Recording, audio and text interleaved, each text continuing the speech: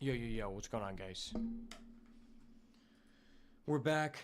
We're climbing the end of the season before the new changes come into effect because they really just said fuck jungle. You know how it would be. Everybody hates jungle.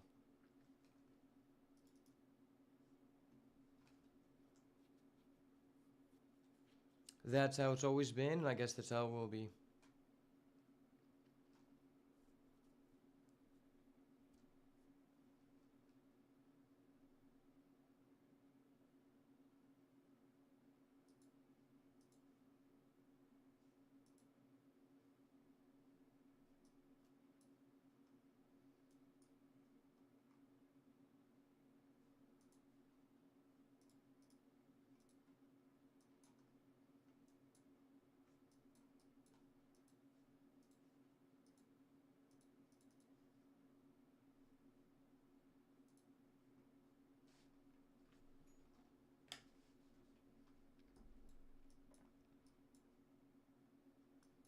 Hope everyone is doing well.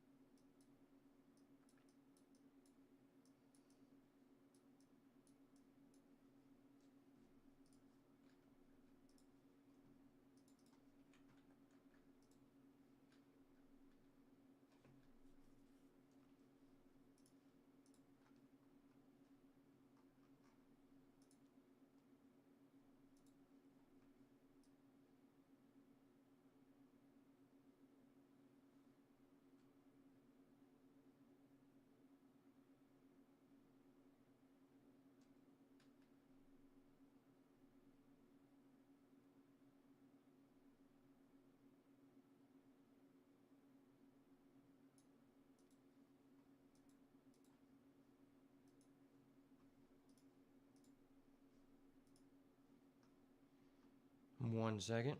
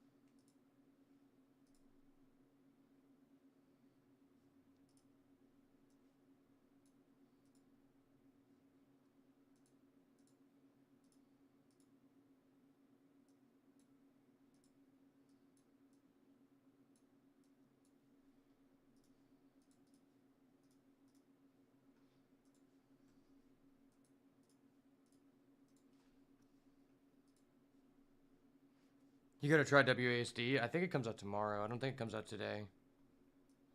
WASD is gonna be really fun for ADC. That'll definitely make me want to play ADC.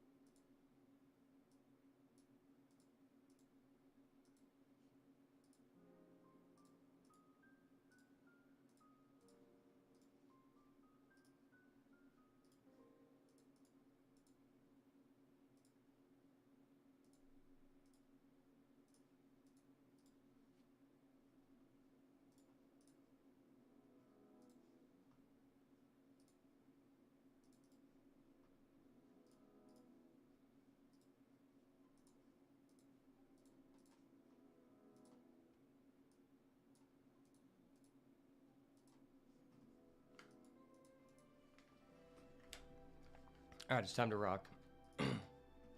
Played Dr. Mundo last game. It went pretty well.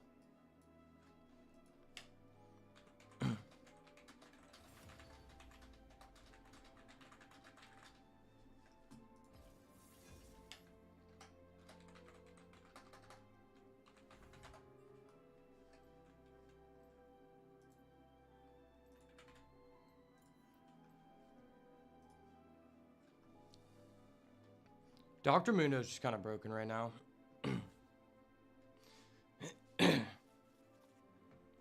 It just kind of like requires no skill to clear before 3:30.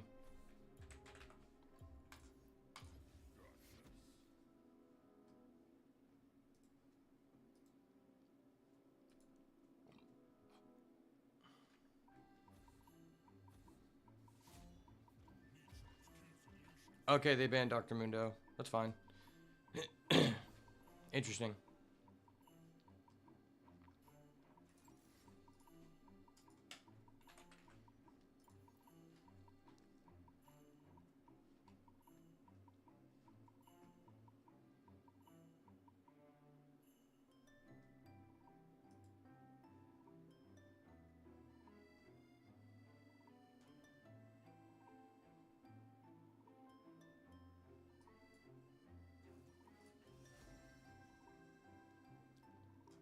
Okay, they have a Skarner. They do have a Poppy. I mean, Trundle is kind of good against Poppy. I don't really know what the value of, like... I'm not sure how much armor they get.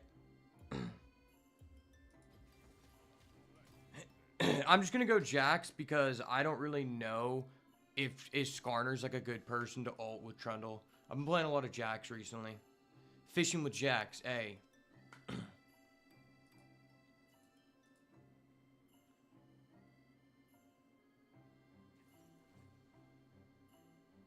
The enemy team always get gapped because they know I'm fishing like Jax. I think I'm going to record a fishing like Jax freestyle. That'd be a good song. No AI needed. I'm just a hit maker with the beats. That's why they call me Beats by Ash.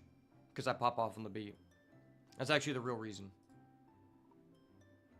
I'm just a high level freestyler.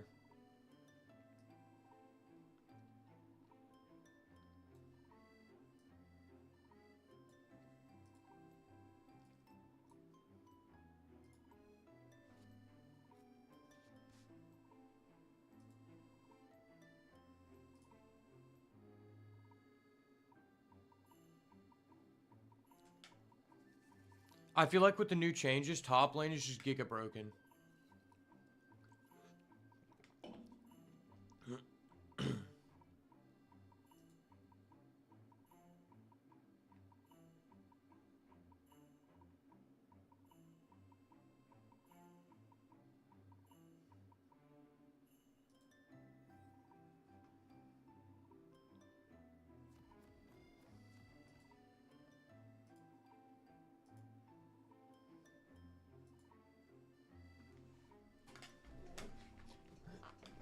All right.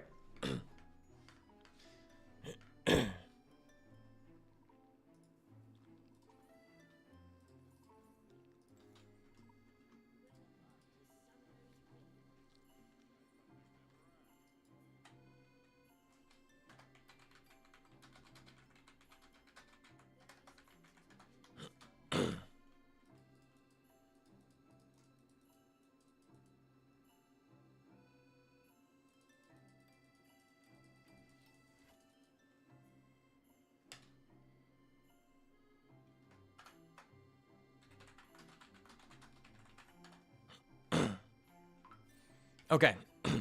I asked him to fish. I'm fishing. I'm fishing. We get these. We get these. This is a goldfish here. Fuck, it was a 1 gold. Okay.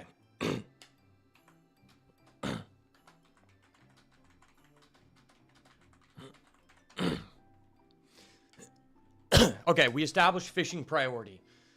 You always have to establish fishing priority. Because, like, I mean, if you get a 10, there's a chance for you to get a 10 gold fish. I don't know how many people knew that. I didn't even know you could do that until I started playing Jax. I've never seen anyone do it. Because you have to sit in the river for, like, over 10 seconds without being interrupted. And it has to be, like, deep into the river. But actually getting a 10 gold fish, that's actually a pretty big buff, in my opinion. No! You're kidding me. Oh, it's a 3 gank clear here. That's actually so fucked. That's actually so fucked.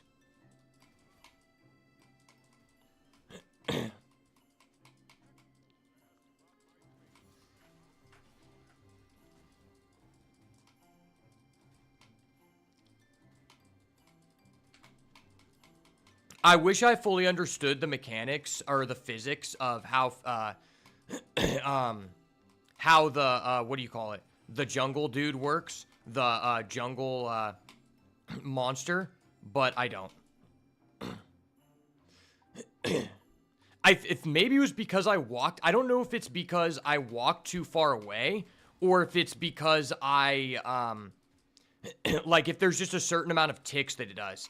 And do those ticks reset when you auto attack again, right? Like that's kind of what I've been wondering. Because I don't actually know. Yeah, this is fucked. I'm going to be level 3 at the Scuttle. Oh, he's playing Skarner jungle.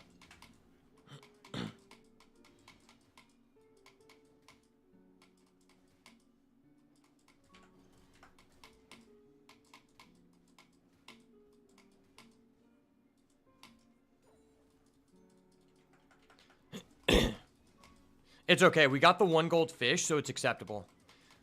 If we didn't get a fish, it wouldn't have been worth it.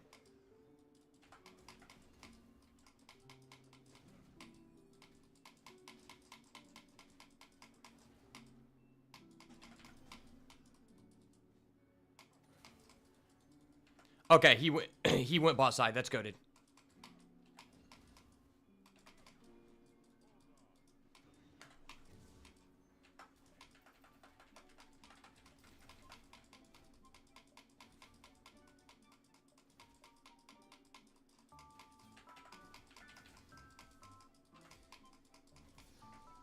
Okay, worth. That guy was just kind of dumb. I'm not gonna lie. If I actually had my cooldown up, oh.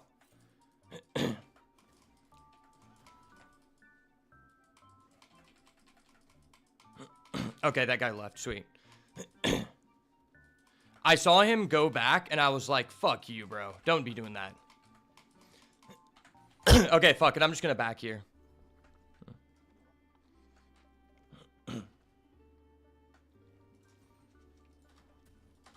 He almost stunned me, but because I didn't hit the wall, it didn't work. Gotcha. Okay, I actually did not know how that... I know he can, like, suppress, but I have no idea, like, the prerequisite for that stuff to happen. So I guess it's kind of like Vayne. Skarner is one of, like, the least played champions in the game.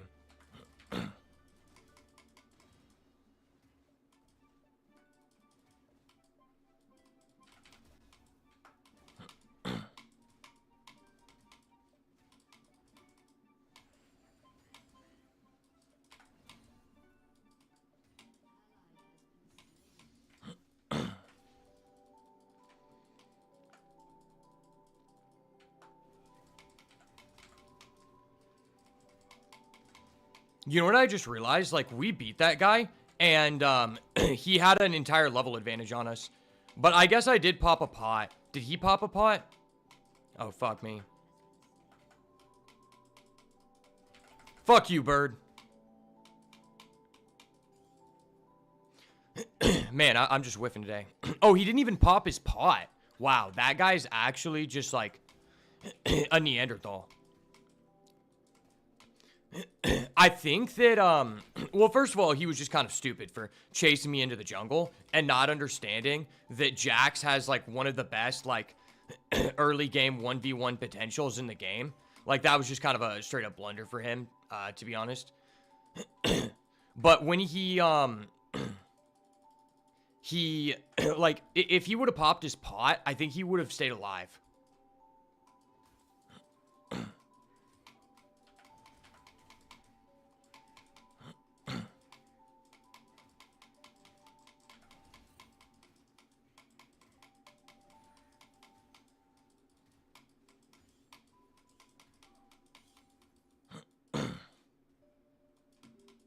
He doesn't know. He doesn't know.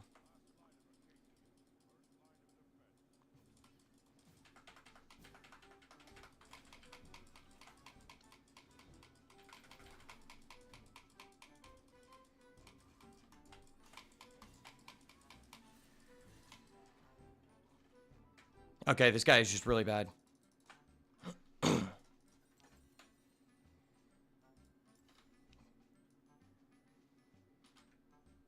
Okay, note to self. Do not gank mid. This guy's actually just brain dead.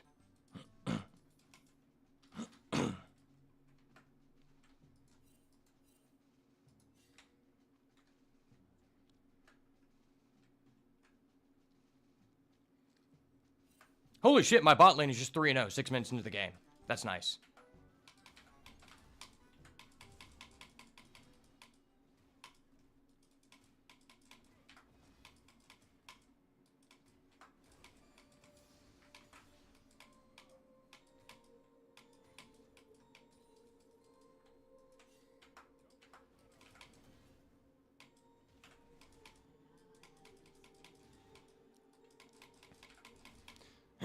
Okay, so we know he's topside. He gets grubs, I get dragon.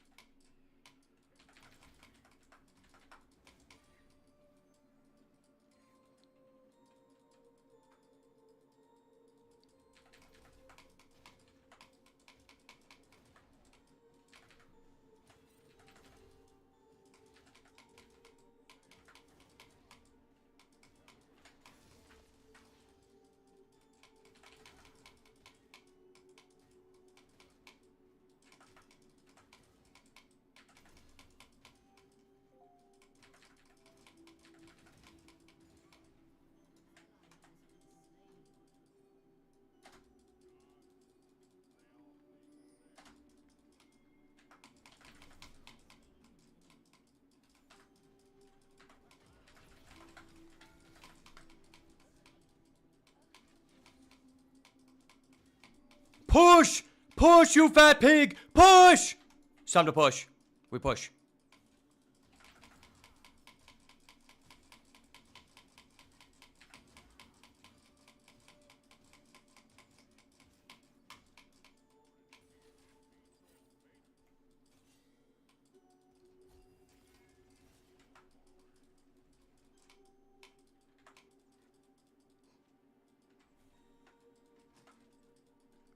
Sorry, buddy.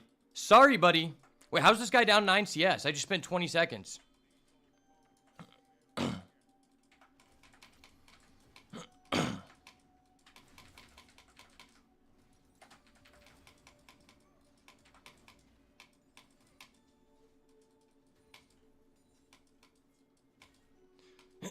Okay, well, my team is just giga ahead.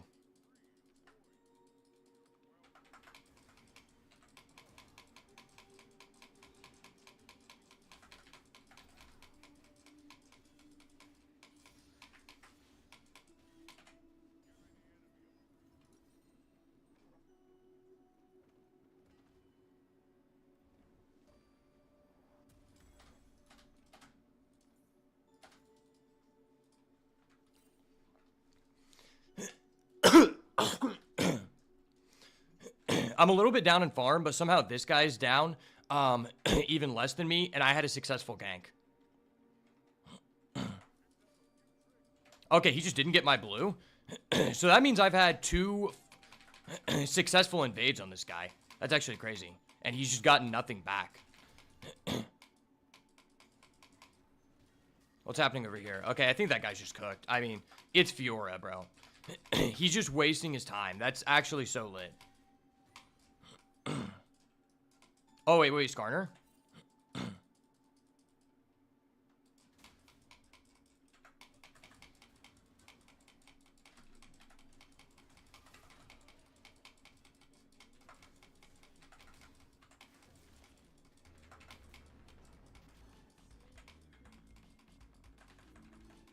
Goodbye. See ya.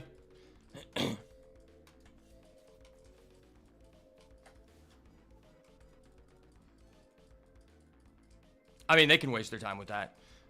Man, that's just so free. It's crazy. It's like, okay, yeah. So it's not like I was actually like a bad player. The reason why I haven't been climbing is because I just decided to play junglers that can't use Trinity Force. And Trinity Force is just giga fucking broken, dude. It's actually just not a fair item.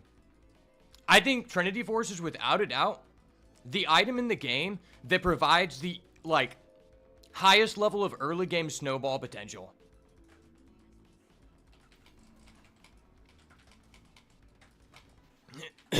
Now, you can make an argument that this game, like, my bot lane did just start off ahead. But I did just secure the scuttle, even off of, like, a terribly late clear. And kill the enemy jungler in 1v1.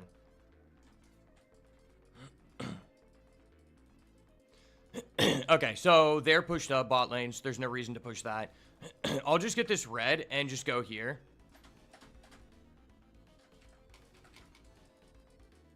Okay, I tabbed out and it just froze my game up. That's dope.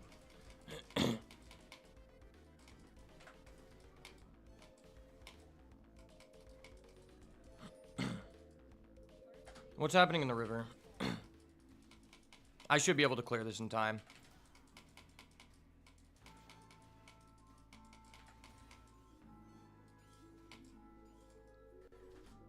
What's happening here? Okay, my team's getting pushed out.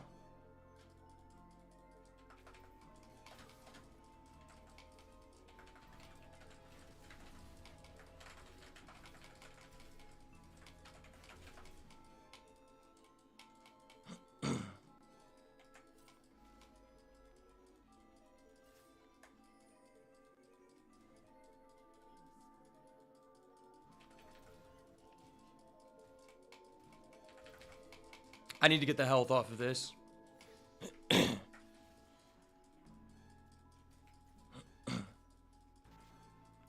that hit.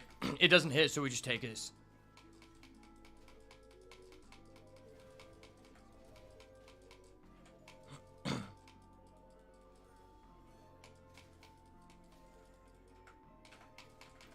Okay. That's my second time just taking this guy's blue buff. Yeah, this guy's just out of the game. It's unfortunate. And I mean, if he comes in, I'm just so huge. I have a 2-level advantage. Like, there's just no way he steals.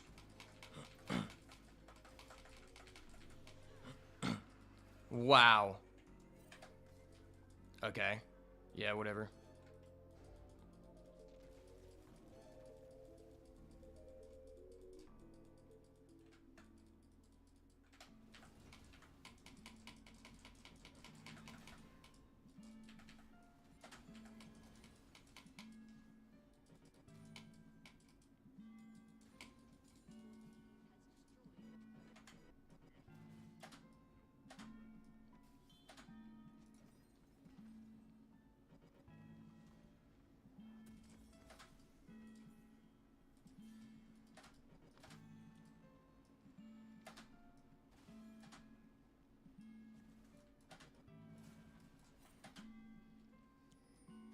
Okay.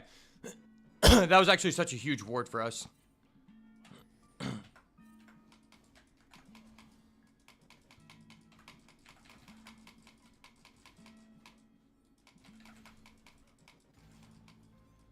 Okay, well, I just need to get this level. They're not going to be able to hit in time.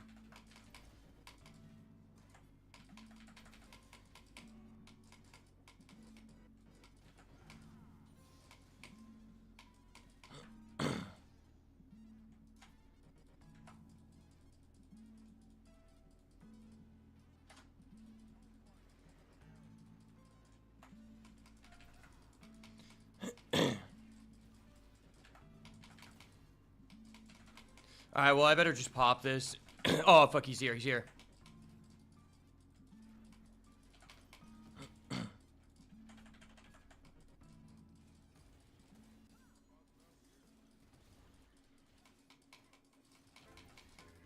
Wait, why did he just bomb? Wow.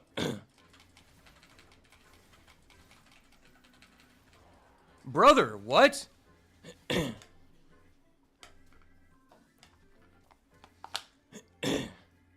I mean, this guy just pre-smited. My teammate just hit the back. That actually really sucks. That guy got so lucky. If my teammate just did not hit the back, which I was hoping he would not do, we just take that every time. I also had a little bit of lag there too. So maybe I wouldn't have got it even if it, if he didn't do that. But I feel like I would have had a way better chance.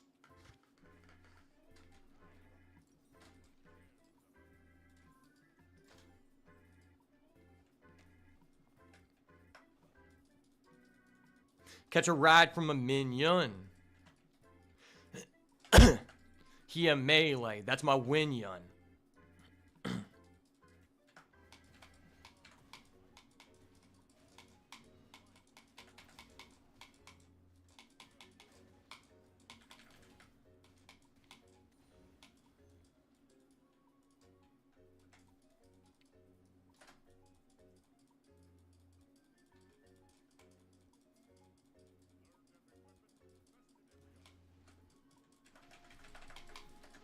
Wow, that was so lucky.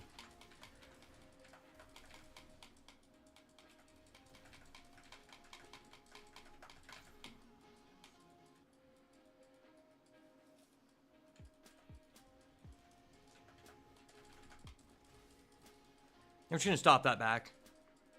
Stop that back too.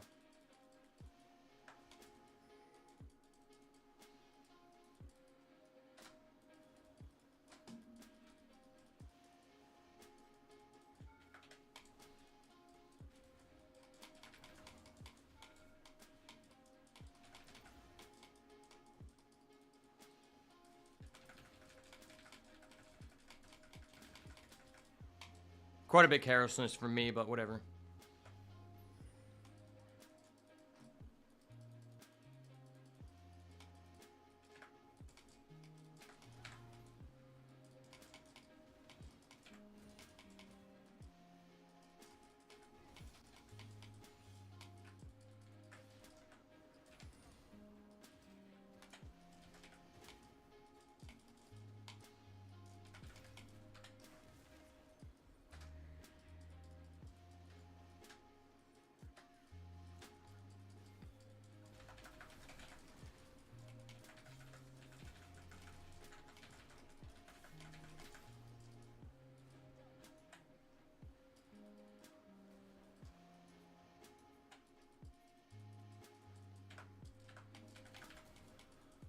All right, this is just Freelo. On the way to silver, baby. Thank you for joining the voyage. The pilot is here. I am the captain now.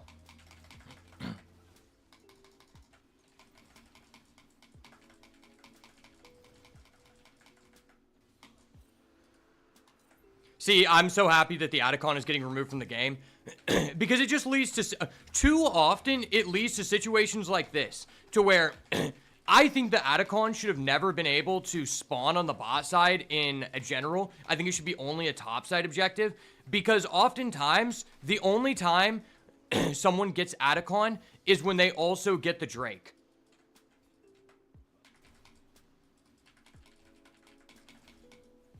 Like, it's just so snowbally. It's just like, alright, whoever gets Atacon also just gets Drake.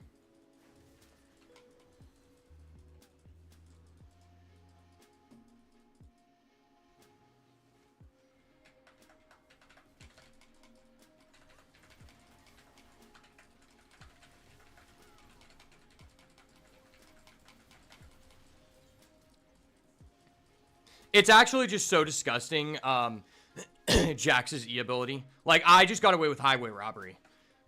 That's actually just not fair.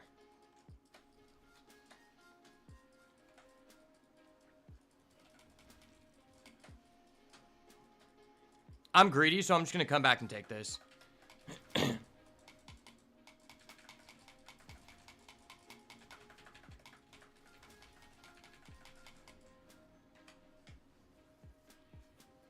I just love gangbanging people's blues. That's my number one job.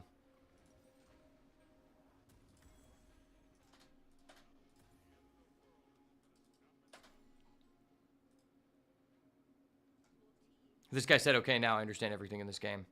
Yeah, I understand that everyone has a bounty. That's just how it be, though. I probably should have went bot to top here. That way my blue would have been immediately available, right?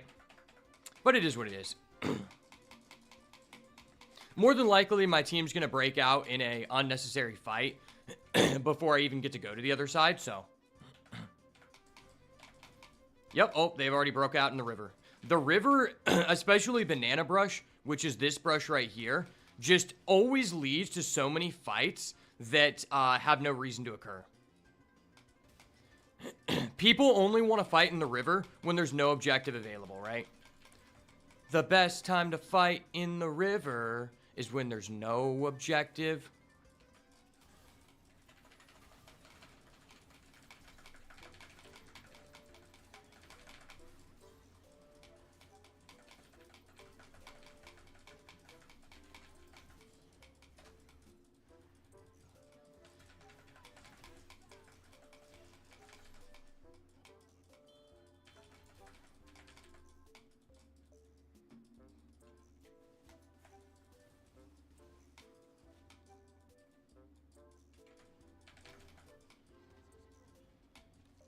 GG's. Jax gang, Jax gang. What you gonna do? What you gonna do when Jax is fishing in the river near you? Jax gang. Brother, what is it with these people who just like to park their truck? Now it's the person on the other side of the neighborhood. But every time, there's always someone who just parks, like, their door. They position their car door like the most accurate as possible just to beam the most sun off of my window as they can. And I'm just like, what the fuck, dude? Why are you parking in the street? Park in your fucking driveway, brother.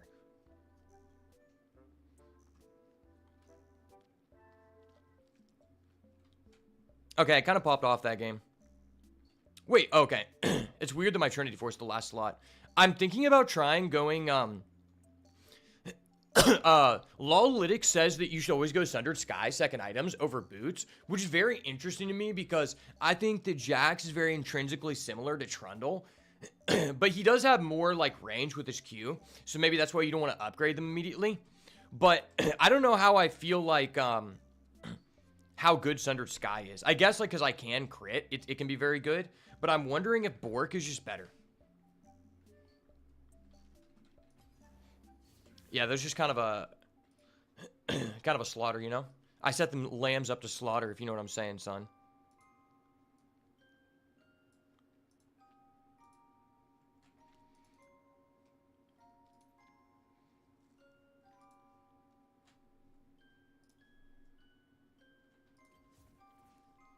Okay, so if we win one more, we're B1.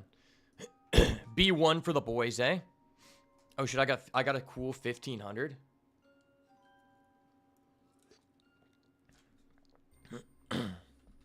A nice 1500 bomber. That's what you like to see.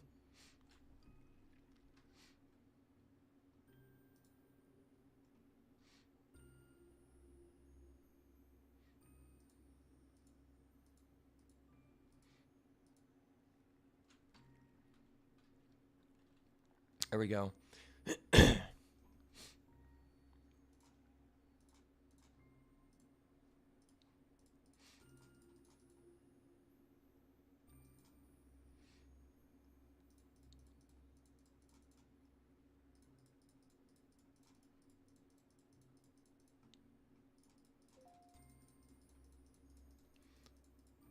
Dude, I'm out here dropping the B2 bomber, man.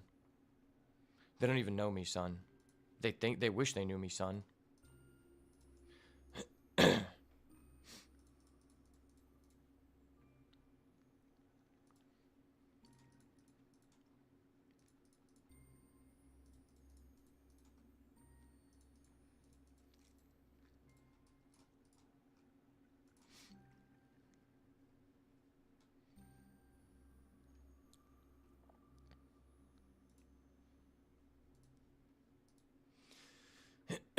Big spelunking gains.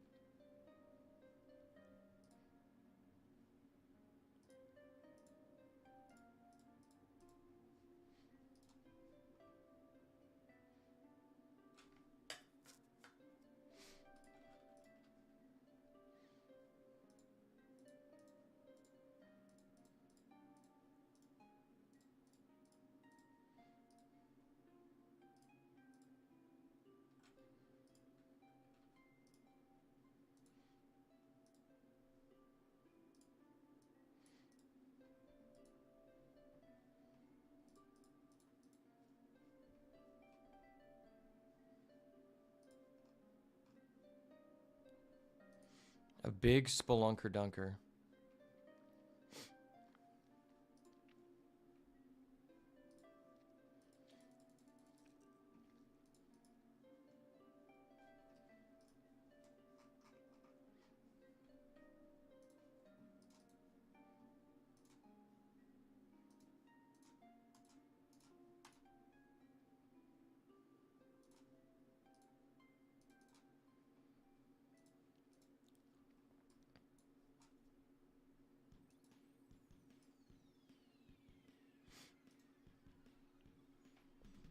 $54 milli, okay.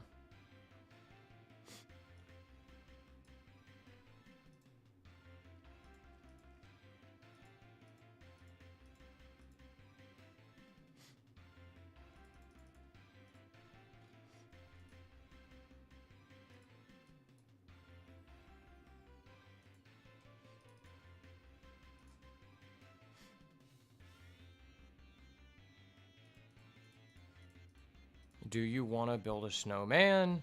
Do you want to loot it for its treasure?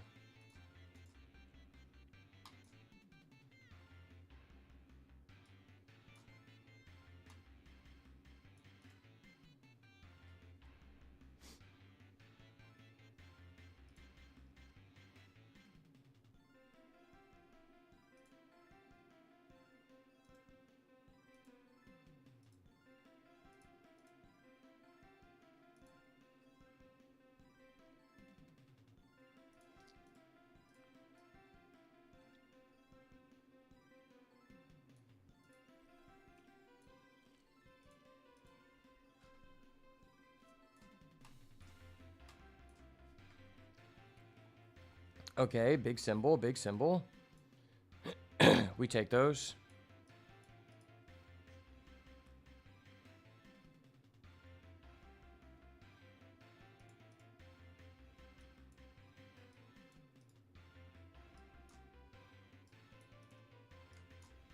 Oh, we actually hit. Let's go.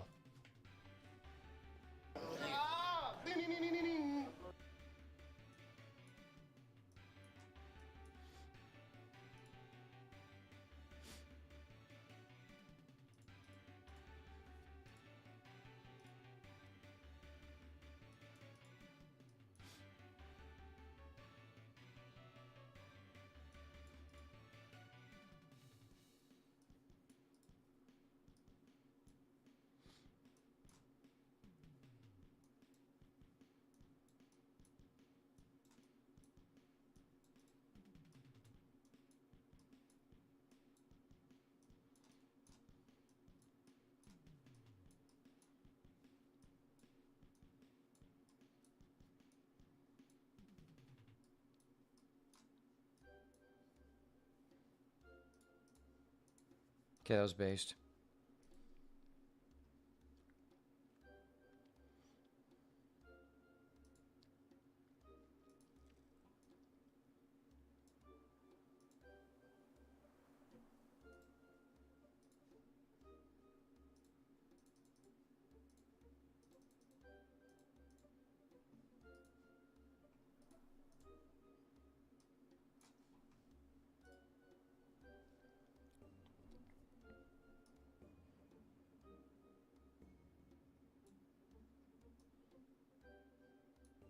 Triggering refinery. Let's go.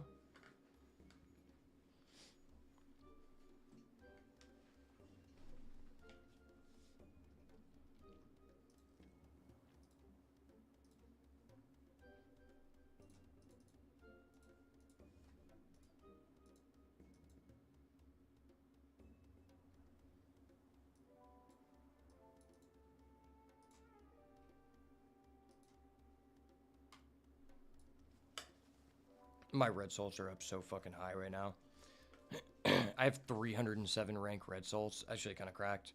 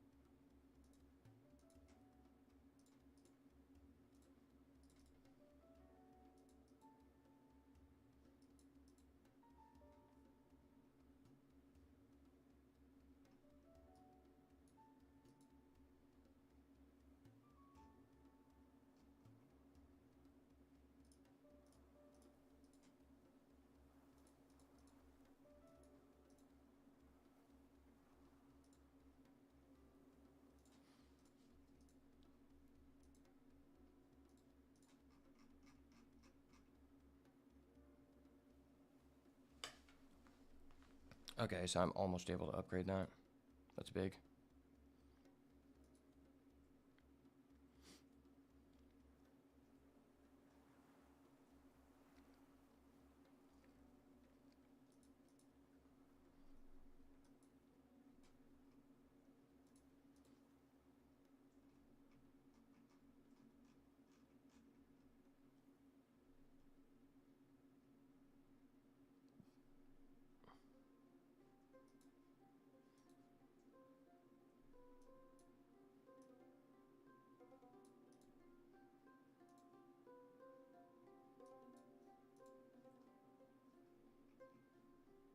I thought it was this guy that had the money. Maybe it was this dude.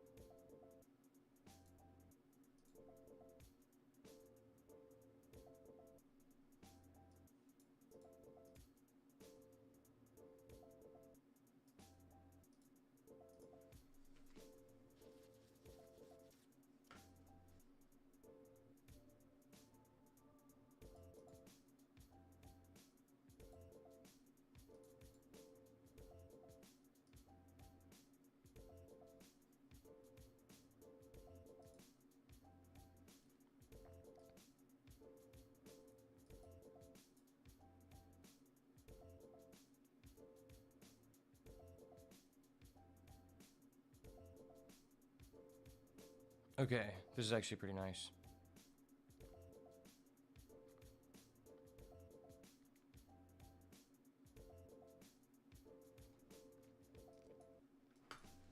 I'll be right back. I'm gonna get a snack.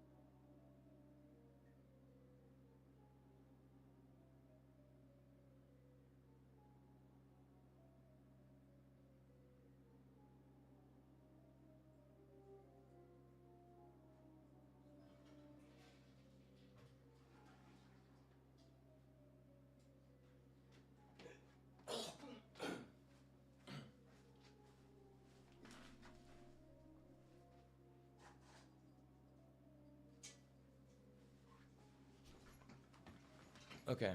Is this dickhead still parked outside? Okay, it's not as bad now. Not as bad at all.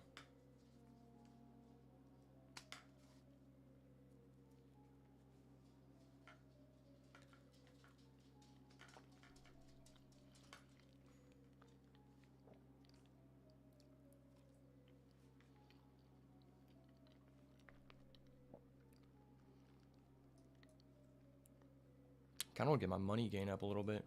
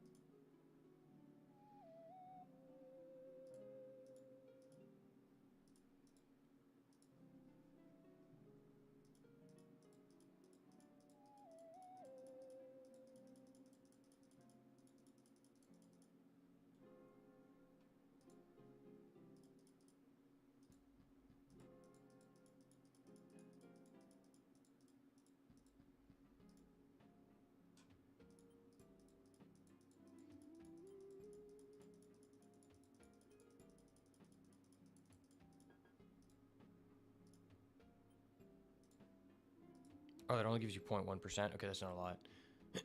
That is not a lot at all.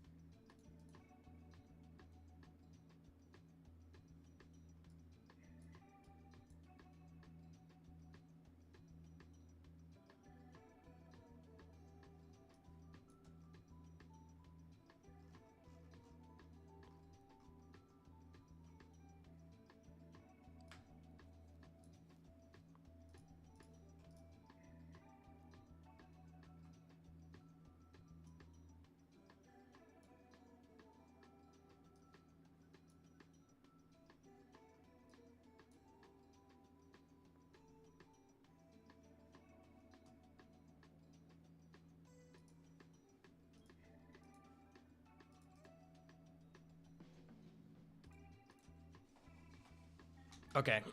I'm just getting 11 billion an hour. That's disgusting. Okay, let's check our money percent right now, and then we'll check it after, and then I'm going to run another game.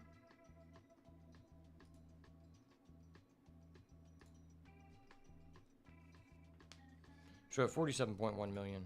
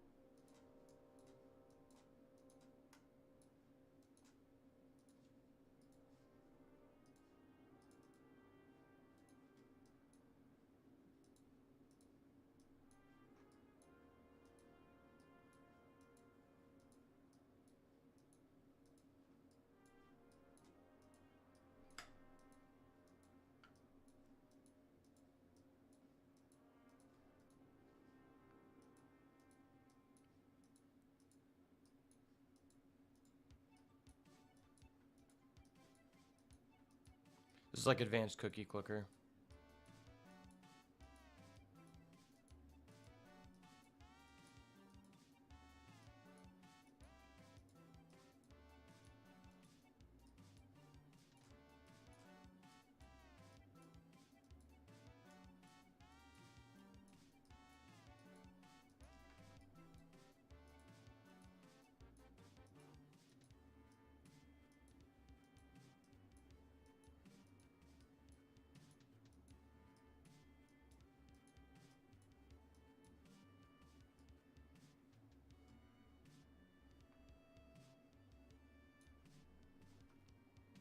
Oh. We just got over 1 million golden omeletjes. Okay. I'm gonna go down to 540.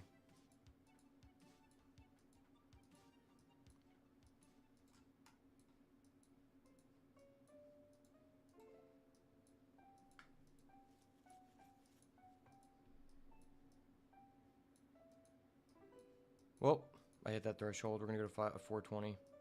420 to blaze it up.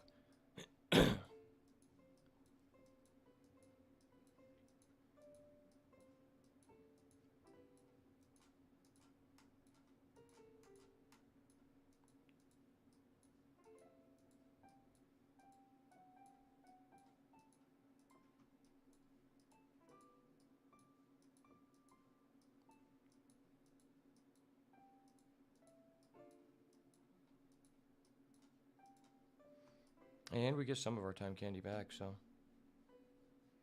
a little bit of a refund there. All right, so we went from 47.1 up to. Ooh, wow. I mean, that basically just doubled our number. That's actually pretty fucking crazy.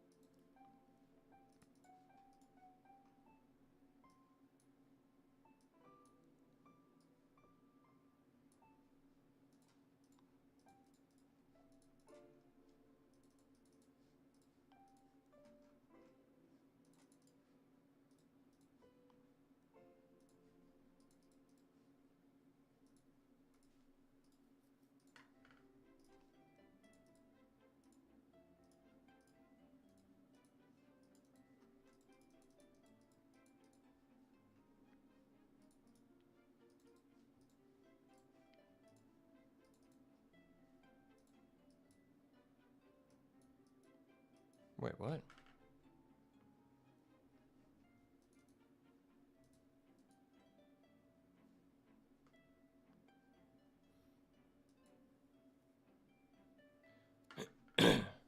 That's actually really weird. Okay.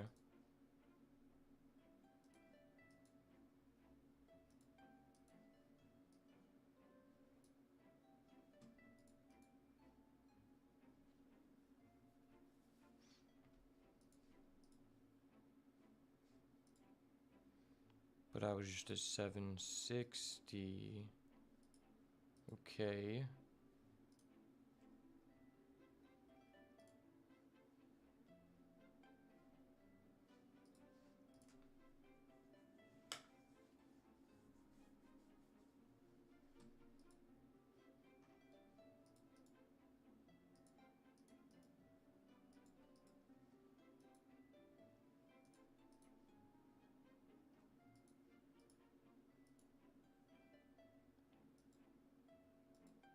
Somehow I went from 747 to 767.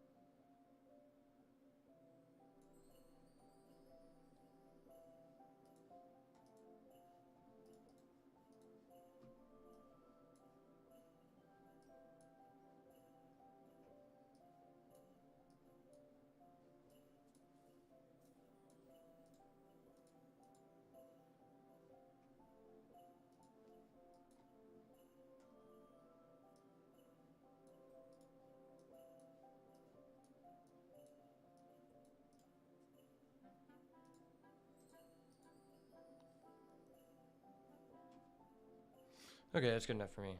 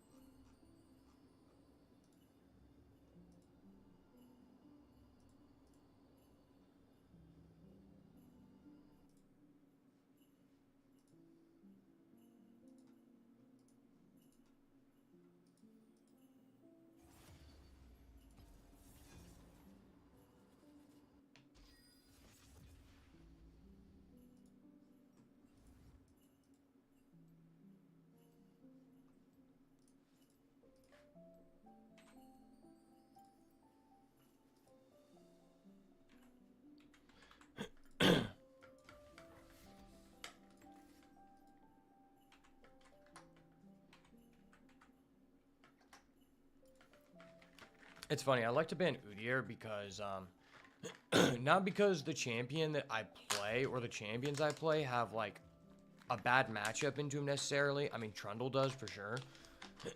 But it's more so just the fact that Udyr is so broken. It requires no skill for the enemy jungler to just get ahead by just harassing my bot lane before I, like, actually become impactful.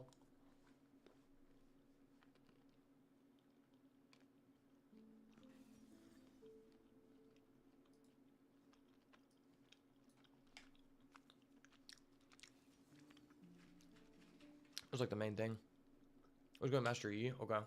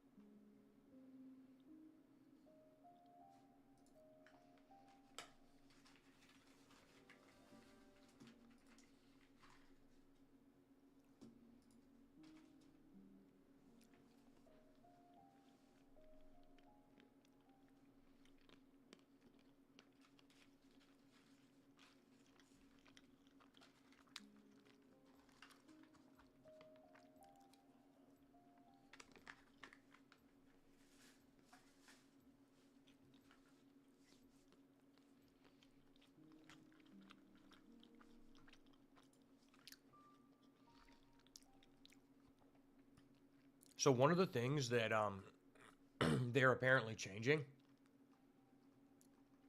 is that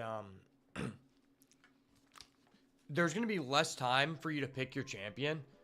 And I think that's inherently like it sounds like a good thing because it's going to make the queues like go faster. But I also think it's bad for newer players or even just for people who like it's their first game on. Because what happens is you just don't lock in your ruins in time and you just get fucked, dude.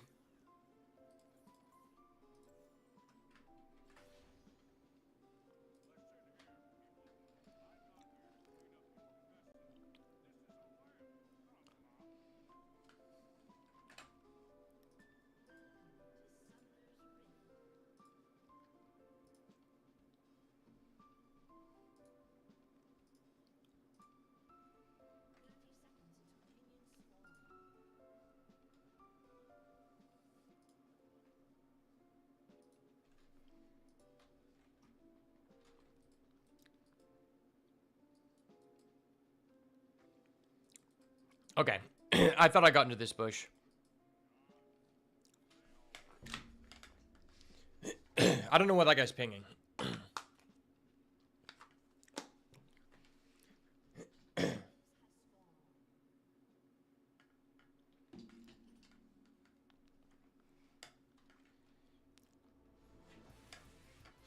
Honestly, we might go into the practice tool and like try to like optimize the Jax clear after this.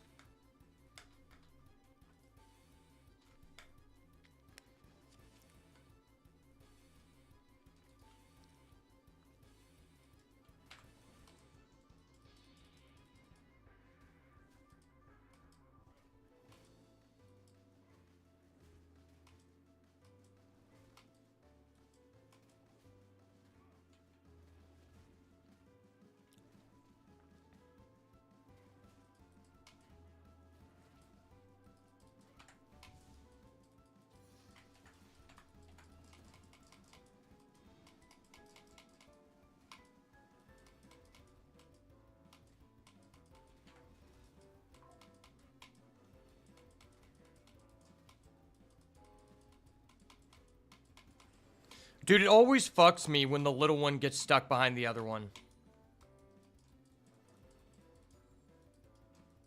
Okay, that was actually my best golems ever. Holy shit, that was actually goated.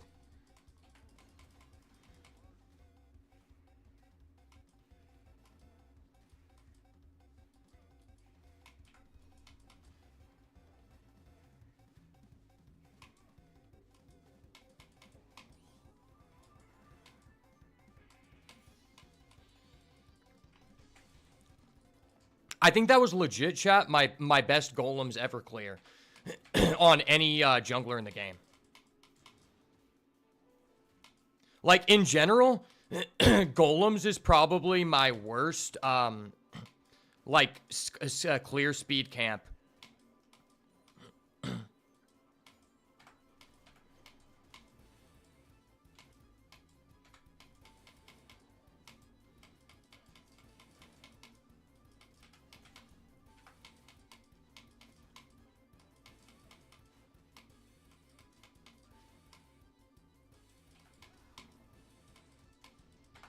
See, I don't even know what I'm doing wrong here. Like, I should be able to clear before 3:30 with Jax, I would assume.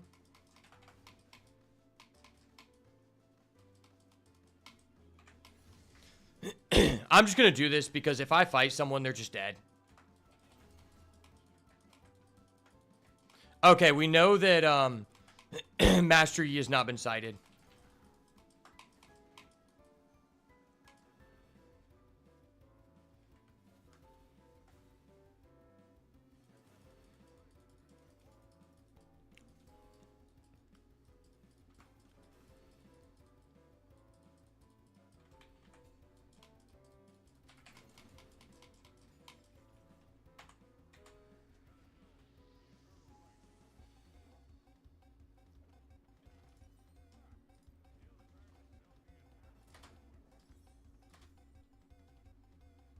That's fine. Well, Master Yi got his scuttle.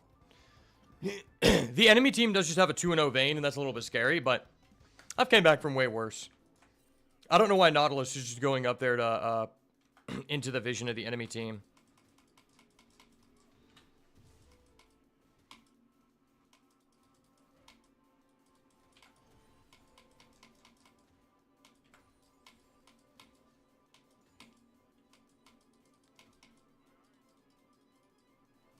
Wait, what? Why did that not die? See, I don't understand the jungle pez sometimes. That should have totally died there.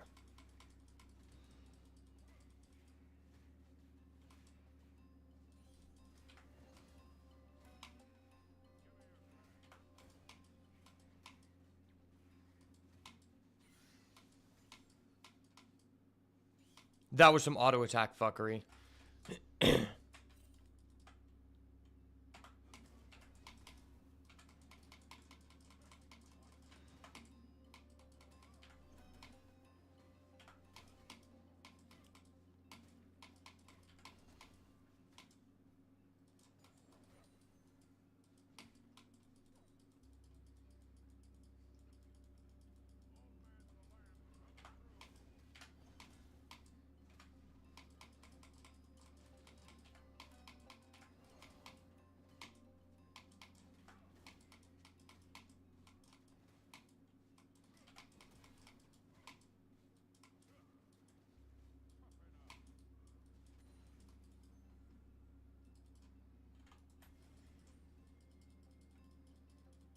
Okay, my lane doesn't have priority. Master Yi probably can just solo the Drake.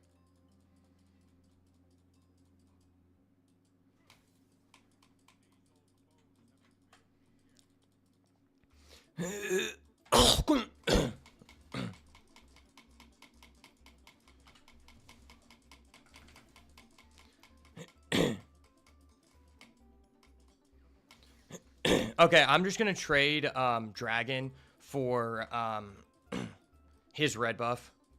I'm at least gaining something from this, and we know that it's not gonna be a Hextech soul, so that's fine.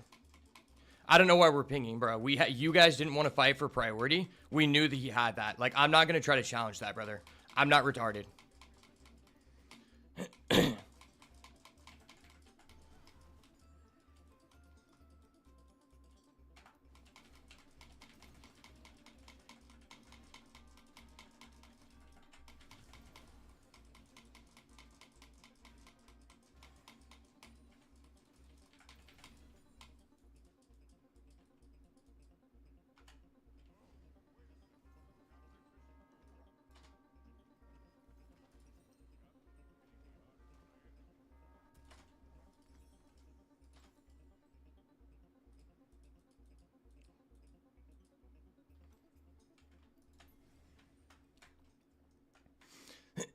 Okay.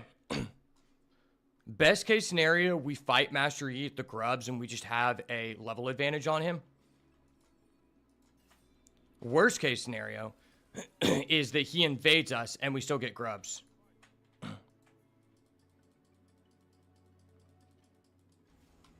Brother, what are we doing?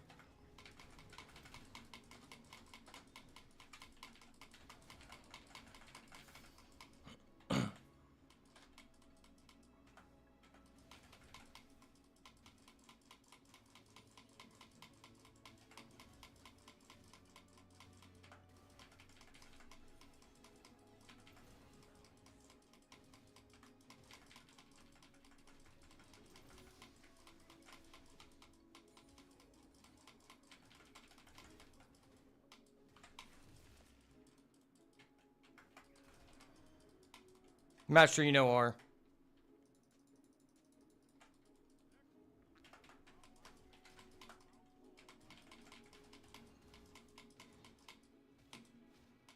So now we just clear top to bottom.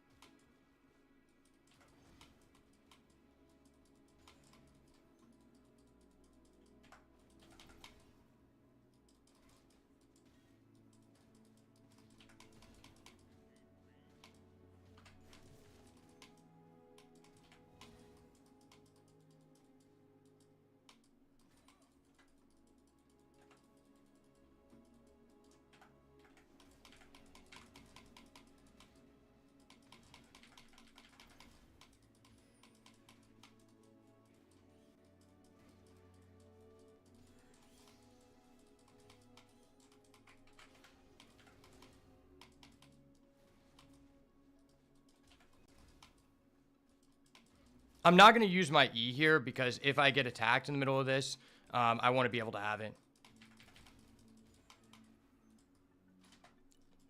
He's level 7. I don't have my sweeper, but if we clear this, my sweeper will be potentially available. Plus, I think the priority... Oh, wait, they just get the kill here. That's actually crazy.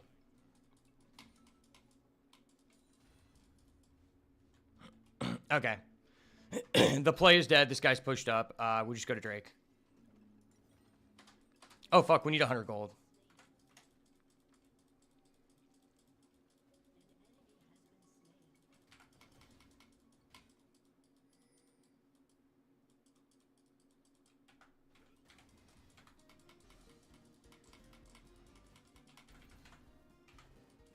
Oh, why did I just ult? I thought I was using my my flash, but I just ulted for no reason.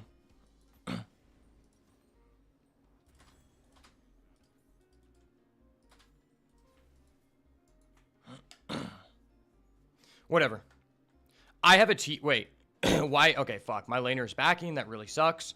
But we do have Vision Scuttle. Master Yi's going to come back bot.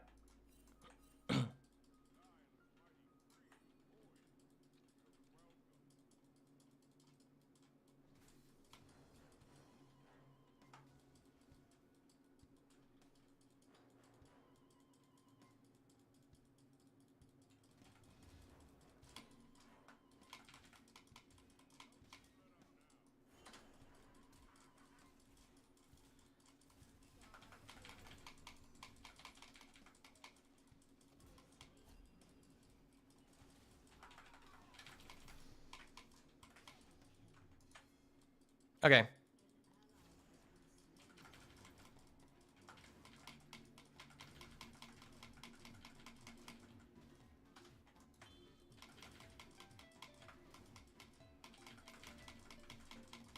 Why? I don't know why this guy died.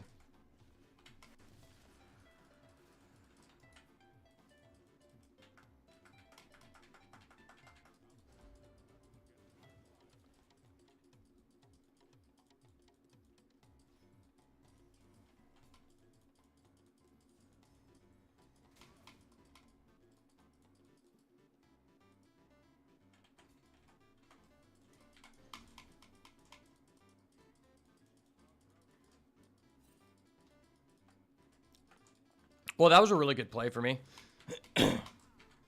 Sometimes I think about just not even bringing a pot because, like, most of the time the pot is, like, I just don't pop it because the people I'm playing against aren't that good. So it's like, I don't need to, you know?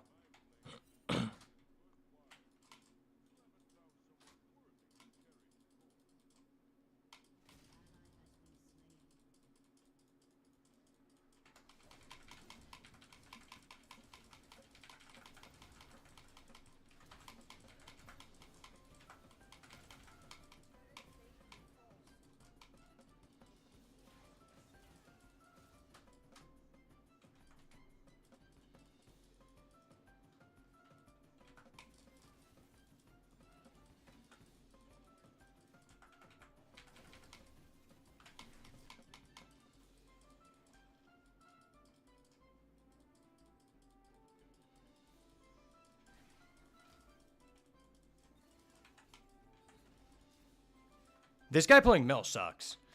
And Mel's easy as fuck to play. Wait, why does he have a refillable potion? That's like actually one of the most free matchups if you've ever played Mel. Bro, did you like not reflect his shit though?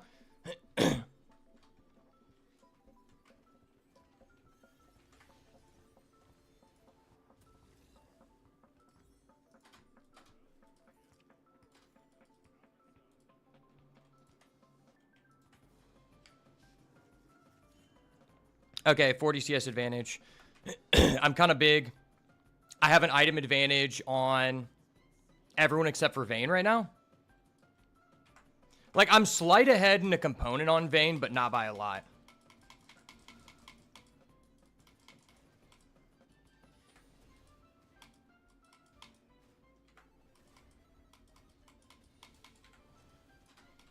I mean, they surely get that, right?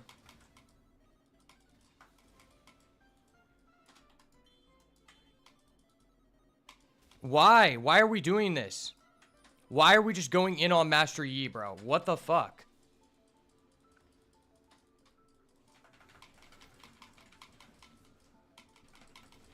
Okay, he's stunned. Alright, let's just take this. Hello? Brother was about to walk away from the free tower. Like, come on, buddy.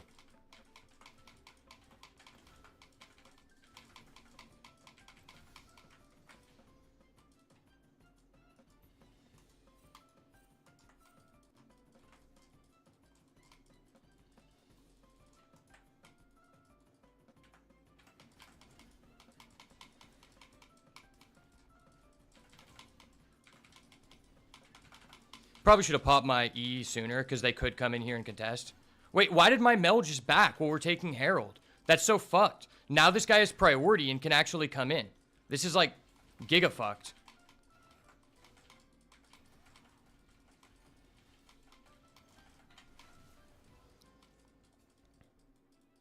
I mean, there's just no reason to clear that. I don't know why that guy's going over there.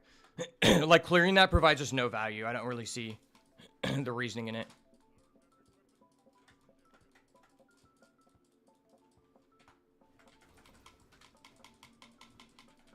Well, I can just back here and get my Sunder Sky because I have a fast recall. Oh, I actually can't get it. Okay.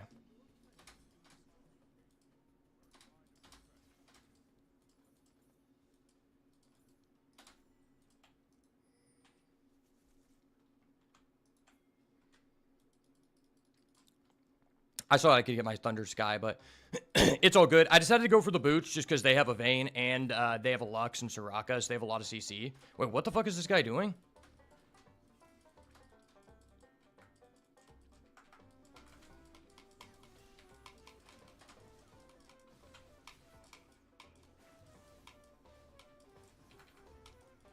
Okay.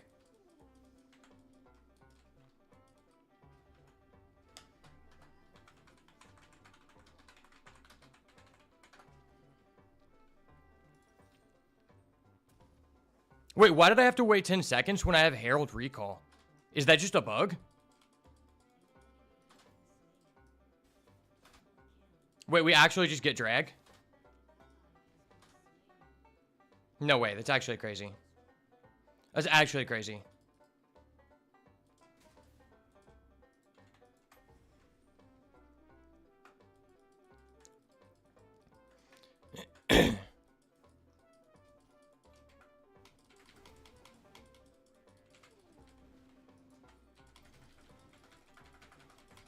Bro, how is this Yorick actually, like, successfully split pushing? We have one of those inting Scions that knows how to int, but doesn't understand how to proxy.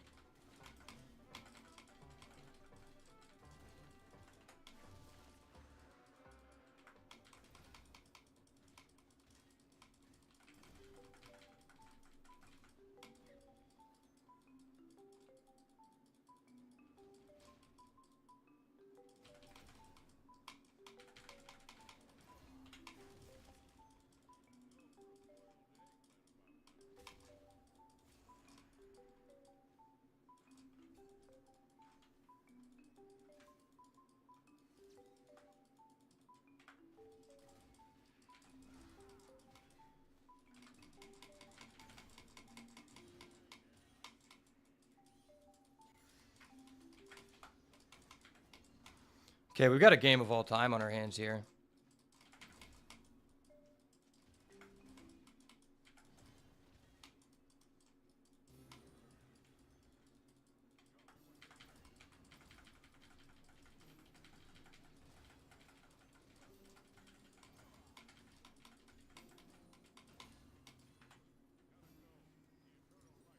Oh, wait, what? I actually don't get it? That's crazy.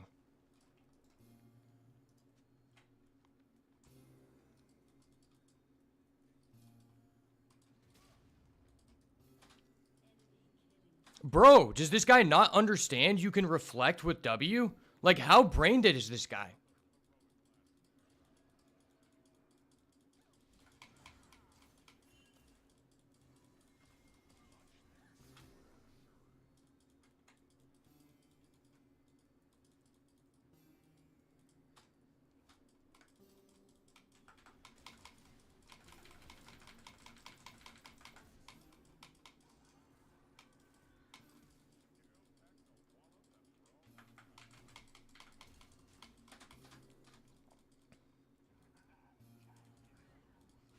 Bro, what? I need to place this fucking Herald. Why is bot lane just getting shoved in? Oh my gosh, these people are so bad, bro. Like, even when we're winning, we're bad.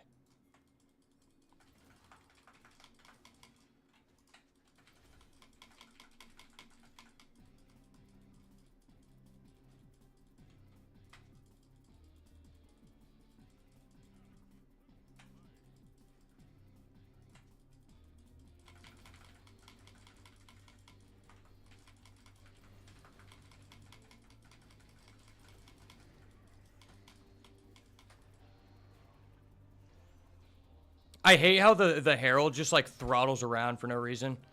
I mean, we have triple grubs. We just take this. It's like, bro, why does the Herald have to do a 360?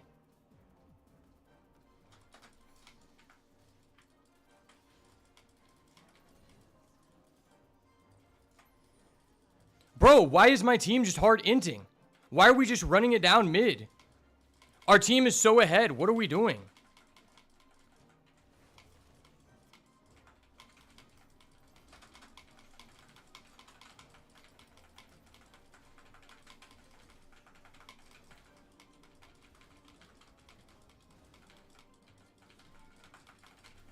Brother, what is my team doing? What is this guy doing? He's literally walking back and forth looking at the fucking scuttle. He's not even attacking the scuttle. What the hell was that guy doing there?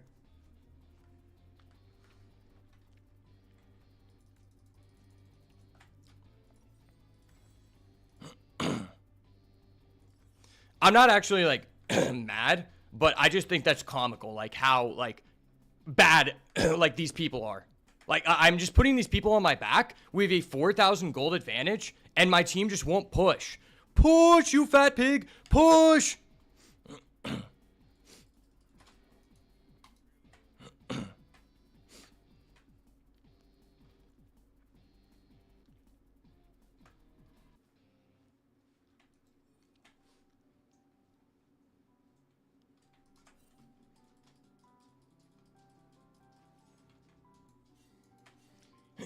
Brother, what is this guy doing? Why? Why? What are we doing here?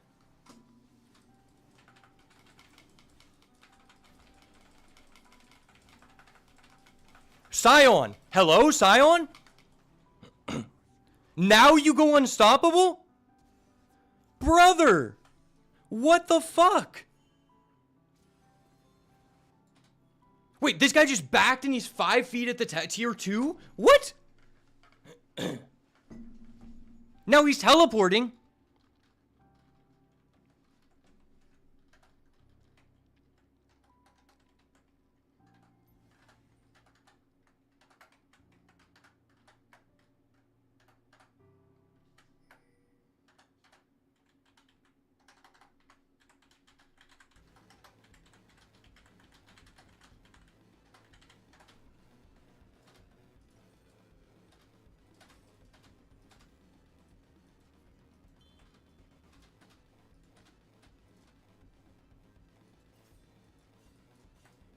Brother, why?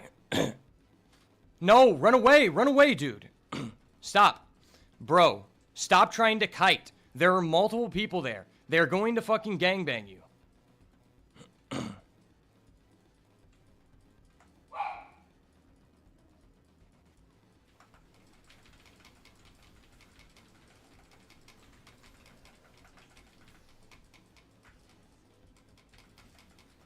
Holy crap, dude.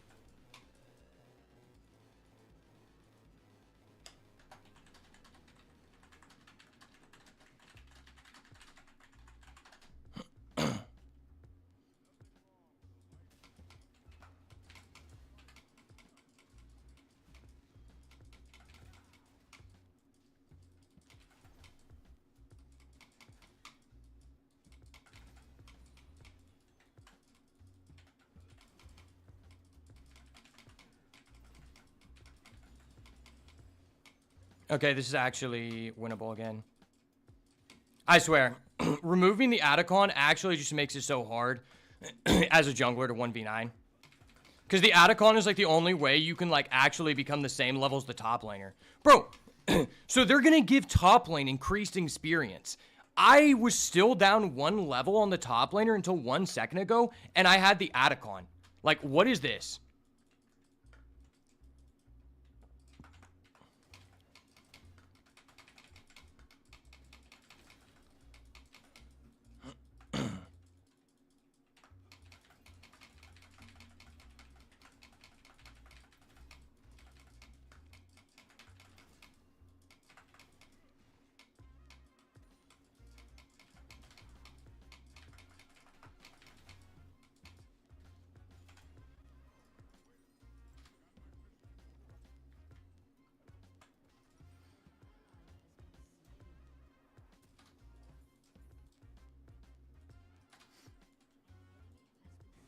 Why are we fighting this?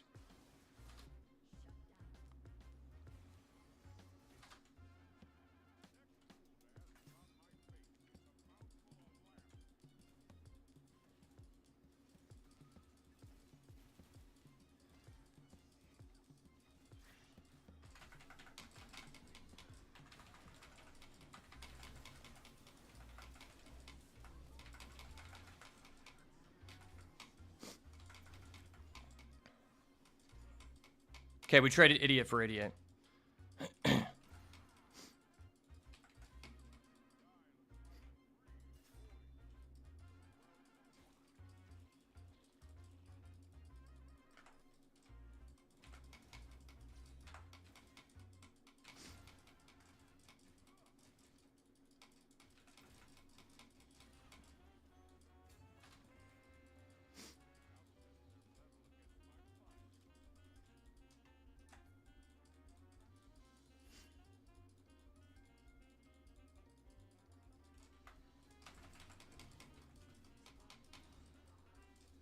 Brother, why are you walking back that same direction? We're just wasting time at this point.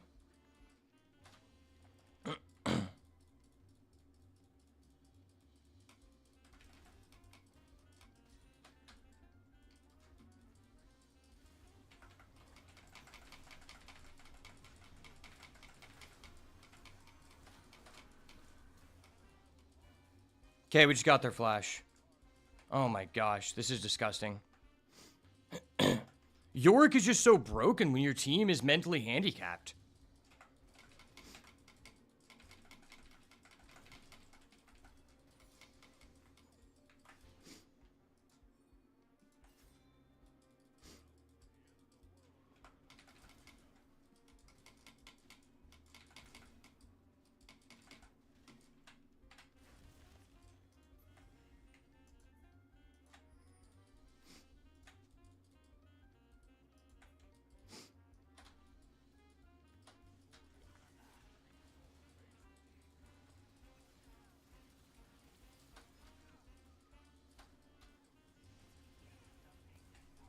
Bro, how do you get rooted like that, dog?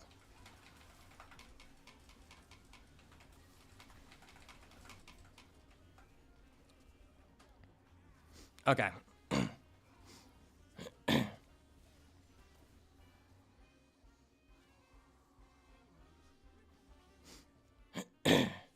Okay, they just get this drag for no reason.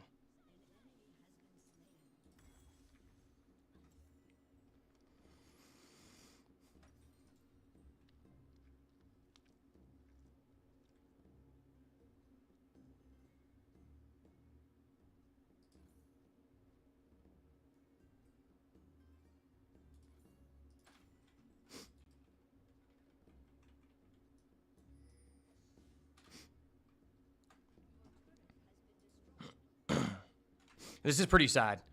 I'm 10-3-2 with 221 CS.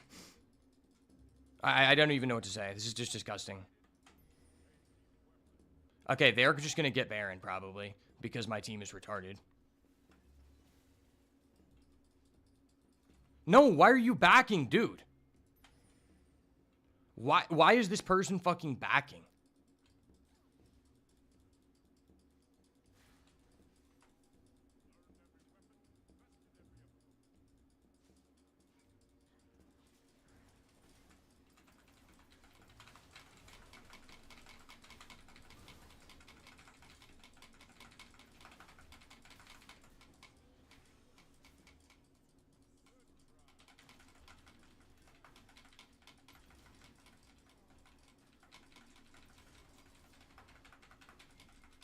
Wait, why is this guy TPing again?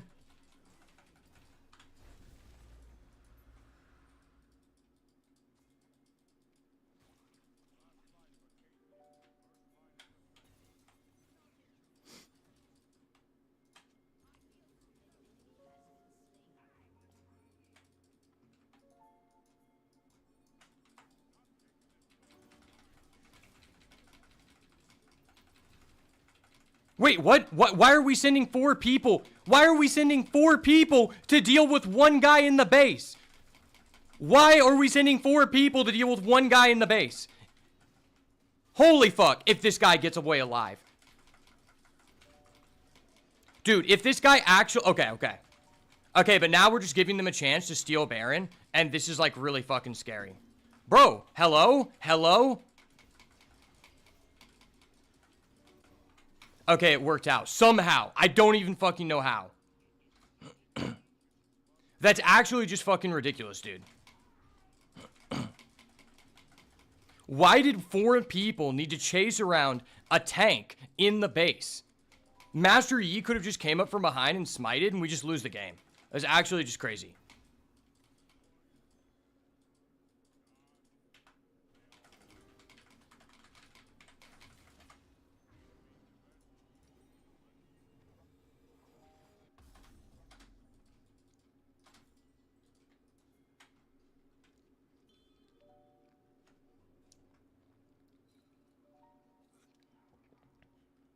How does Lux have 10 seals?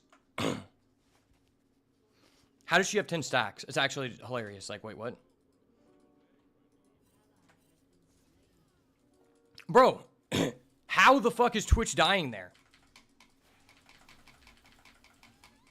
This guy is so bad. Just reflect the ult, dude. Reflect the ult or reflect the stun. Just pick one.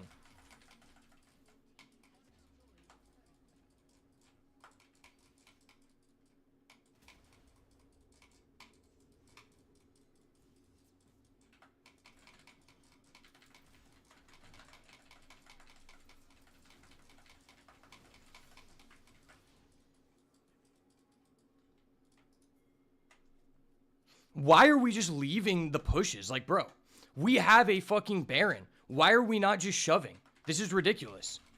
And that guy's just, wait, he's just teleporting bot lane? Why? Because this guy actually knows how to end the game. That's why.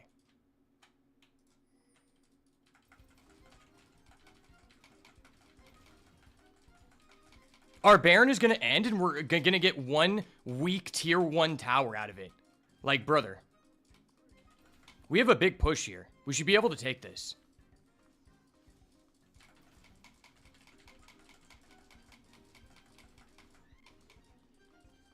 Okay. That's fine.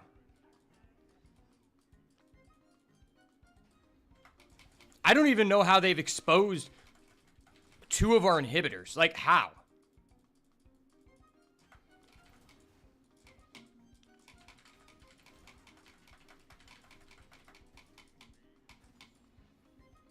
Now my team wants to go mid? Okay. No! Why are we just sending 4 people to fight Yorick?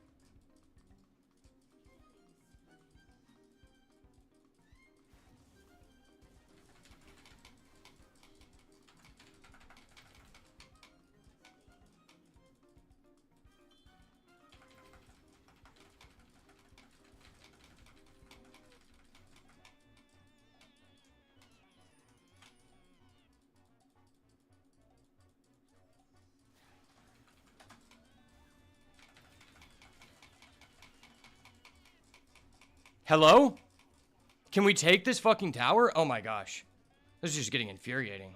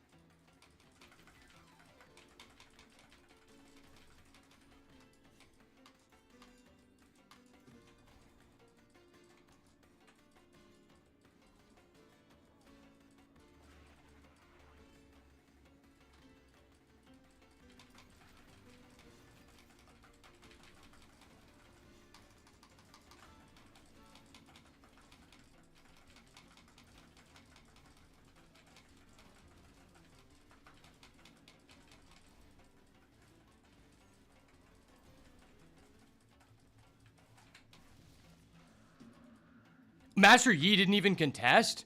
What the fuck? That's actually insane.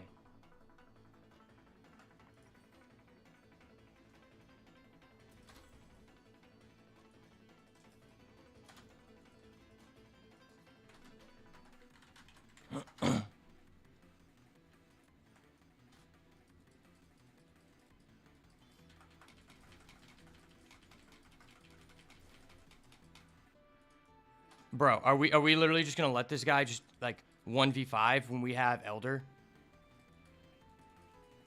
Like, what are we doing? Bro, we have Elder.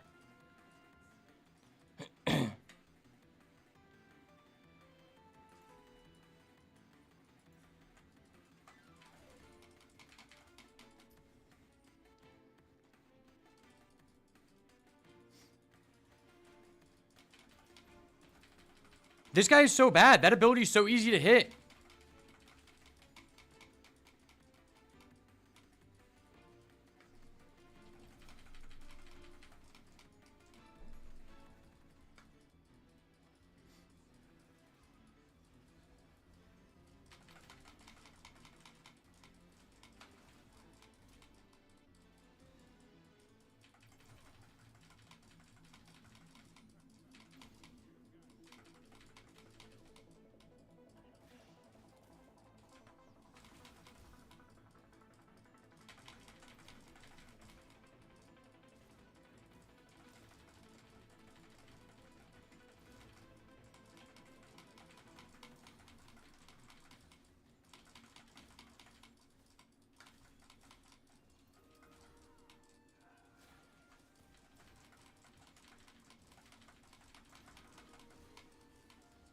Oh my gosh, dude.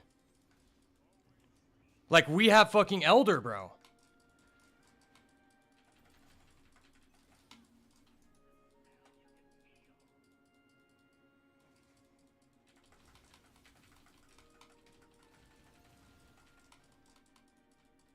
Guys, we still have Elder.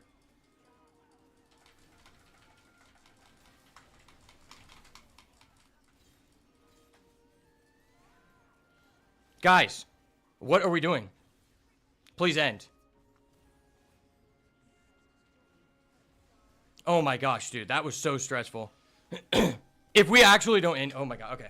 Okay. These two idiots are too tanky. Wow. Wow. It's 44-33, which makes it seem like a close game. But when you look at the fact that I am 14-4, then you realize, oh shit, no. We just have some really hardcore enters on our team. Like, holy crap, man. That guy playing Vayne was not good at all. But he was just getting giga-fed, and then we just kept sending 4 people to kill a Yorick, which just slowed down the clock. Alright, we promoted to B1. I got an S+. Let's go.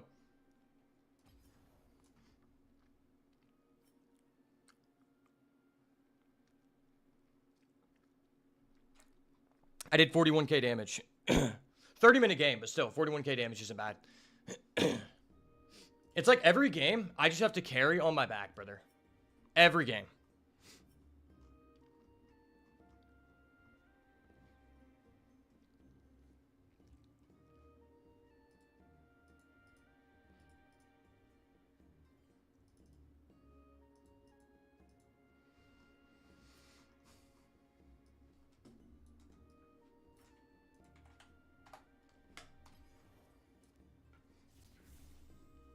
Alright, we're B1 again, baby. The B1 grinder.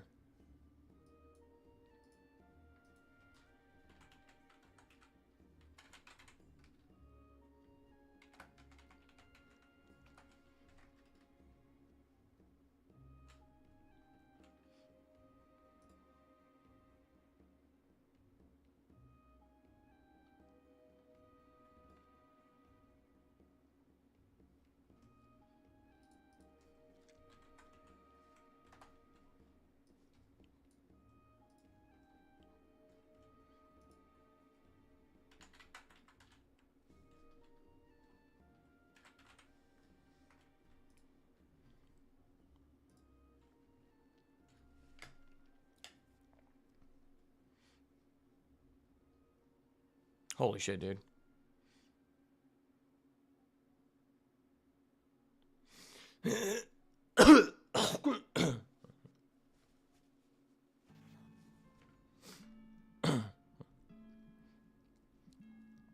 65% win rate with Trundle in 46 games.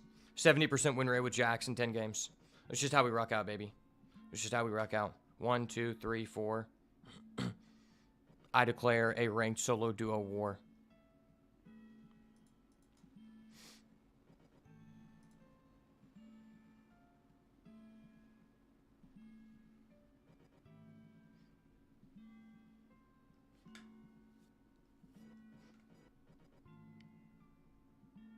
Oh, I forgot. I tried playing ranked Pantheon one game, and it just, you couldn't carry because you can't go Trinity Force. I forgot, yeah. If you play champions not Trinity Force, you can't just be a disgusting monster. I just hard carried this game. Like, it wasn't even close. Wait, how did that guy score 6? I mean, I guess he did have some insane hooks. He kept me alive. I'll give it to that guy. He did keep me alive. That guy was actually legit. He was a hook monster for sure. He was a hook monster, but they don't call me Jonathan the Jungle Jit for no reason, baby. Jonathan the Jungle Jit is on the prowl.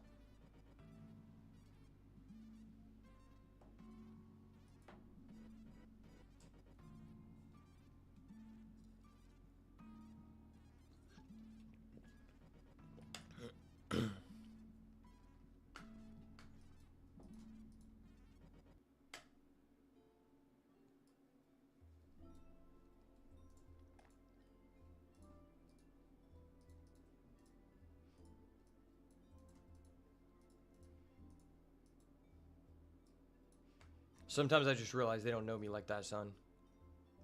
I'm just dirty.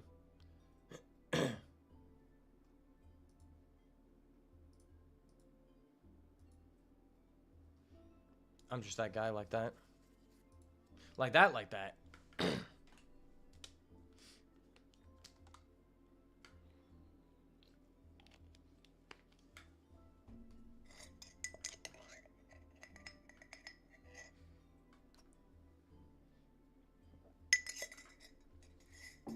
It's going to be so cringe now realizing that as the jungler, I'm just going to have so much less agency to just like run down and smash their tower.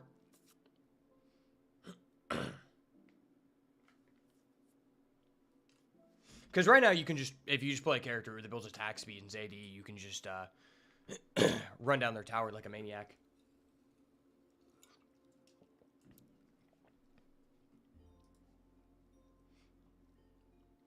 I'm not sure if you'll be able to do that anymore, though.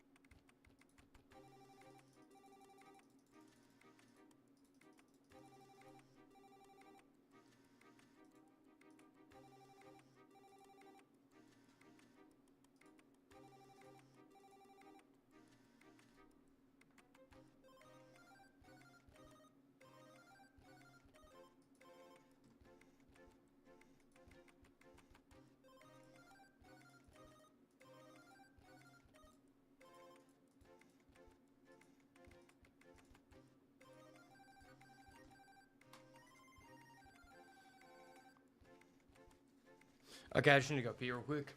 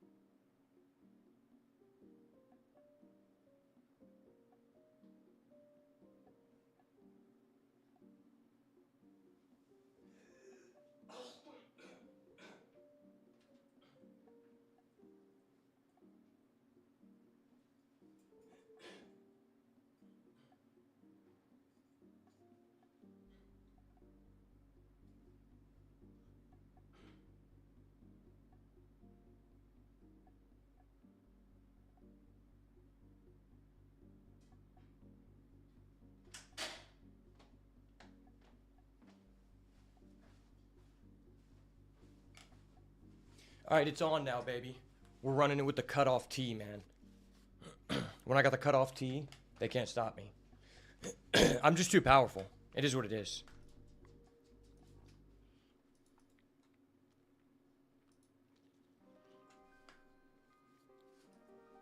God just made some people inherently more powerful than others. I just happen to be one of those people.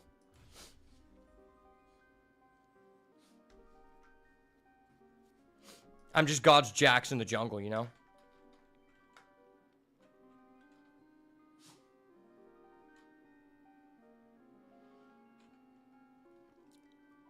Dude, Victor has such cool skins.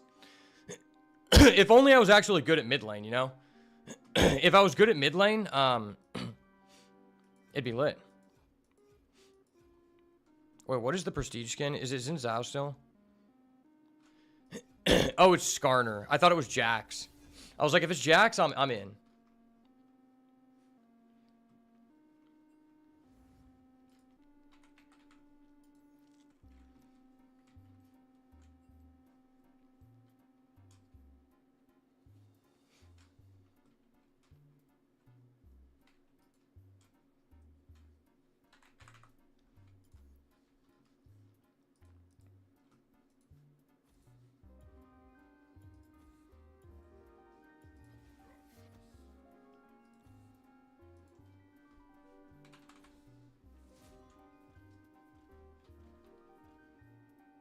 Interesting, they banned Kane. I feel like they're going Nestor Yi. Who does Azir bot pair with? Well, no one. Because he is not an ADC.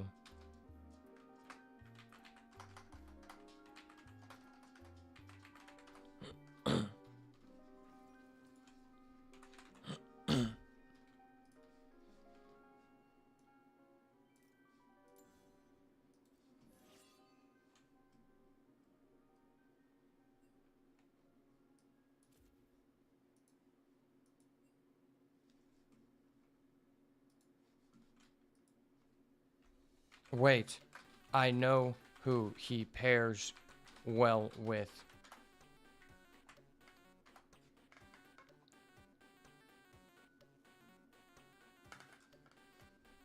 Ice Cream Man plus Azir bot equal very strong combo.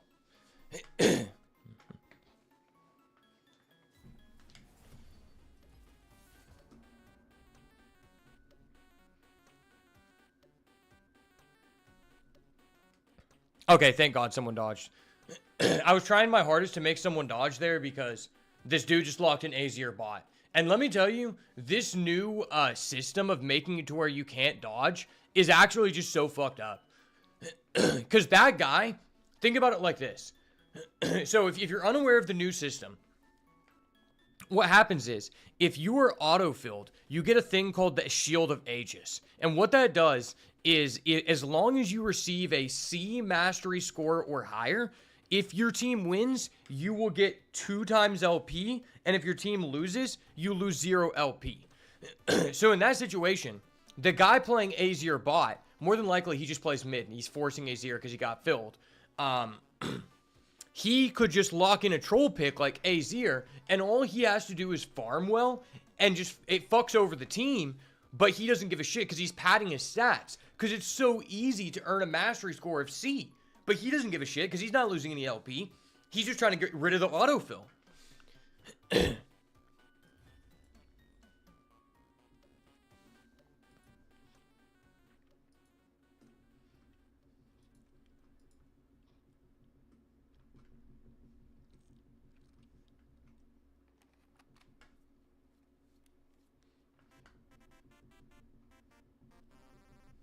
See, I just know these combos too well. Azir bot plus Ice Cream Man equals negative LP. That's the combo.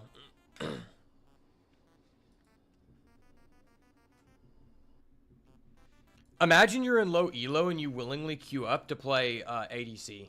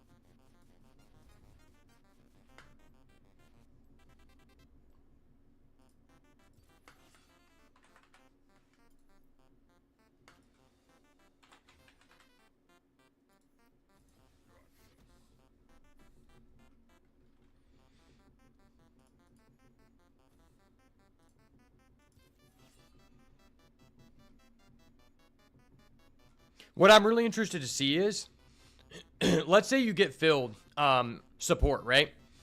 If I am mid and I swap with support, who gets the Shield of Aegis, right? Is it me because I swapped, or does he just maintain it no matter what role he ends up going?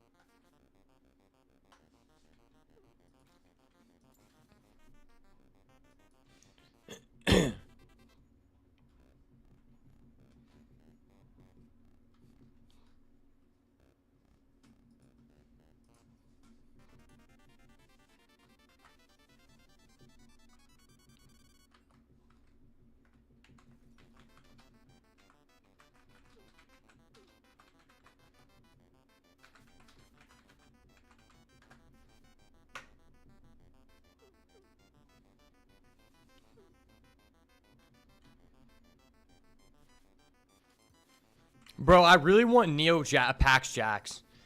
I think this is one of the best skins in the game because it makes you look like what's that dude from Mortal Kombat?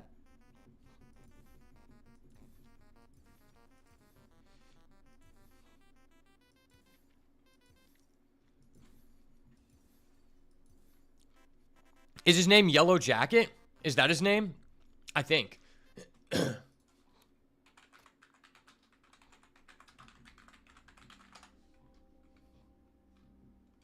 Scorpion. I don't know why I called him Yellow Jacket. It just gives you a scorpion like color scheme. Godstaff Jax is like, that's cool or whatever. But I think Pax, like just the aesthetic of Pax Jax is kind of lit. Mecha Kingdoms is kind of gay.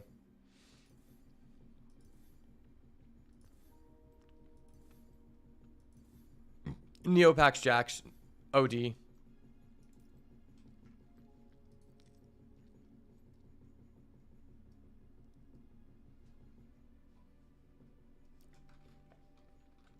In Mortal Kombat, I always played Striker, the police guy. I like that guy a lot. He was my favorite character.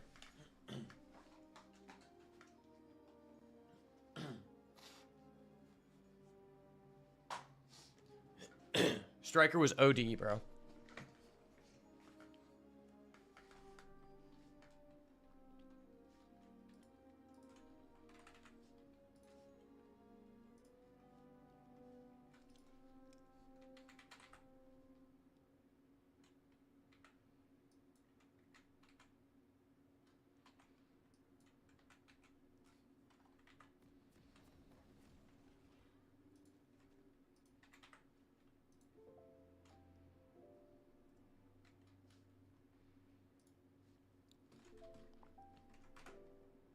Okay, so we're on this side. Gotcha. I don't know why, but I always feel like this side is just like harder for me to perform.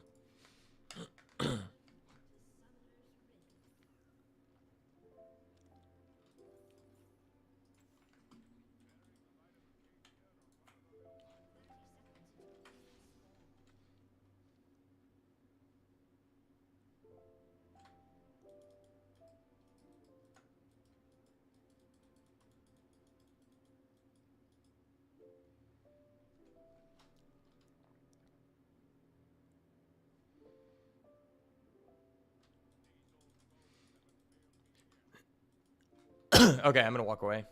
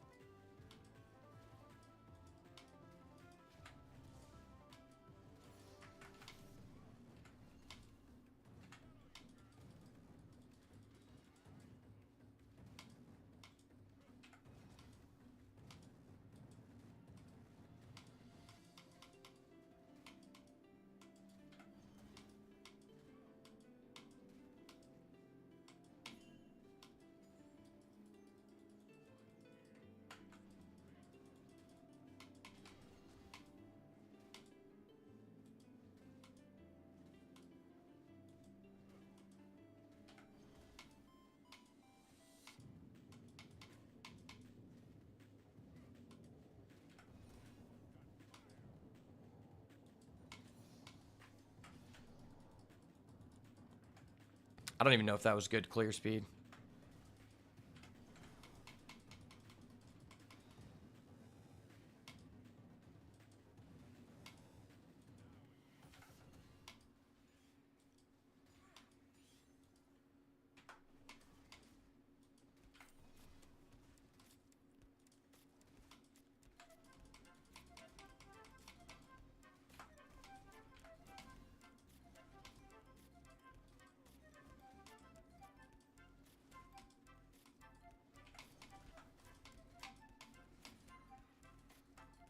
I swear, I don't understand what I'm doing wrong with this champion. Like, why can I not get to the boss scuttle or the other scuttle in time?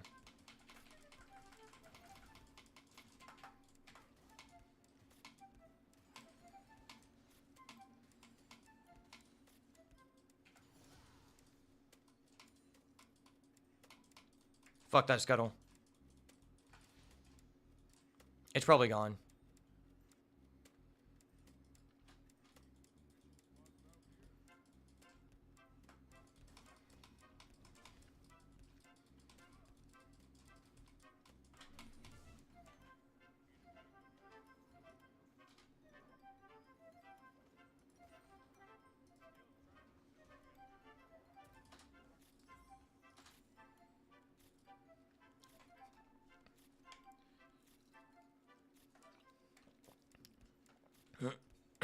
Okay, he just completed scuttle. That's perfect for me.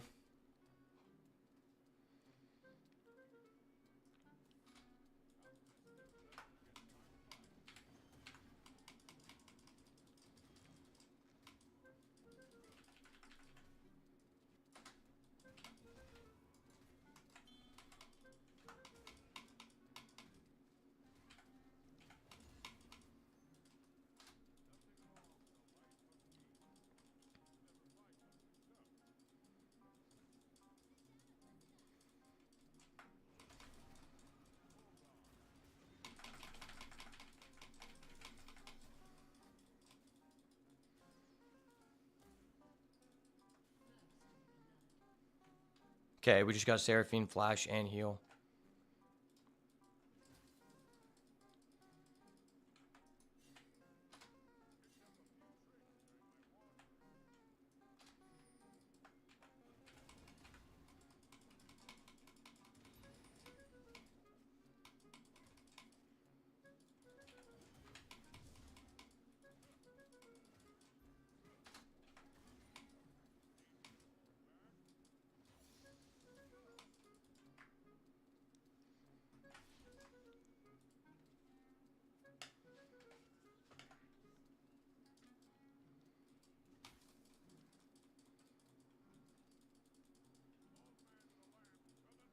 Old man with the lamp.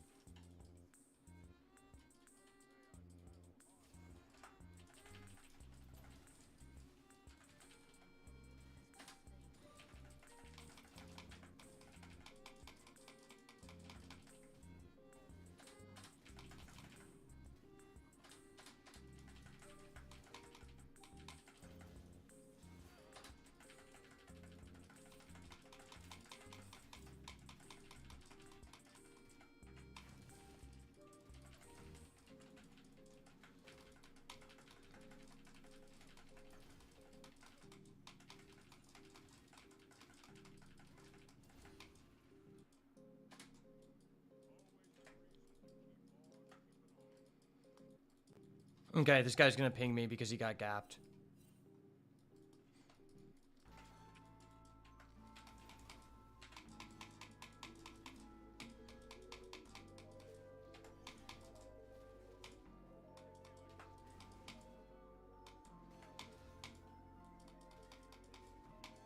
We get it, buddy. You got gapped. Thank you for pinging me. You got gapped by a guy who's playing a top laner in the mid lane.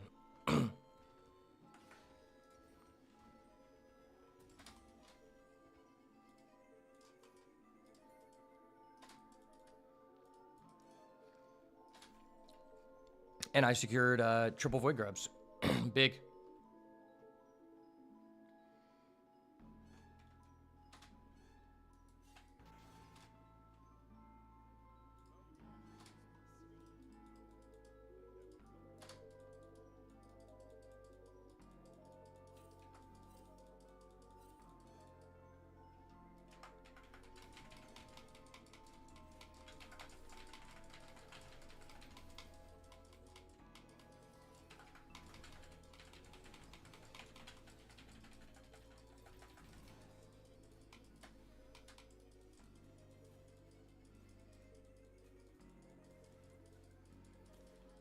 Wow. These people are so ass.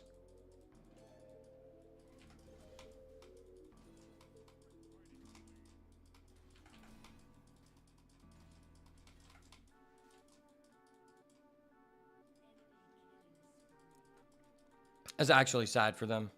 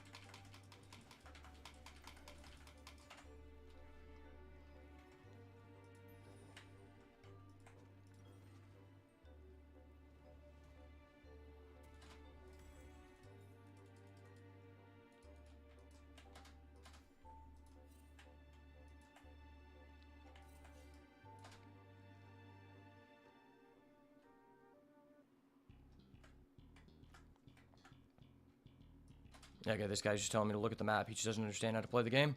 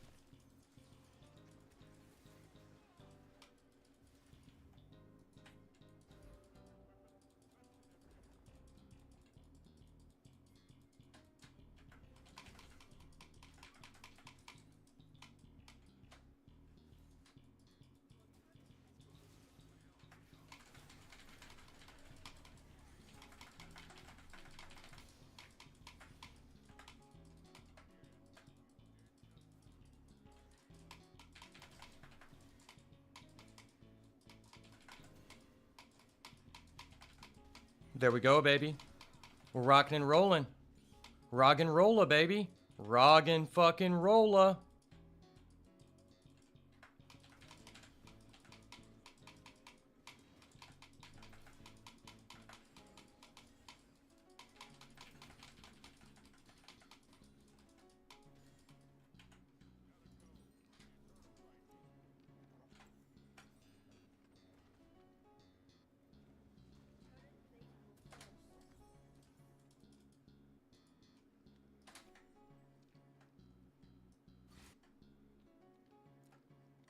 Damn, this guy doesn't understand how broken Set is. Set is giga broken, dude. Especially in low elo, you just fucking eat people. And this guy just keeps inting.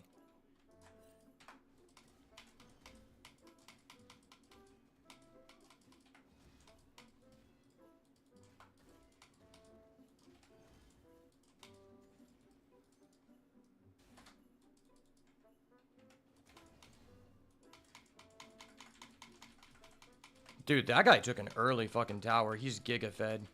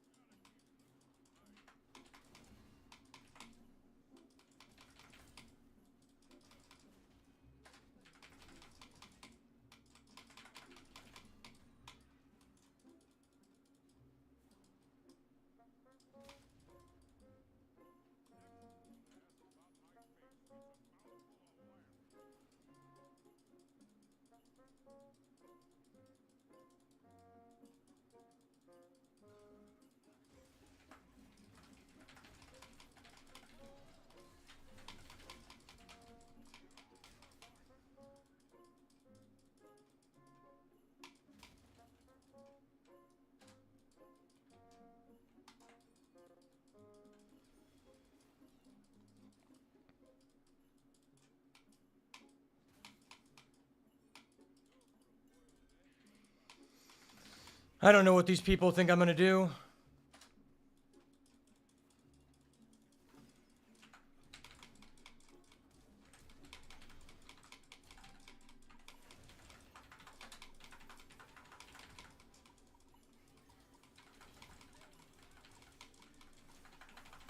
I can't move! I can't move! I can't move!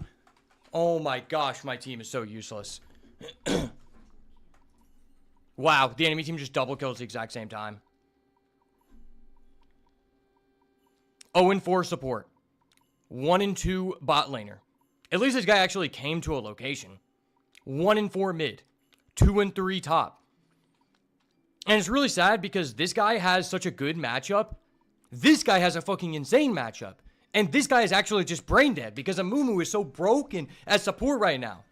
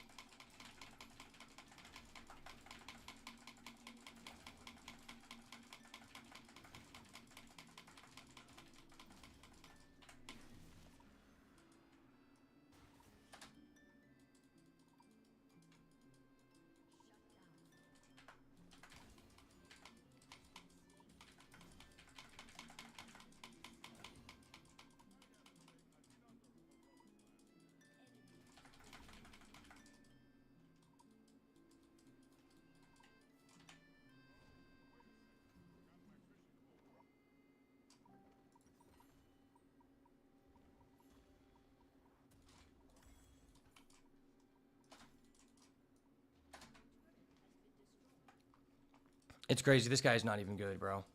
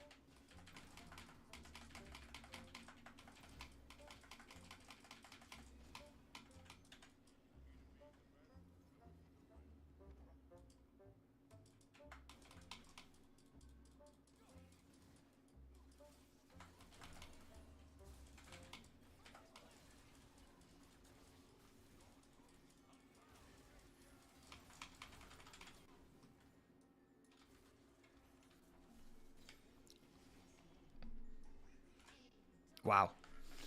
This is atrocious. If my team was actually pushing instead of just like fiddling their sticks, it wouldn't have come to that. I'm gonna tell you that right now.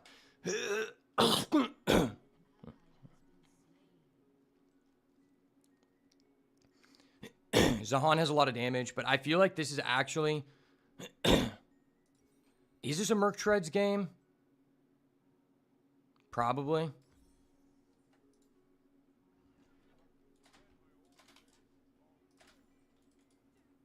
Brother, what the fuck?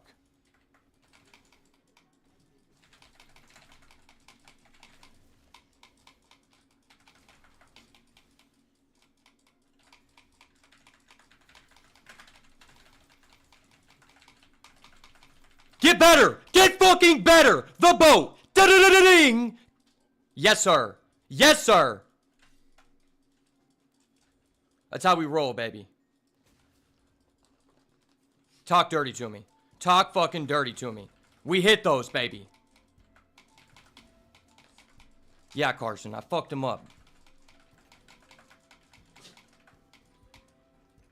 Actually insane.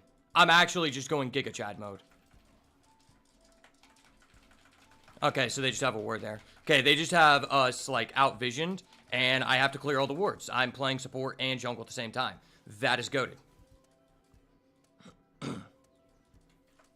They call me Johnny the support jungler, you know? That's just how I roll.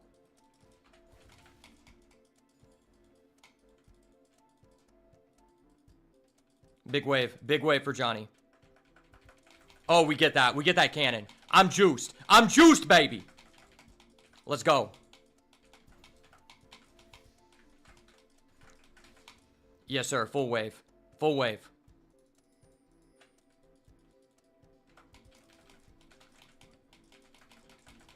I mean, we have no priority. I probably just give up this Drake in exchange for, like, actually not allowing Echo to steal my blue.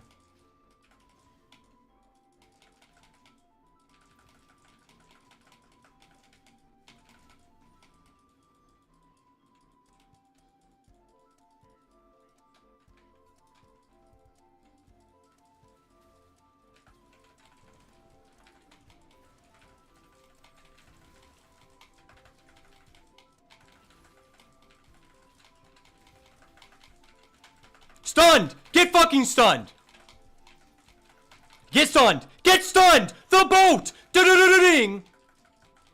Oh yeah, we just different. We different, baby. We fucking different.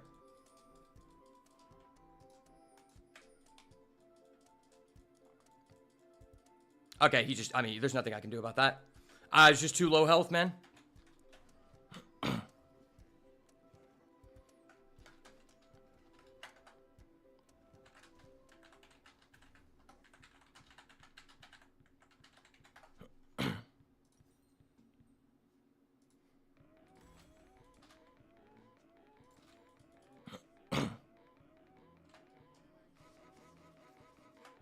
Okay.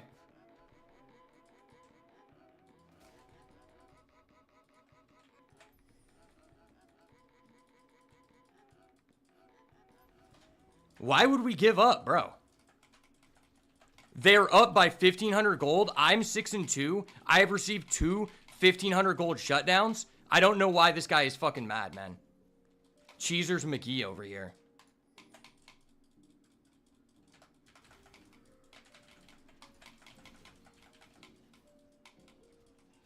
Okay, we're just gonna disengage.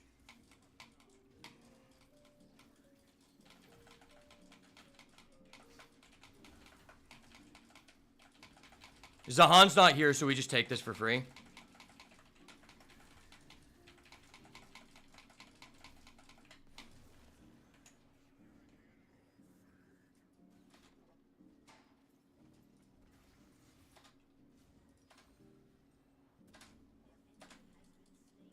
Oh, he just dies and he just doesn't even get our tower.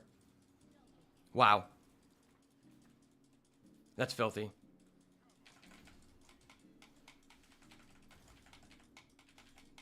Filthy fucking Frank, baby.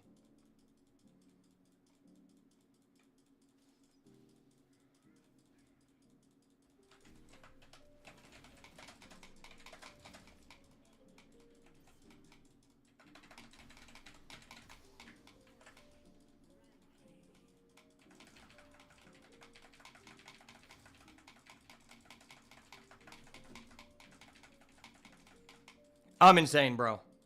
I'm insane, bro. No one can talk shit on my macro. I'm actually just cracked. I'm actually just built different.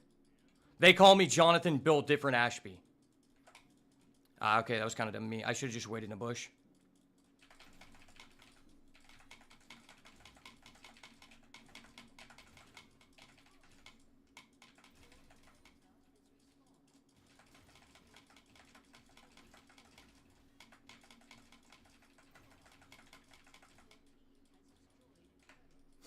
Big chat. Big Gabunga. Big Gabunga. Biker gang, big Gabunga, bro. Goblin biker, big Gabunga. You know what I'm saying? That's some Yu-Gi-Oh shit.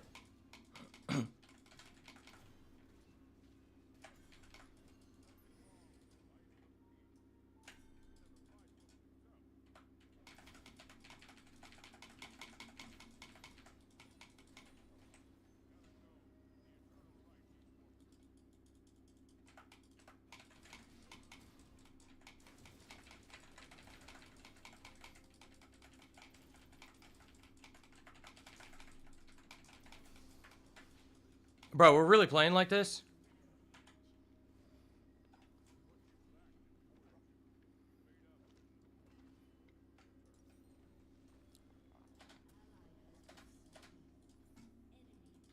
Why? Why?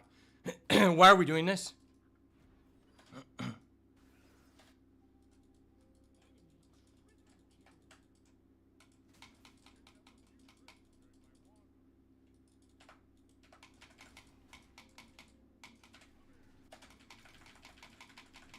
I think I could actually 1v2 if I can get behind Varus somehow, assuming they don't have a ward.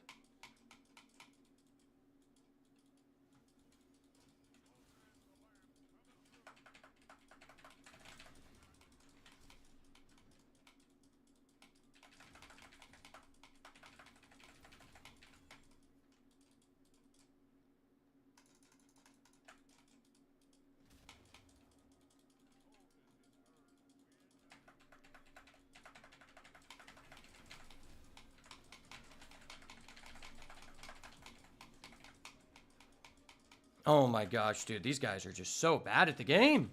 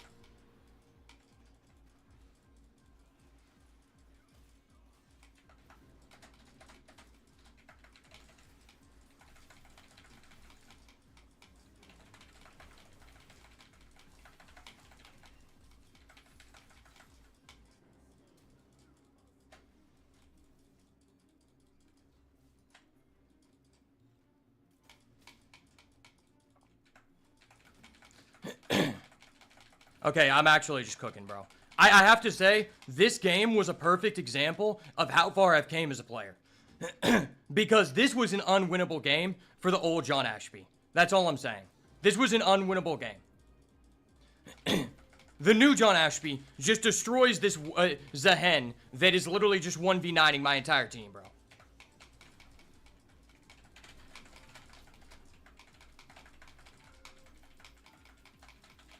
Okay, I just kind of griefed there. Okay, I'm back to the old John Ashby. I'm back. My bad. Thought I was T1. Faker. Then I remembered I'm actually white.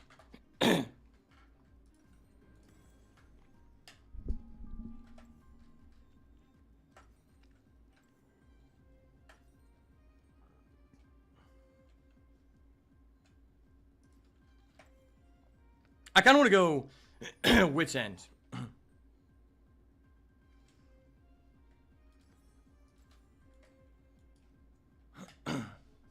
I've been level 8. Dude, I literally just gapped the top laner. I'm level 18. I've been level 18 for a minute, brother. Wait, how is this Zehen? We have a Baron. Wait, how is Zehen just like 1v9ing my team? What the fuck, brother?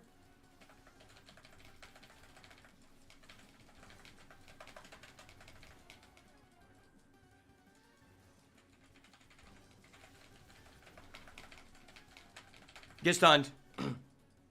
Get fucking stunned, kid. We have a Baron. Push, you fat pigs! Push!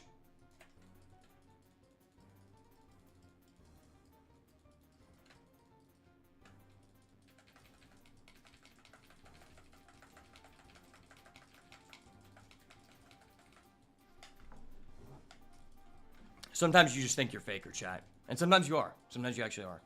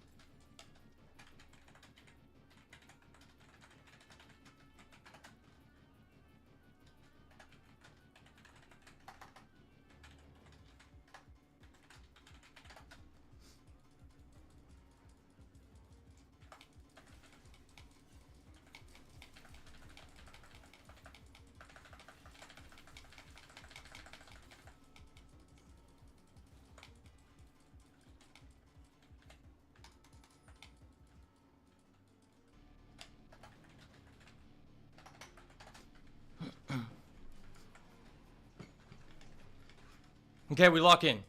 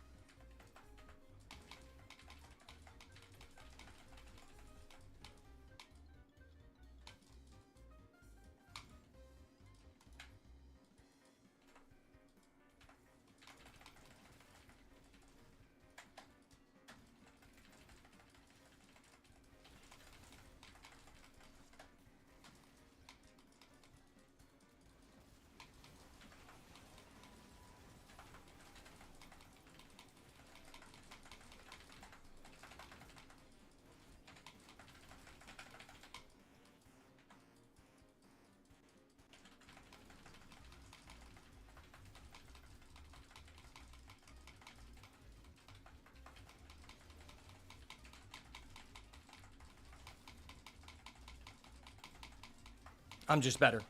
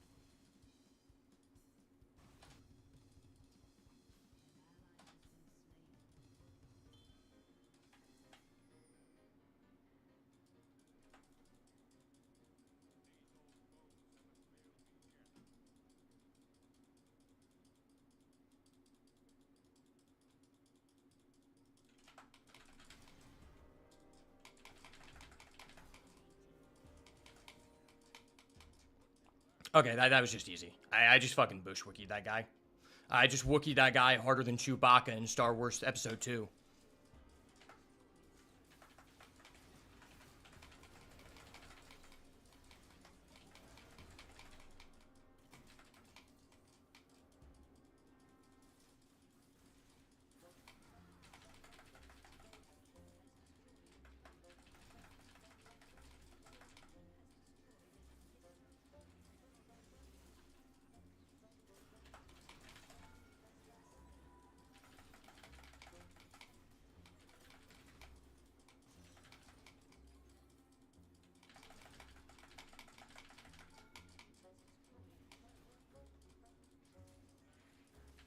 GG's. Better player. Better fucking player. Jonathan, the Jax Fisherman Ashby, does it again. Da-da-da-da-ding!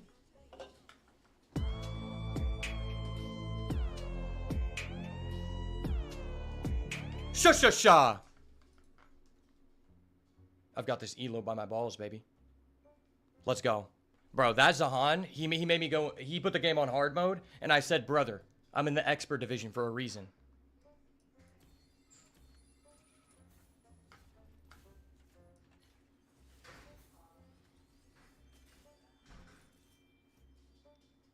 S plus Jax.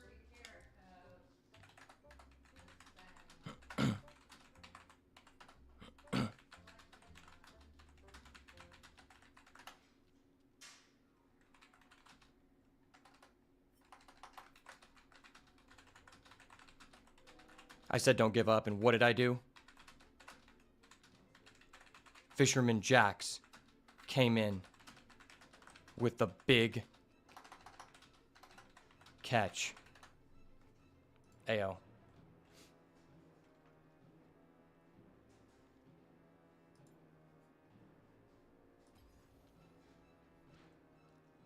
Dude, that is actually, I think, one of my hardest carry games ever.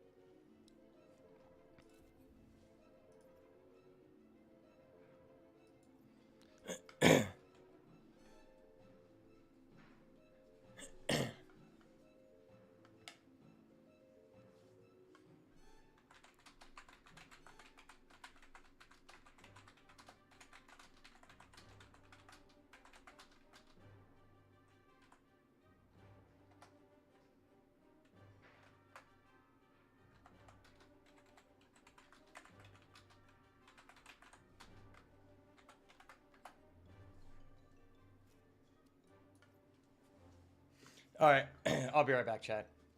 That was kind of crazy. I gotta pull up the stats on that one.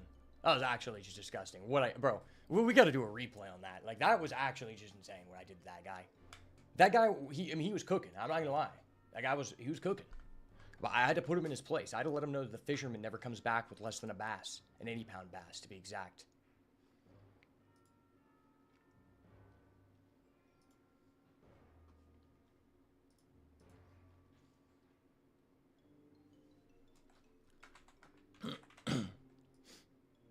When the fisherman is cooking, anything is possible.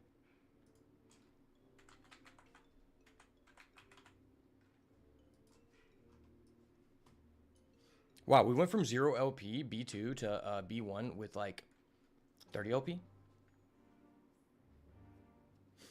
39, okay. Brother, look at that. I'm blue, da boo dee da boo die, da boo dee da boo die. Did you see that match? Bro, I don't even know how I did that, but I literally just clowned that. Did you see that moment when I clowned the Zahan guy and I was 1 HP and I went back in and I had my E so all damage was blocked and I just killed him randomly? Yeah. I also saw how he was like killing your entire team, but when you showed up, he would just die. Dude, literally. And my teammate was like, bro, he's like, Jax, look at the fucking map. And I'm like, I looked at the map. I saw that, yeah, I would die if I go in, so I didn't. I think that's like literally my best ever like Jax game. I had an 8.7. Even in, I don't really know like what the score is determined by, but even in these other games where I carried, I got like a 6. This game, I was just ahead in all metrics. Jungle is just giga broken. I have to abuse it until they remove it.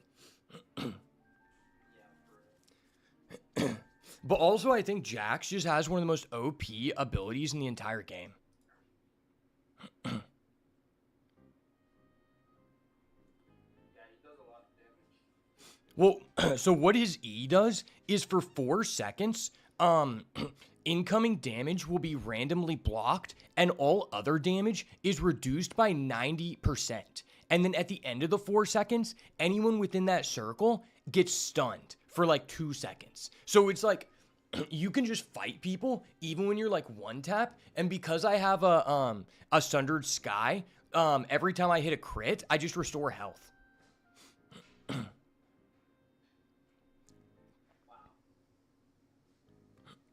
I gotta rewatch what happened there, because that was actually just disgusting. I don't know how exactly I beat that guy in that. But that was like the highest gold gap I've had on someone, I think.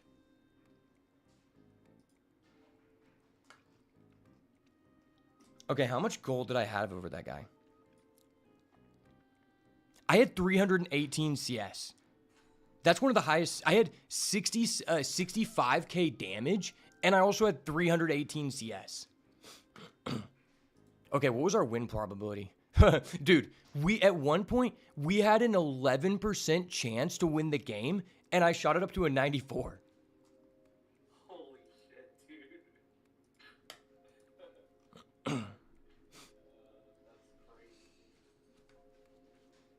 I don't even think that guy playing Zahan was like even like playing him that well. It's just the fact that people don't understand that his passive makes it to where it's kind of like Conquer. It's like the longer you stay in the fight, the more AD he gains. And it's just like, it's beneficial to him to like fight 4 people at once. And my team just kept running at him. But I will say, that was crazy. It's like all 3 of my lanes lost. And I somehow just won the game.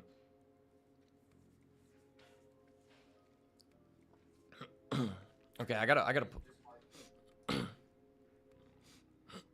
Yeah, dude, I went from at the beginning of today. I think I play. Yeah, okay. So at the beginning of today, I was B2 0 LP, and I've shot up to B1 with 30 LP. I'm like very close to getting my win rate back to like 50%, to where I'll actually like experience like positive elo games.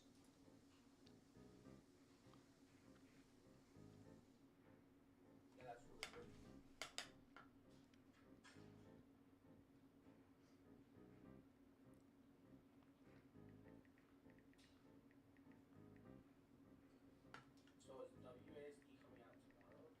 Yeah.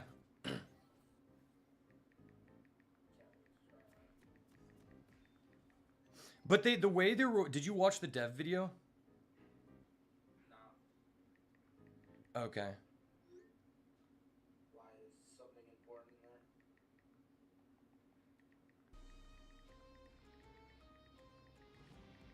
Oh, well, so you don't know all the things that are happening, right?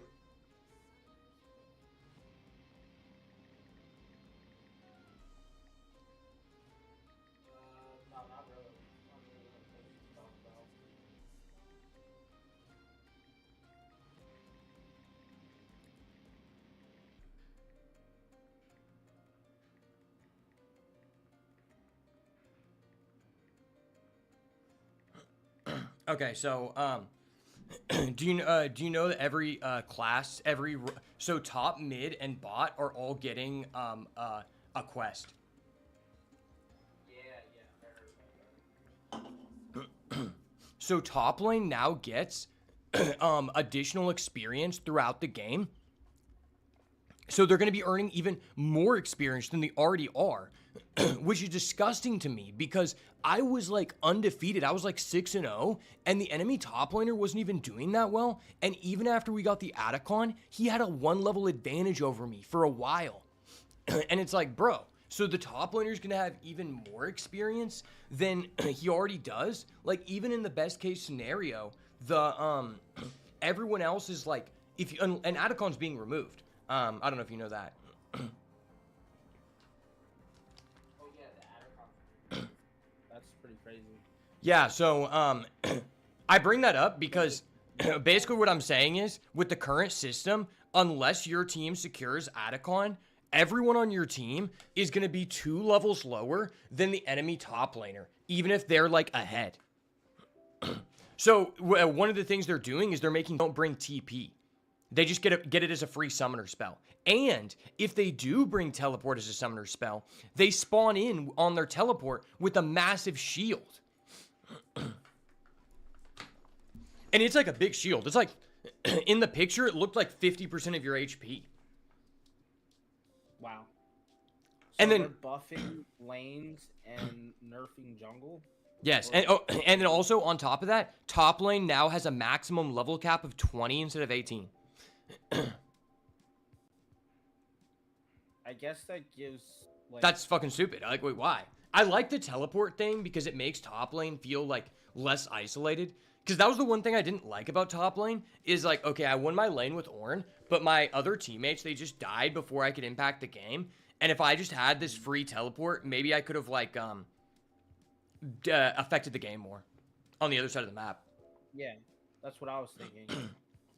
The buff seems like it just let the laners. The teleport buff seems cool, but I don't think that the XP buff seems cool. It sounds really broken for Ornn because then you're going to be able to upgrade people's items way faster. Yeah. But then also, it's like, okay, WASD is coming out, and ADC is the role that gets most buffed by having WASD controls, because then you can just click back and forth, hold A on your keyboard to see your maximum range, and just click people at max range and just kite perfectly. So not only does ADC get the most benefited by WASD, they also get the biggest buff, because now ADCs are going to earn way more gold, and they also get a 7th item slot. It's gonna be time to play ADC for sure. Yeah, it's going to be so broken. And then mid lane gets free tier 3 boots, because the Feats of Warfare where you got the tier 3 boots, that's being removed from the game. Yeah. But now only mid lane will get that, and they don't even have to pay for it. They just get it for free. On top of that, they also just get a permanent reduced recall speed for the rest of the game. So you'll just have a Baron recall speed forever. It's like, how is that fair? Yeah, that's crazy. And then support gets a, they're going to have a permanent item slot. Like, they technically get a 7th slot where they can hold wards. Really?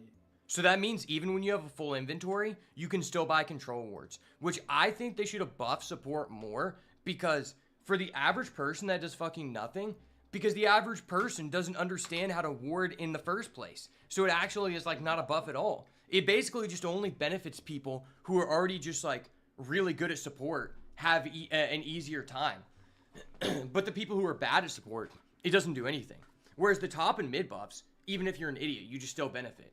And then you'd be like, okay, so it's like, yeah, jungle is the only class that's negatively affected by WASD, because if you use WASD, you can only move in 8 directions, which means you're going to move from camp to camp a lot slower. Because when you click on the map, it does like the precise, it does the shortest path to get you there. And with WASD, you can't do that. So not only is jungle not getting a new mechanic. It's also negatively affected by WASD. The only role that is negatively affected, it also gets a nerf, where now the clear speed of all junglers in the game is going to be nerfed to be even slower. And I'm like, what the fuck? Why are they doing that? It's like, okay, so these people are already going to have an experience advantage and a gold advantage. That should be enough. Like, they said jungle is too broken. I'm like, bro, if you played in 2020 through 2022, you would definitely feel like jungle is not nearly as powerful it was. Because back when I used to play, top lane never had a 2-level advantage on you. It was like 1 or even if you were doing well.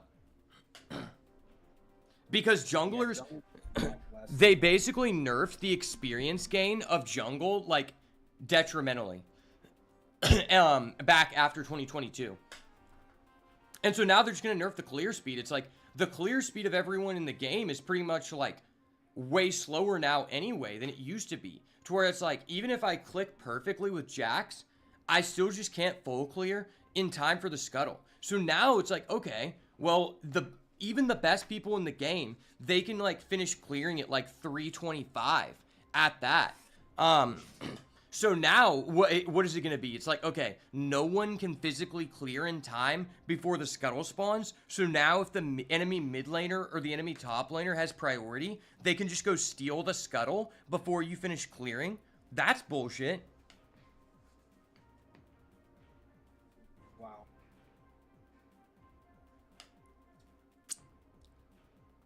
Yeah, that's just really annoying to me. Also, towers are now going to have crystals that build up on them if they haven't been attacked in a while. And if you hit it, it's like having the Demolish Ruin, to where you do a big chunk of damage. So basically, it's less punishing if you're just like behind. You can go up and get something. And also now, all turrets are going to have plating for the entire game.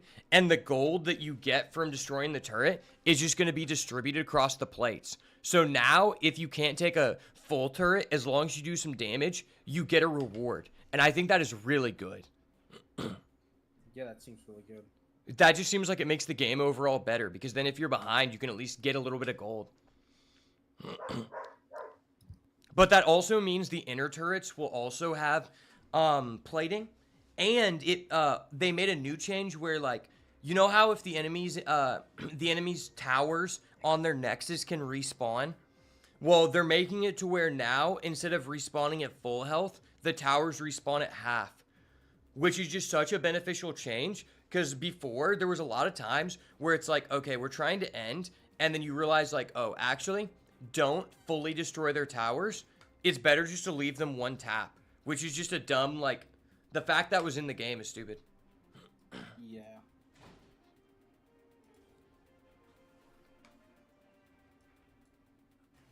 One second, I'll be right back. All right. What's up, Mom?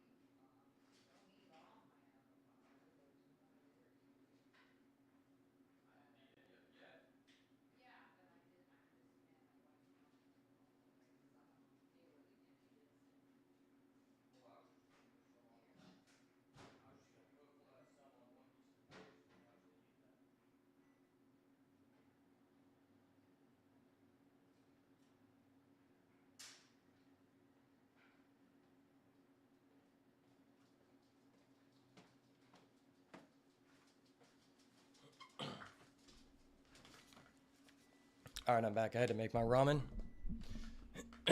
Okay. Hey, welcome back. What kind of ramen? It's this brand that you can only buy at Costco. It's called Premium Tonkotsu. It's spicy ramen. It's like a higher quality ramen than you would just buy like in a packet. Oh, that's awesome. But I put some ham from Thanksgiving in it, and I put some cheese in it, and some other spices. Oh, that sounds really good.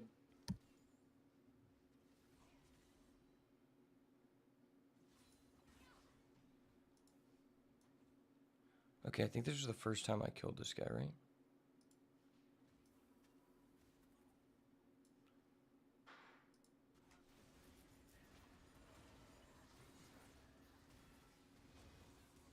Okay, I just get a 1,000 gold shutdown because I'm just better.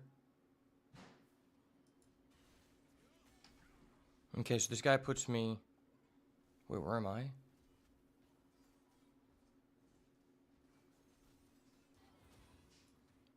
Oh no, that was my kill bot lane.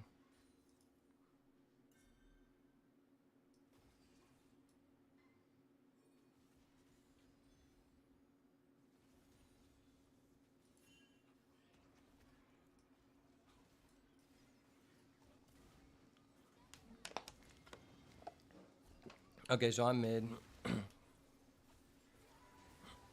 I just jump over, I kill that guy. 1,000 gold. And then this guy just ransacks me because my team just like literally stood on top of each other because they're just like brain dead.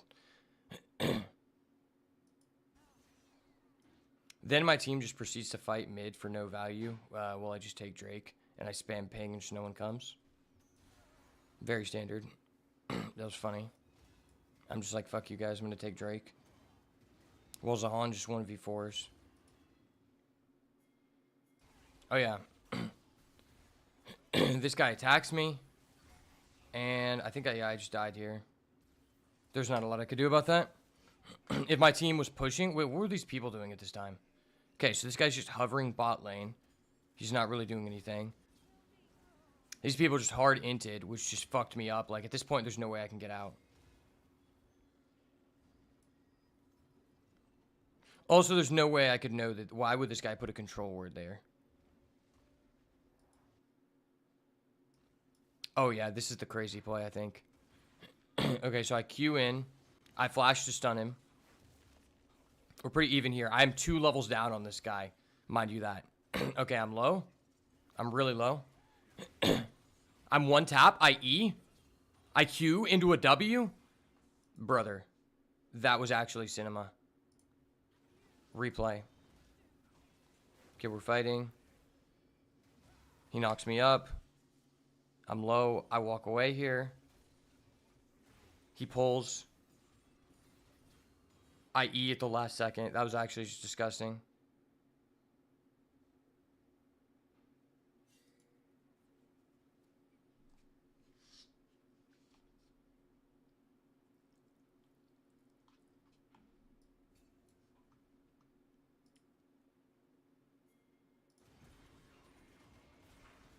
This guy ults me. He thinks he can do something.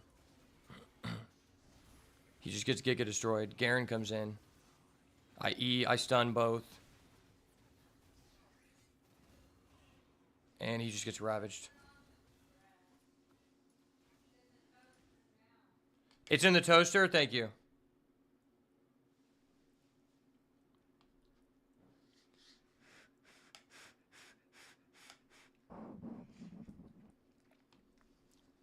Still a little too hot. Yeah, that was a crazy play.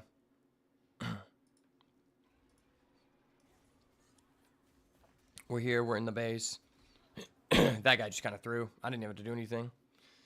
I come over here to Varus. I clear the minions first. Tower is the first priority. The gold lead is huge. I'm actually just gapping this guy. I'm level 15. He's level 13. Bro slows me. I flash. I Q. I E. He stuns me. I wait for cooldown on Q again, and I just slam him. Slam it, Jamma. We just get this big wave.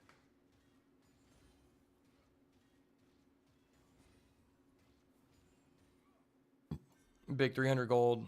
I was trying to take this tower, and then I was like, maybe I should use my ward because my wave's not coming for a while. But then I just realized I should have just hidden a bush. Because I wasn't going to get there in time.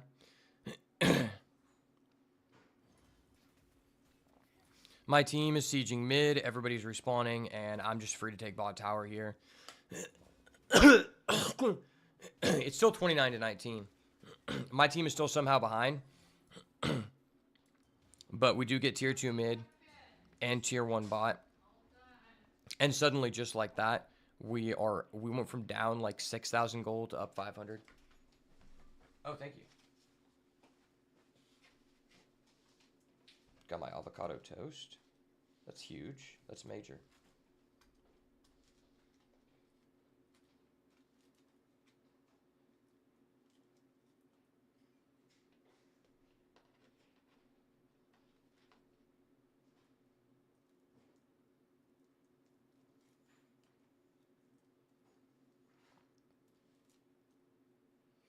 You gotta butter the avocado appropriately.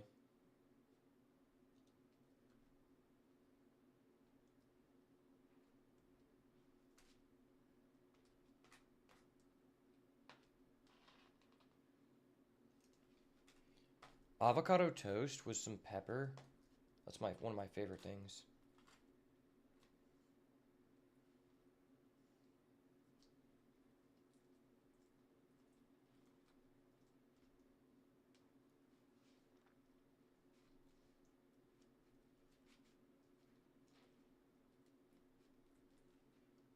You say something about avocado toast. Yeah, I said avocado toast with pepper is one of my favorite things. It's really good way to get some healthy fats at the beginning of the day. Yeah, I like avocado toast. It's really good. Thanks, Mom. I'll be right back. I gotta get some pepper for this.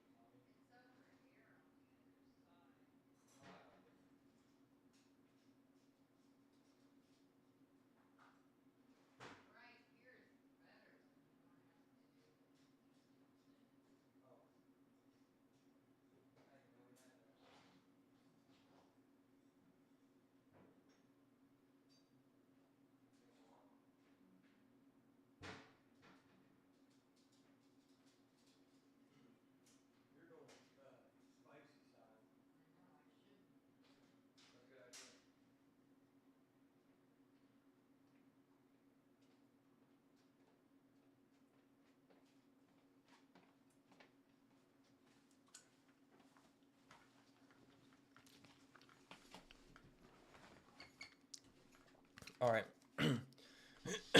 The avocado toast has been appropriately peppered. Of course, on the standard Norwegian bread. Wait, does Jungle get role quests too? No. They just get fucked in the ass. What Jungle gets... they said that the Jungle's smite evolving to do more damage. And them having a jungle pet is already considered a quest. Which I think is bullshit. That's not even comparable.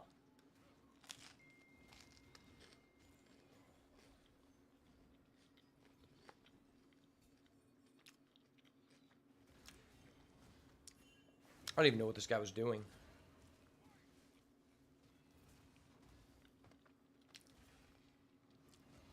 I was trying to back and the top laner just ran at me.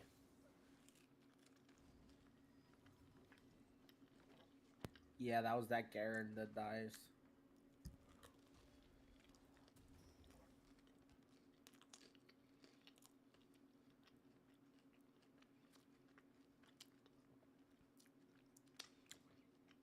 It's crazy. It's like I've gotten 3 1,000 gold shutdowns in a row, and in the meantime, all 4 of my teammates just keep running it down. They just run to Zahan as soon as possible.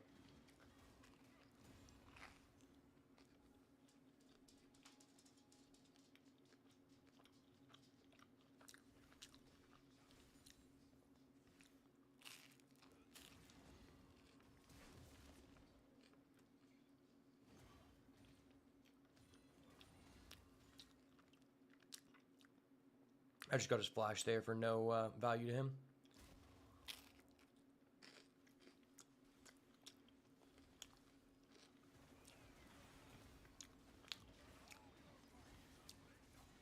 Zahan thought he was helping, but he literally just walked into my stun. That's so funny.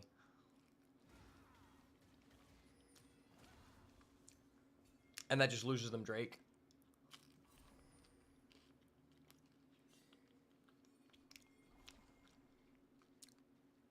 It's pretty pathetic that I whiffed my blast cone, though.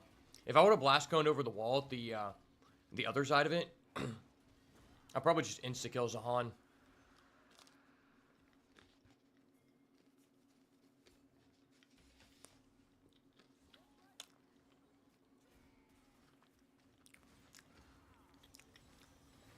I got giga lucky that he stayed around to get my blue buff and didn't take it that fast. Bro, Echo is just one of those champs that, like,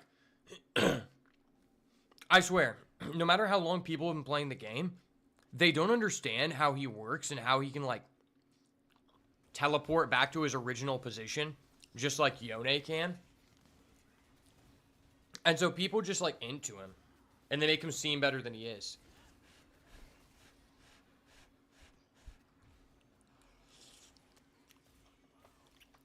Yeah, with Echo, you have to, like, keep an eye on his, like... His timer. What is it called? He has, like, a... He has that, like, time thing. I guess you could call it, like, a string or whatever. Follows him around, pretty much. Yeah.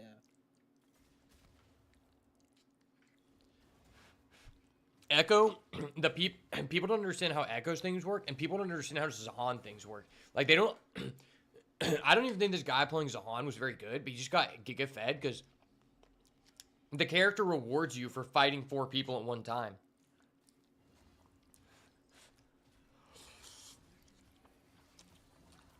Yeah, because he just gets a lot of stacks of determination.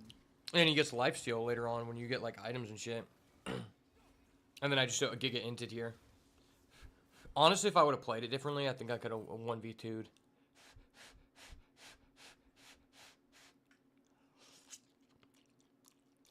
Yeah, it's just that you were standing, like, perfectly to take both the tower shots at the exact same time. Yeah, well, I got hit by that stun.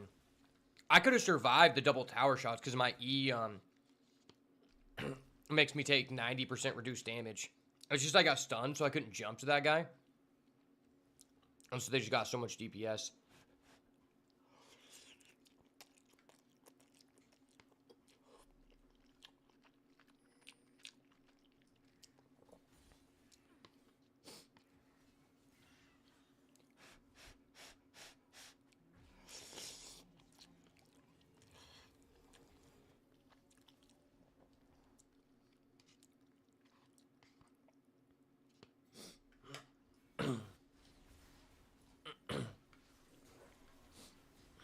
It's crazy, dude. Almost 1v2'd until, if I didn't come in.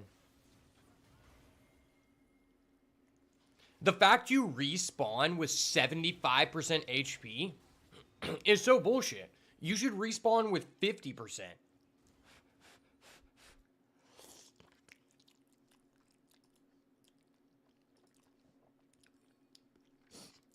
I think that's the most broken thing about the character.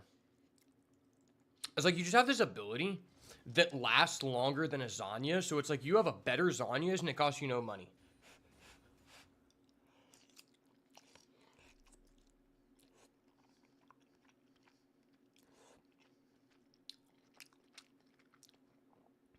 Oh, I just realized this guy playing Garen is just AFK.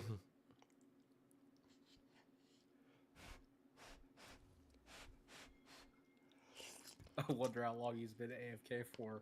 Probably right after you killed him. He was AFK for like 30, 45 seconds, I think.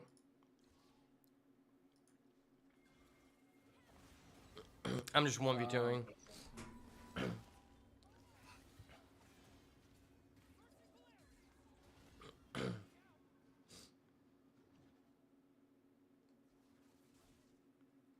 Damn, if I would have dodged that, the guy was just insta-dead.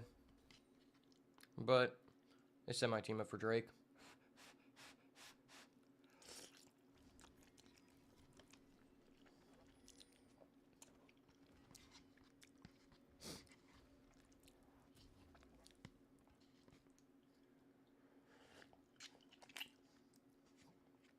This guy on my team was one of the worst Amumu players I've ever seen. Amumu is just so broken as a support.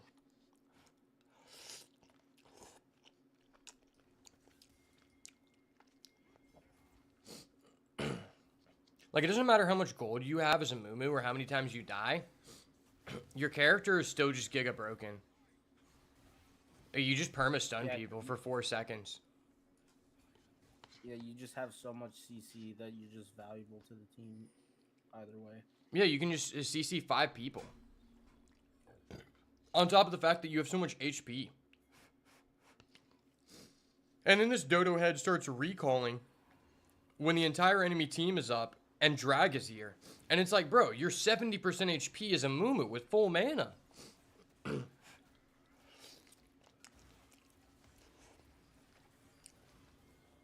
This was actually crazy. I just back up. Wait for this guy to teleport. I played this so slowly. I didn't have Smite immediately available, so. But it wouldn't have mattered if I had Smite available or not. If a Mumu just sticks around, because he could have just, like, kept them away.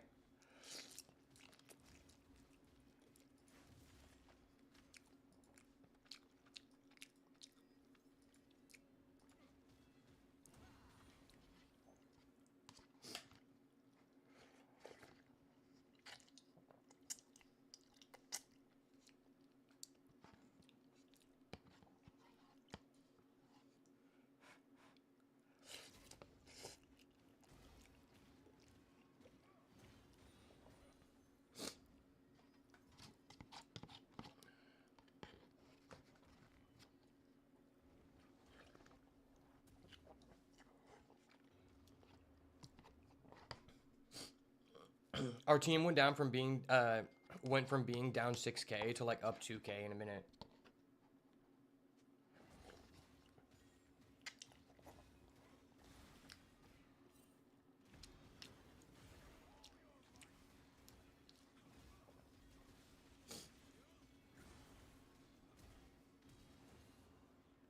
Yeah, he should have never just tried to 1v1 you there. Yeah, I mean, I don't think he wasn't level 8. I was level 18. I think and I had such like I have like a 3,000 gold advantage on that guy.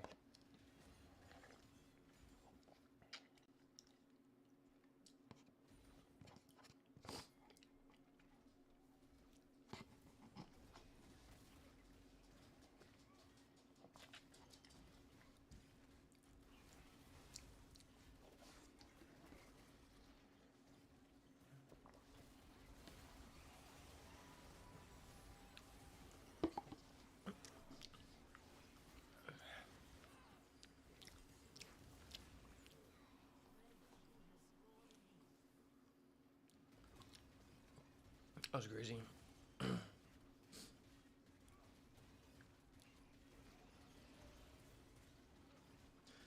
I mean, then from here, we just end the game. Sahan kind of griefed his team. Because if he never tried to fight you 1v1 there, he could have been there for the fight, the team fight. That's true. Well, but I don't know. Yeah, because the first time that I killed him, I was already way ahead from him at that point. Yeah, he could be involved in the team fight and he maybe has a chance. But I think it's a rather low chance because the guy, he didn't have good mechanics overall. Like half the time when he was 1v4ing, he would just whiff his skill shots, but it just didn't matter because people didn't understand how he works. It was definitely a huge blunder, though. Oh, I gotta plug my phone in. My phone just died.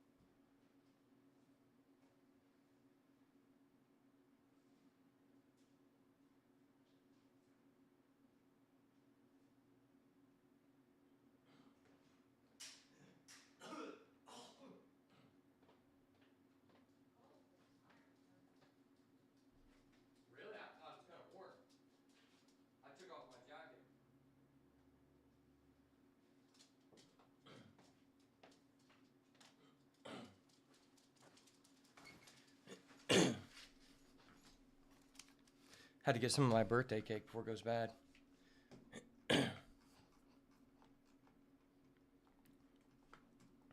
I've been trying to play Zahan, but I never get to be him. Someone always takes him or bans him.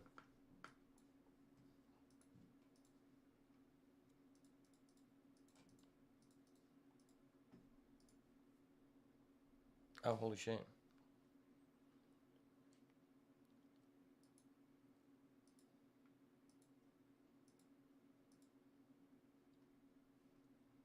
Yeah, I haven't played him that much either.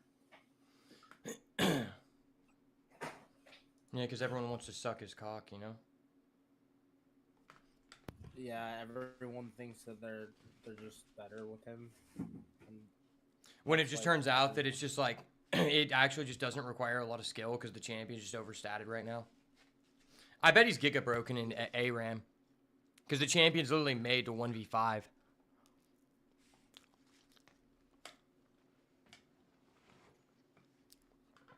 I was watching a guy who was basically like giving advice on how you want to play him basically. And he was like, yeah, so if someone like comes at you, you basically just have to fight them.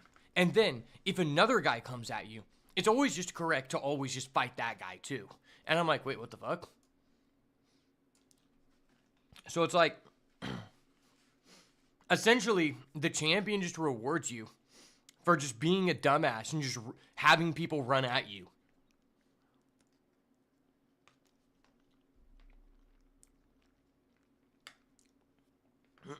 Like, in some senses, it's actually, like, more beneficial to you if you're, like, if you're fighting the ADC, it's actually beneficial for you to also be fighting the support at the same time.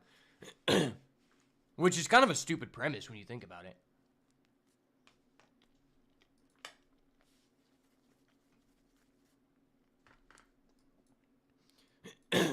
That on top of the fact of just because you you become invulnerable for so long when you revive and you come back with 75% HP, even if people do kill you, it takes so long for someone to kill you that you just waste the enemy's time so much. That's really what's broken about him. I watched a dude, and he basically his team was yeah, okay, so it was his team. So 4 people were fighting Zahan on this guy's team, and the Zahan was getting destroyed. But because you go invulnerable longer than a Zanya's hourglass when you die, this dude was able to recall back to the base and go all the way back to mid lane before the Zahan actually died. So it took 4 people, like, over 30 seconds to kill one guy. And I'm like, that is just broken. Like, what?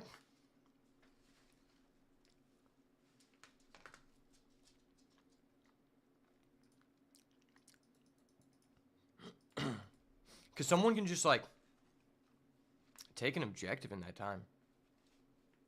They could just take Baron while you're fighting one dude. It's crazy.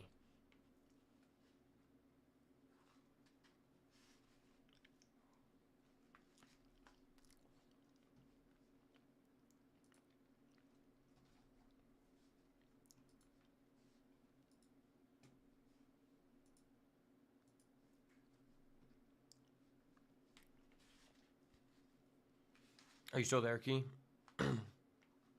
Yeah, I'm still here. Okay.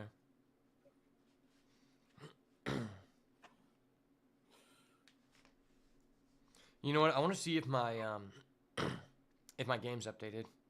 I'm gonna check and see if I still have that draft on MTG. Let's go. Do you know if the vintage cube draft is still up? Vintage cube draft. The cube draft that I was doing. I'll check right now. I don't think it is. I didn't see it. Oh, that sucks. That means I just lost 1,500 gems because I started a draft and I didn't complete it. Oh wow.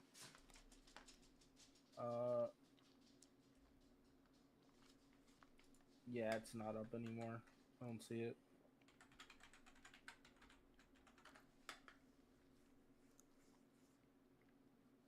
That sucks. Damn, this art for Avatar actually looks crazy. Oh yeah. I may not have many gems on my account then if I just blew 15. Because I only think I had like 45 or 3K.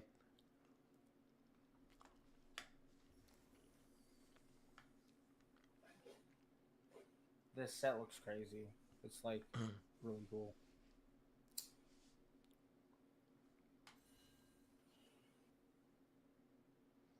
Oh shit. Screaming Nemesis got banned? I did not expect that.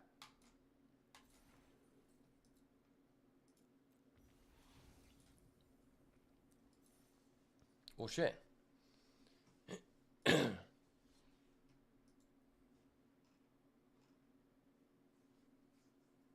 Damn, 8 mythics and 4 rare.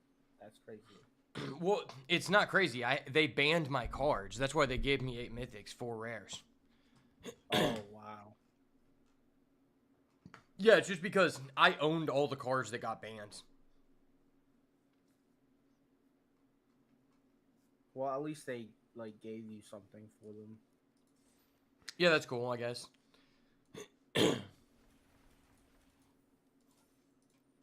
The thing is, I own like almost every meta relevant card, and I have 118 rares and 48 mythic wild cards.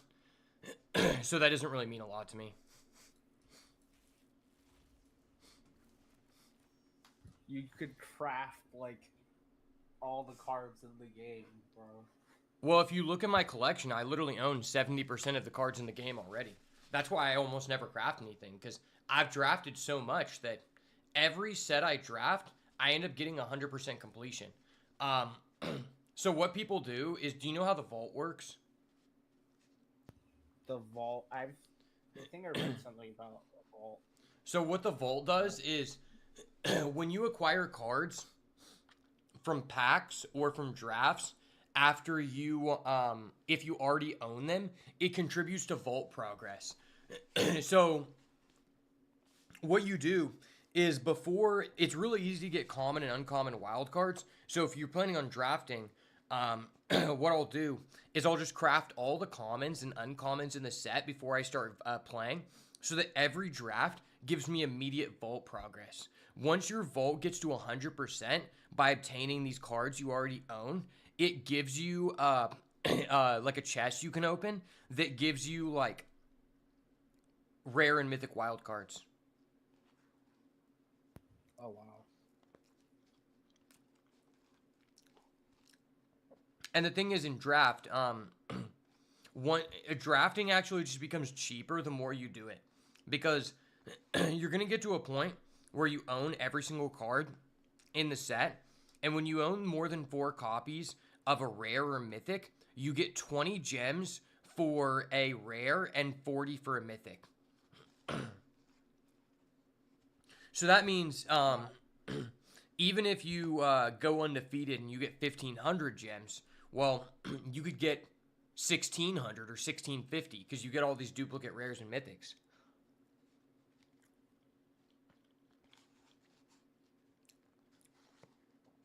So really, with the game, the way the game is set up, if you want to like be like cost effective and still like build competitive decks, you're kind of forced to draft, because it's the only way you can like complete a collection without wailing.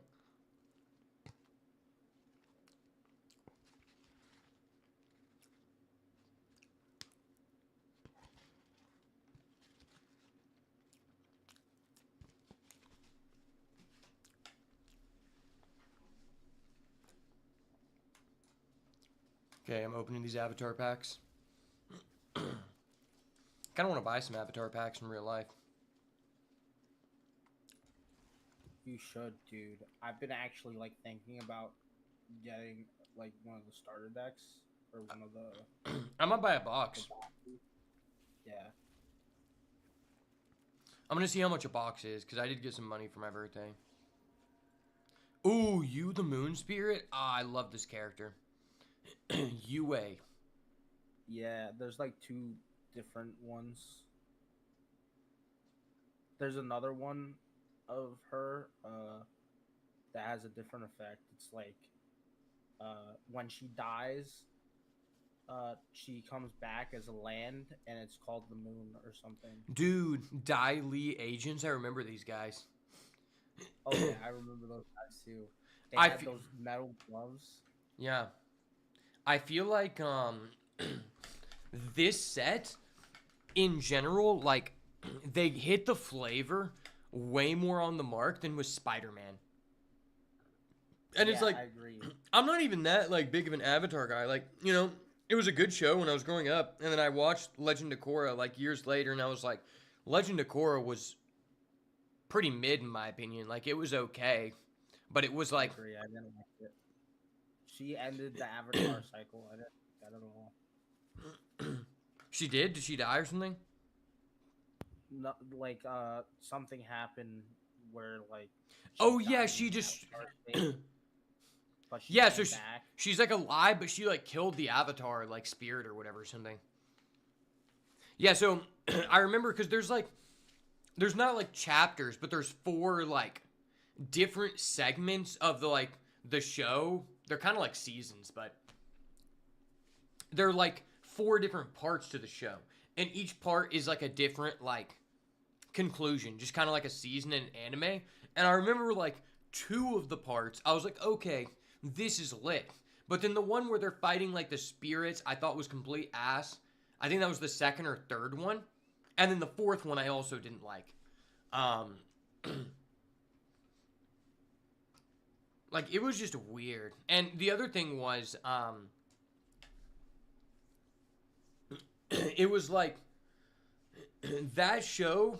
The reason why OG Avatar is so well beloved is because back in the day in kids shows, they used to make them like in a way where adults can also enjoy them. And now they really do not do that. Like an adult can't watch Bluey with their child and like enjoy it. They're just like, this is brain rot. This sucks.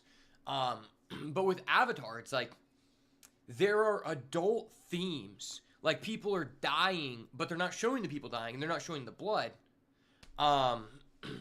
Maybe somebody got cut one time, but like it's kind of like One Piece. Like as the show progressed, it actually got like a little bit more adult themes.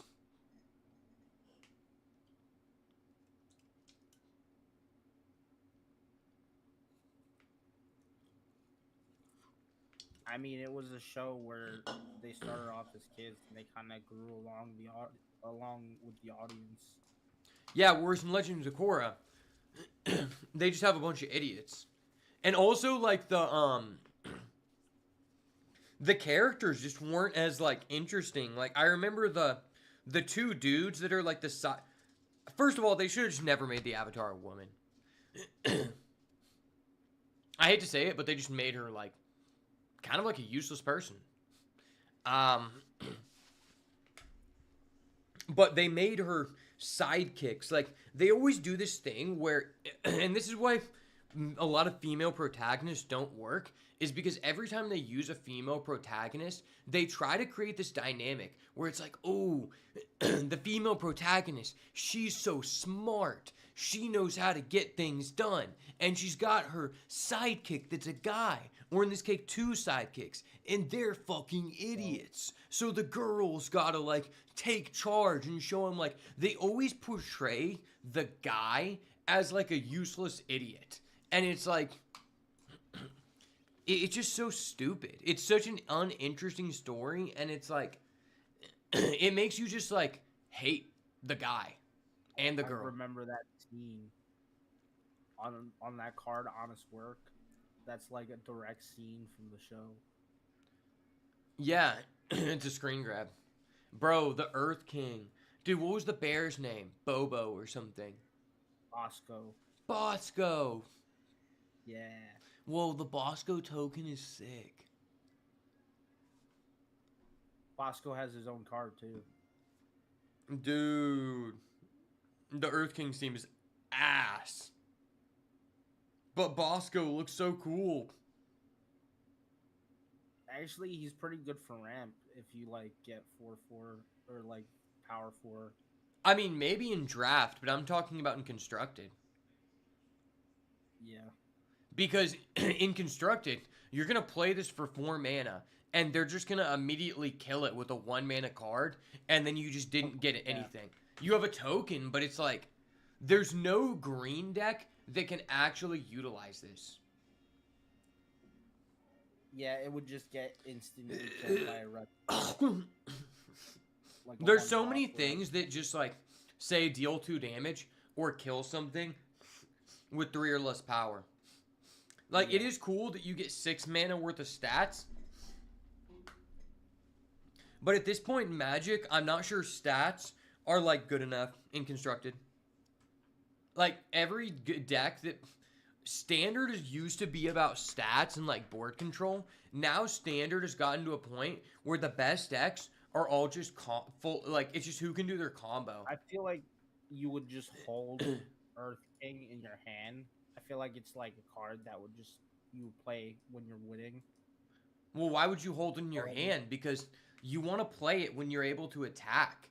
And the longer you go, the less chance you... And also, it generates you lands. You want to get lands immediately. That's part of the issue with cards that ramp and cost 4 mana.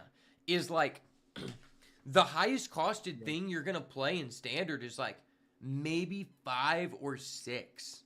You know? And that's in a deck where every card in your deck is dedicated to ramping. Paying 4 mana and not even getting to immediately ramp, but having to ramp on a later turn when you also have to attack for that to happen. Not just attack with any creature. Attack with a creature with 4 or greater power. That's so slow. And it puts the lands on the battlefield tapped.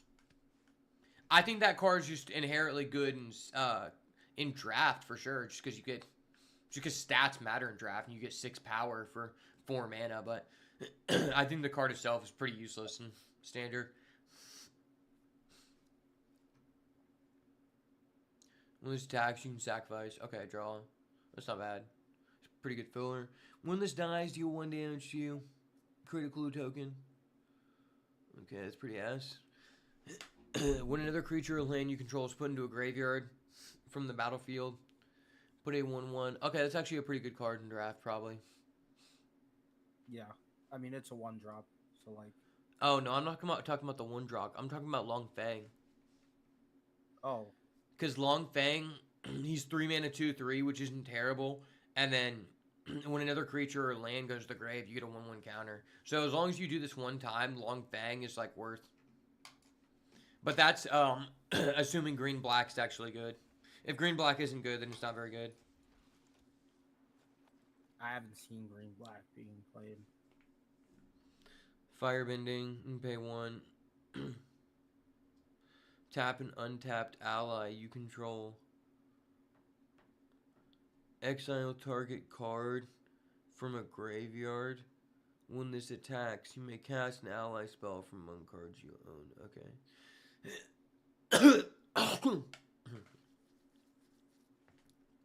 Sorry. Okay, so yeah, that's actually kind of a decent card, I guess, if you're in red black. This attacks, but And it's an ally if you're just playing ally. yeah, I don't know how relevant that is. Ally is like a pretty big type.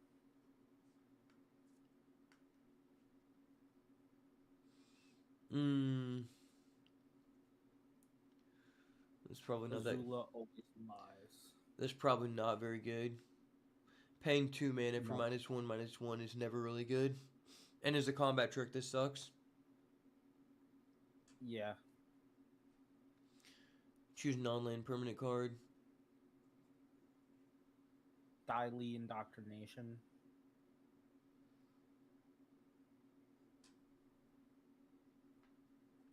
That does not seem very good.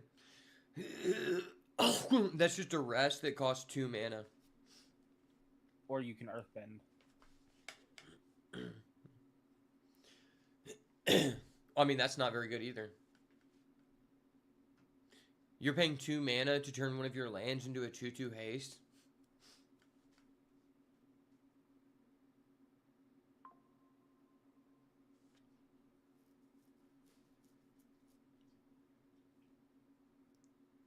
The card's not good. This card Jet is on the card. this card is fucking crazy. Oh, Porcupine? Yeah, that card's cool. No, I'm talking about Iguana Parrot. Iguana Parrot is fucking cracked, dude. I mean, yeah, it's flying, vigilance, prowess. Prowess is OP.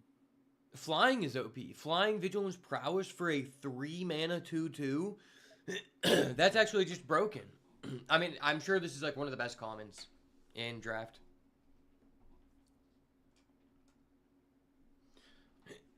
2 mana with 3/1 reach. Discard a card if you draw. That's also like a decent filler card. Probably pretty good in an aggro deck. Abandoned Air Temple. Oh, that is very good. Wow. I could very easily see. I bet you this card's worth money. I bet this card is good and constructed. Oh, it shows Aang and Katara and Sokka at the fire door. This card has to be like at least $10. I'm looking it That up. was when they were at the temple. Yeah, it's like when they tried to go visit it. Yeah, Abandoned Air Temple has to be like The art worse is than... so cool in this set. Oh, it's actually only $1? Wow, I feel like that's good in token decks. Turtle Duck is pretty good.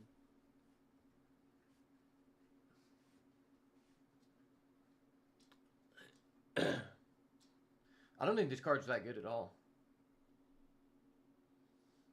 It seems like a card that you're like reluctantly willing to play because it's the last card in the pack and you need playables. It's a good early blocker, and when you have 3 mana, it becomes a 4 with trample.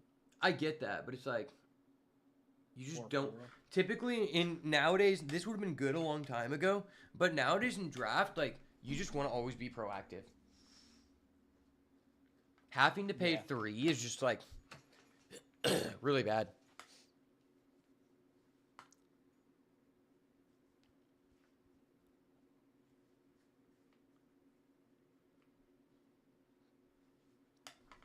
Airbend. Exile it. Airbending is really good.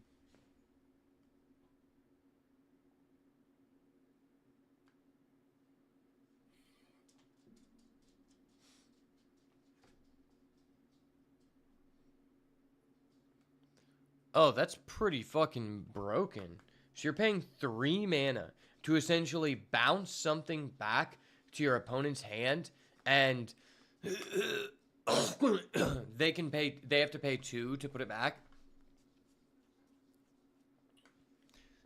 And this gives something flying. That's actually worthwhile. Yeah, airbending is actually kind of good. The thing is, if your opponent plays a high cost card and you try to airbend it, they can just play it back for less. I mean, yes, but if you use this at the right time, you can remove a pivotal blocker on your opponent's board, get in with damage, then they replay it. Their guy has summoning sickness. It comes back to your turn. You equip your guy with this. Now he has flying, and he's getting in for more damage. So if you're playing it like an aggressive... You can also airbend your cards, too. Yeah, you can to like retrigger ETBs, but I think in general, this is just a card that like you want to play in like assertive white decks where you're trying to like end the game quickly. Yeah, definitely.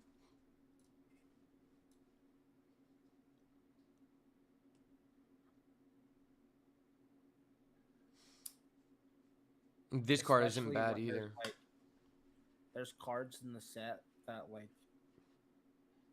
support artifact equipments. Oh yeah.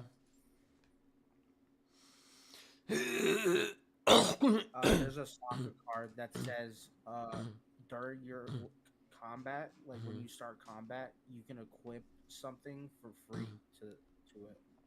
That's nice.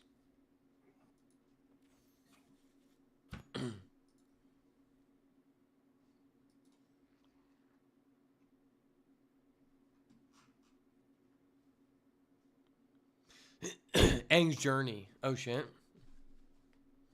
I wonder if there are any meta standard decks that use like primarily avatar cards.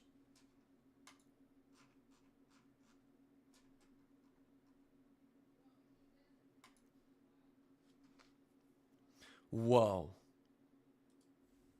Agent of Treachery?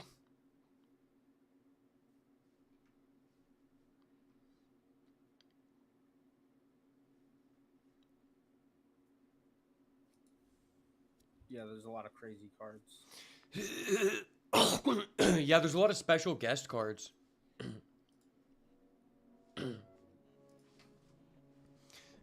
Oh my gosh, this lightning bolt has to be... That's got to be a lot of money.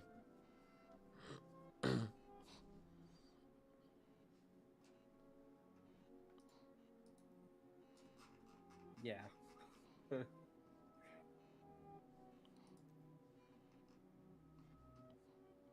Fabled Passage? Oh, that's crazy. Oh, they reprinted Coma? I don't remember this from the show.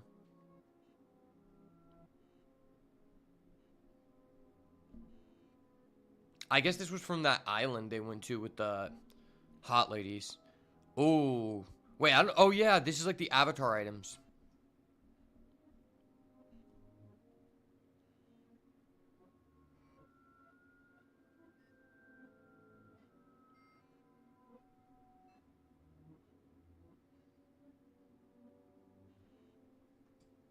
Are these only the extra cards? That's what I was trying to figure out. Because I didn't, like, filter by that. I think you have it only set to the extra filters. I promise you I don't, but I'll check in a second. Alright. Oh my gosh. They reprinted the Great Henge. This is one of my favorite cards. But it was always super expensive, so I never bought it. Damn. It's like, I mean, it's just everyone wants it for Commander. Because it's just giga broken. It costs less. Equal to the highest power you control. And you can tap it to add 2 green and gain 2 life. And then whenever any non-token enters, you get a 1/1 counter and draw a card. Oh my gosh, they reprinted Brainstorm?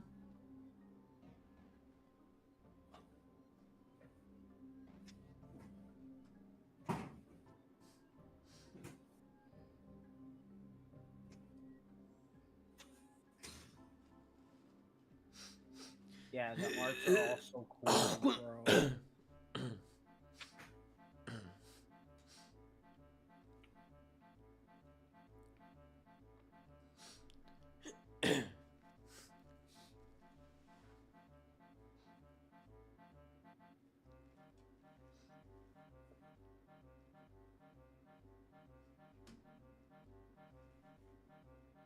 Bastion of Remembrance. That's from Leaves from the Vine, that episode. You actually know the names of episodes? What are you, a fucking nerd? No, it's not the name of the episode. It's the song that he sang. Oh. Because he was remembering his son's death. Bro, this is a goated explorer. This Agent of Treachery is also crazy. Yeah. I need to put this card in my deck when I go against you. This is a fun card, right? Yeah, that card's OP. What the fuck?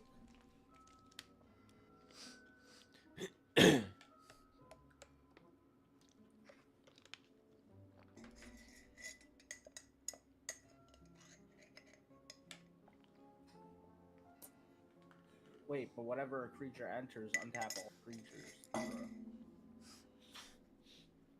I mean, that's fine. You got to think of this in the context of if there's 4 people at the table. Like you can basically skip someone's turn because it's like, okay, you play it after everyone has already played all their cards.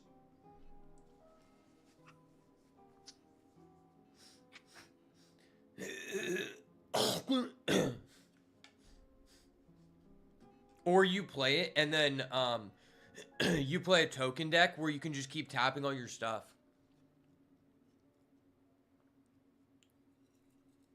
Bolt Bend. Did you see that card?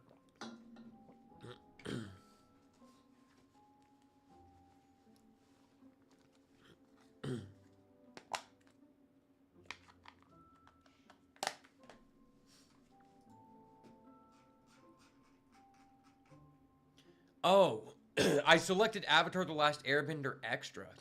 I saw the Avatar symbol and I was like, what the hell?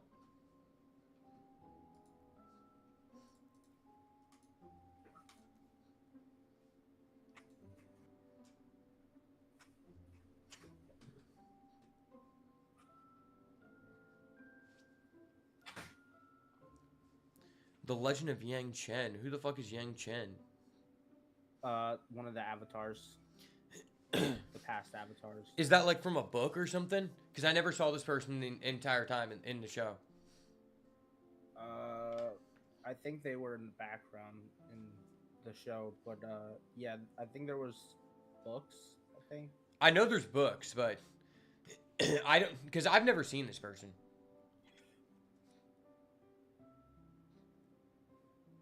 I think she was an airbender. Like, Well, duh, she's a fucking airbender. She got fucking air in the card. I get that. Maybe she was in Legend of Korra. I don't know.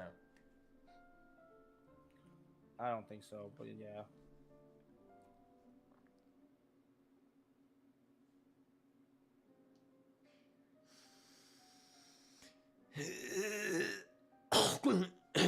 That card's pretty OP.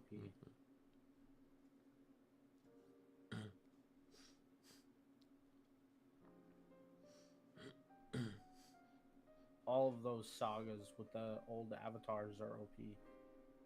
The blue one is probably the best, though. You may have target opponent. Draw 3 if you do. Draw 3. Exile this turn to the battlefield transform.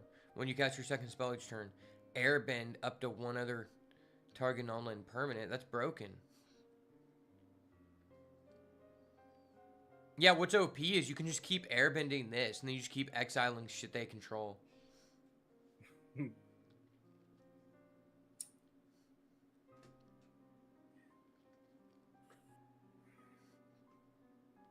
Read The Legend of Kuruk. I'm reading it.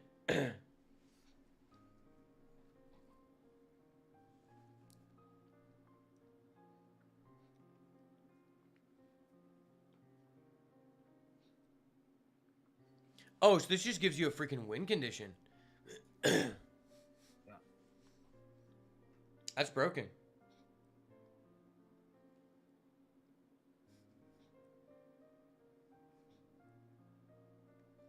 Oh my gosh, Wan Shi, the librarian. I remember Wan Shi.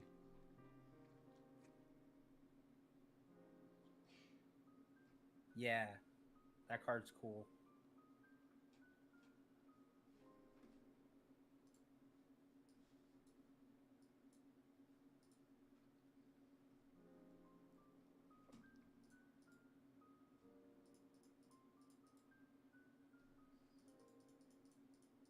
Ty Lee Chi Blocker. That's a really good card too, I think.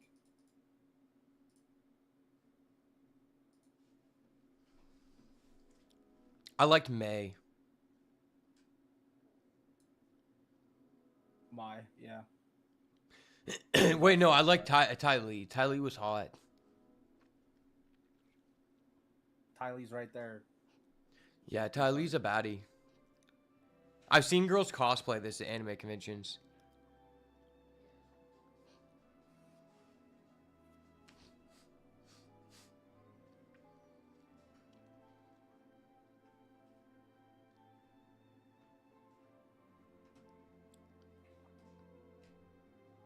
Phoenix Fleet airship.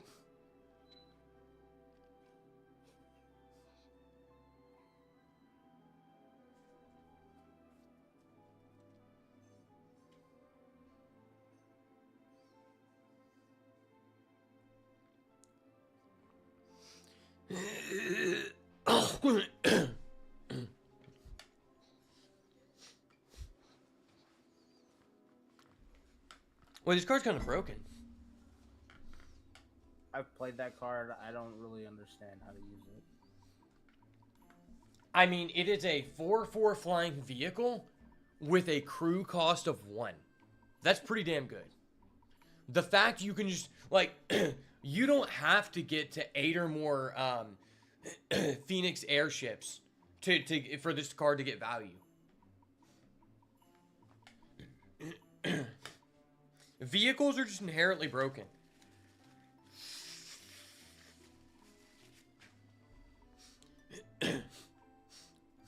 Have you ever played with a vehicle before? The crew cost of 1, like, if you can get multiple copies of it, it's just like, okay. Yeah, you don't need to get 8 or more. If you get 2, it's OP.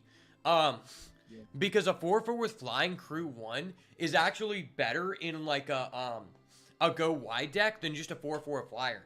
Because it means that your opponent, it's an artifact until you crew. And you can crew at instant speed during either player's turn. So, they basically can't interact with this card until you want to. So, if they only have sorcery speed removal, then you can just keep threatening with this in the air. And then also, they just can't attack you because they know that you can crew and then block. Yeah.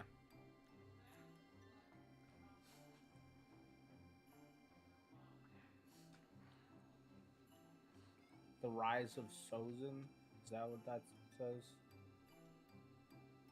Yeah.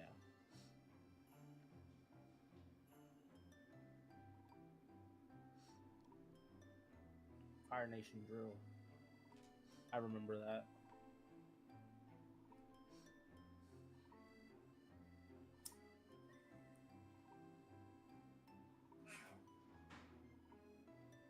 That's broken.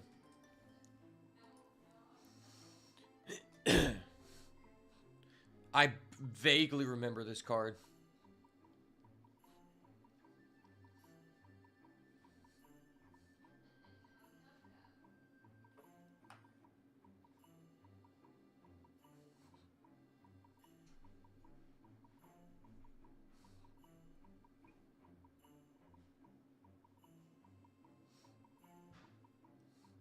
This card's OP. Yeah.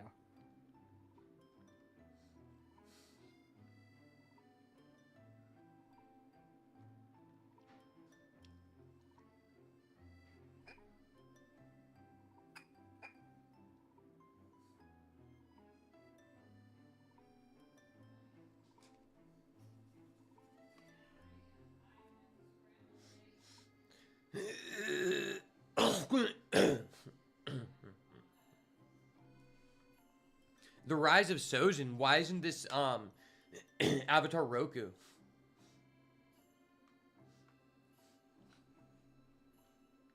Roku's red. Legend of Roku. Oh, he has his own card.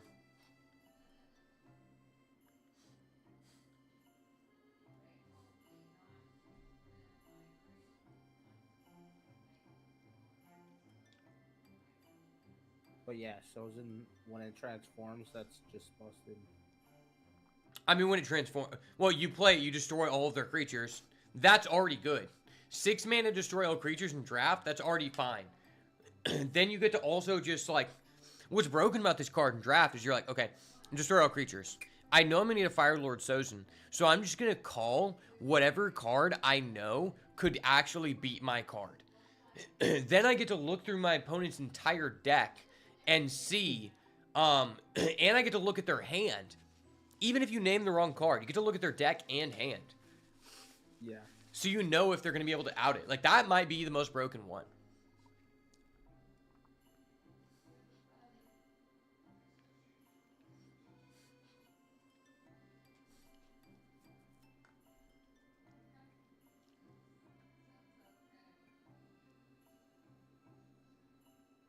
I actually think this one isn't as broken. Yeah, it's like, it's more for a dragon deck. Well, I mean, it's good, but you just don't get a lot of upfront value. Yeah. Whereas, like, the other ones, like this one, you get immediate value. even if they destroy this, well, you've already destroyed all their creatures. So you don't feel bad. Yeah. Exactly.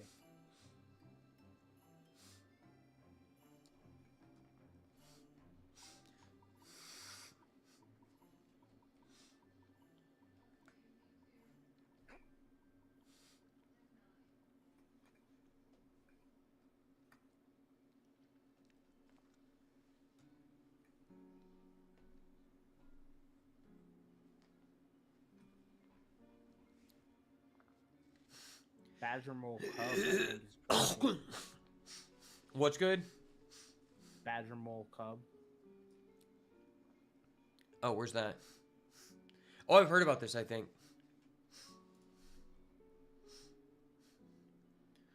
Oh, that's broken. That's fucking busted. What the hell?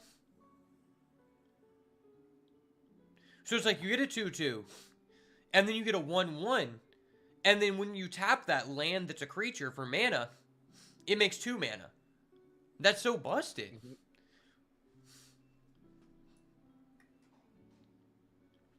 Avatar Kyoshi, dude. Avatar Kyoshi was a baddie. I'd tap Avatar Kyoshi. For real, for real. Lands you control have trample and hexproof. Bruh. And then you get to do all the stuff before that. That's pretty crazy.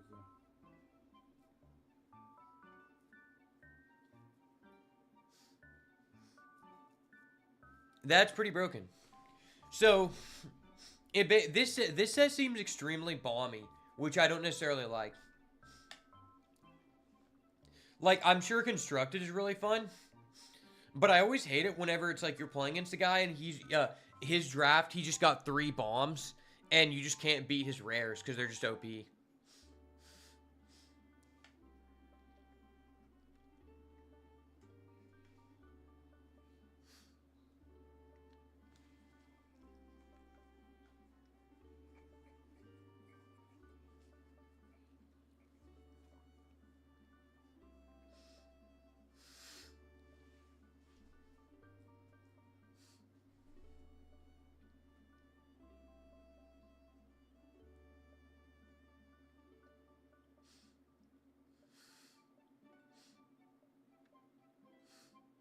Toph, the first Metal Bender, is probably one of the best cards.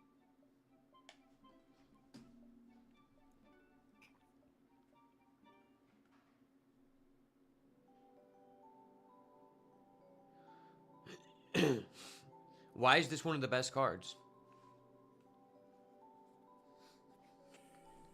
Your non-token artifacts you control are lands in addition to their other types.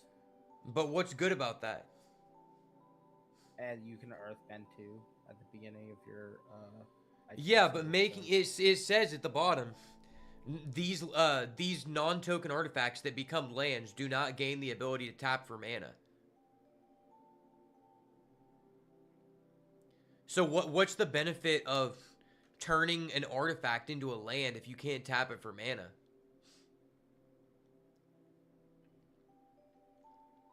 I don't exactly remember why it's good, but I mean, I could see how this could be good in Commander. I'm sure there's some broken stuff you can do in Commander, but in Draft, this just seems terrible because it costs 3 colors. If it was like an exclusively green card, yeah, it'd be really good. But like, I'm not going. The thing is, if you have to go out of your way for a 3-color card and it doesn't give you immediate value, it's not that good. Because it's difficult to get 3 colors of mana in Draft. Yeah, not in Draft, but in Commander, she's really good. That makes sense. I mean, land decks in general are historically OP in Commander. Defender 030. Other permanents have indestructible. That's broke. If you can just put this on the battlefield somehow. Yeah. The walls of bossing say, bro.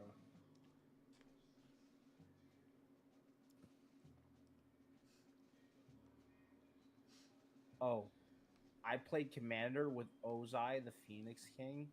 That card is insane. It just ends the game. Bozai the Phoenix King. It's red black. I played Commander with them, and bruh, whenever he comes out, he just ends the game.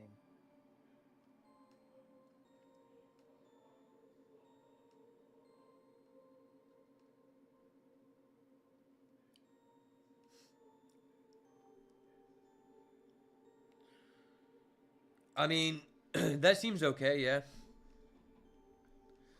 I feel like there are possibly better things to do in Commander, but I guess if you have like ways, if you build around it, I could see how it could be good. Yeah, it literally won me a game or two, Bro, what if they made a One Piece set? bruh.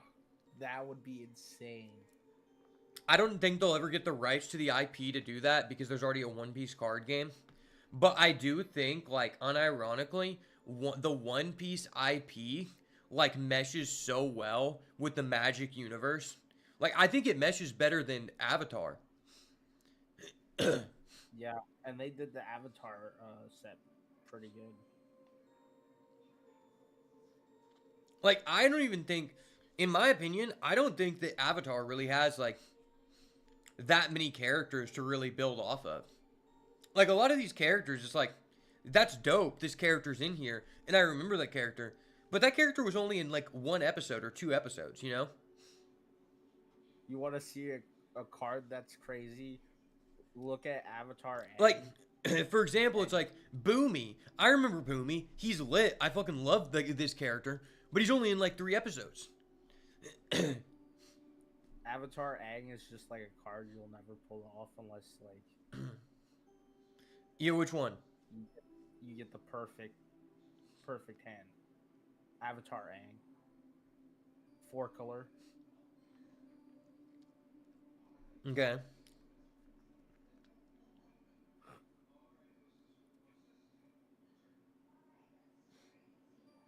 It's like you have to waterbend, earthbend, firebend, and airbend. That is not worth it at all. Yeah. Even as commander, like how the fuck are you gonna pull that off? Yeah, because if you want to have a competitive commander deck, your deck needs to be not made up of majority cards from this set, right? Now, if, like, bending was a pre-existing mechanic, I could see this be decent. But it's just the fact you'd have to construct your deck with mostly Avatar cards, and you don't want most of your commander cards to be from one set. That's never good.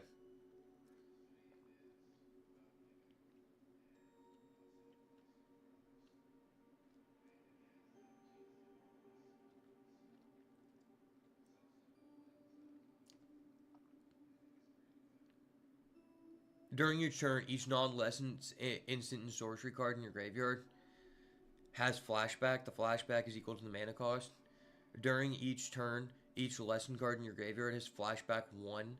That's broken as fuck. Yeah.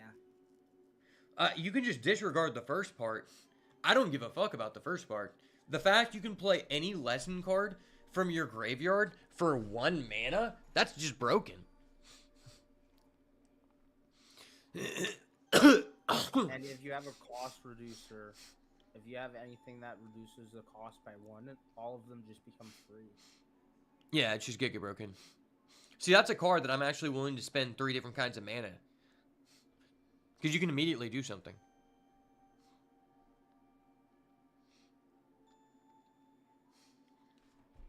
Okay, Boomy Unleash is actually good.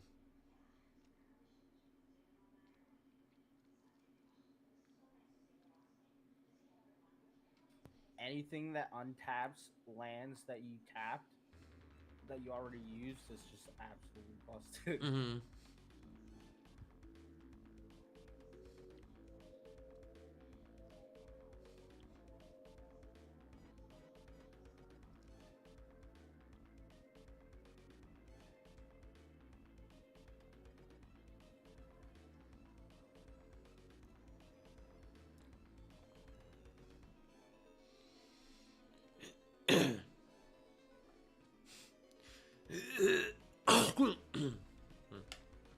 card's ass.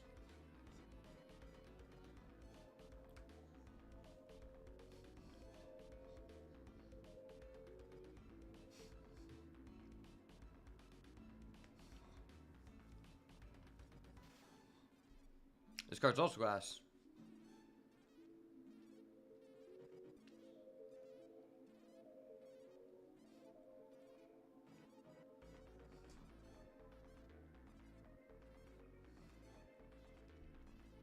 This card's broken.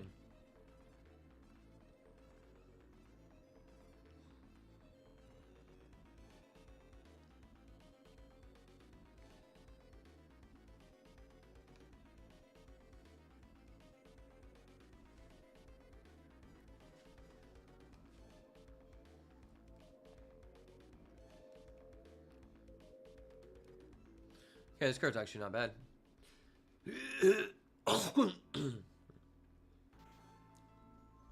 So basically, from my first look, every card that has the word "the legend" in it is Giga broken.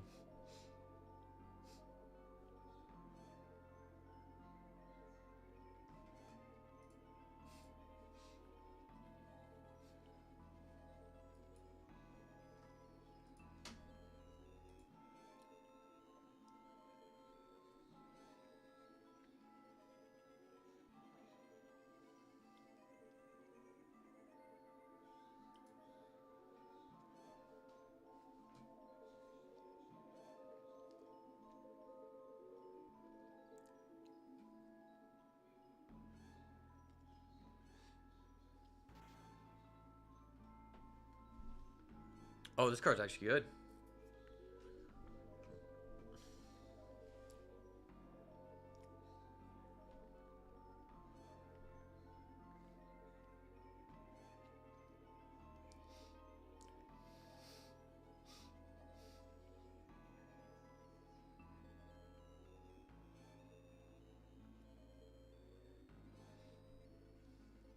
The card's good.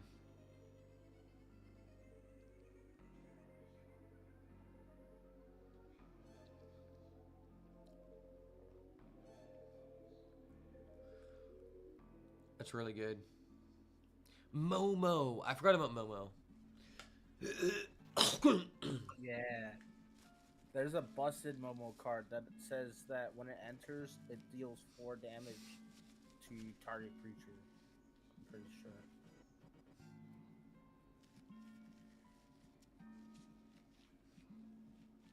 Wow, this card's actually good.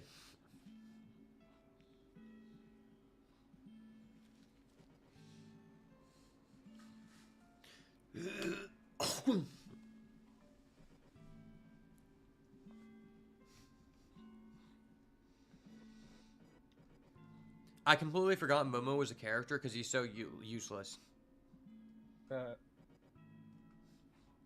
Momo could be deleted from the show and no one would ever actually notice. Like, what does he do other than eating cabbage? Nothing.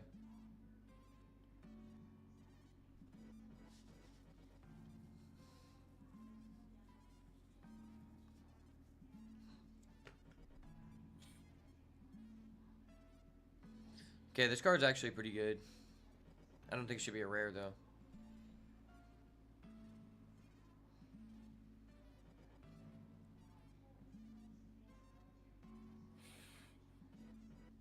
This card's crazy. Hakudoa, Selfless Commander. I've never seen this character in my life. That's Sokka and Katara's dad. Oh. It threw me off. Because the outfit this guy's... Like, the colors that they used on this card... like, if his outfit was blue, it would have clicked for me. But they made his outfit black with white. And they made his face look like too Japanese. Yeah.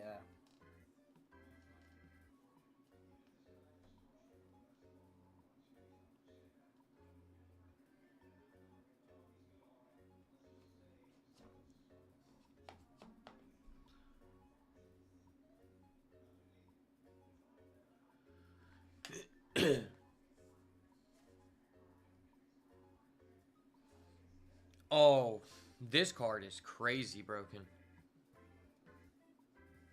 Yeah, it is.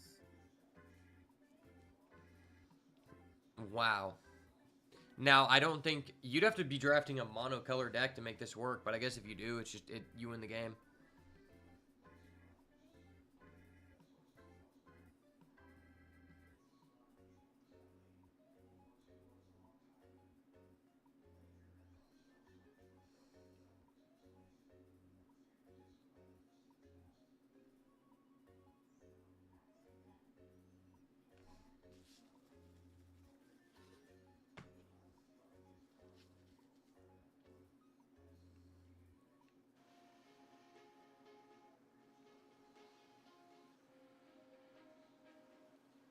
There's one card. It's a white card. I don't know why it's not up there, but it's called Water Tribe Ralliers.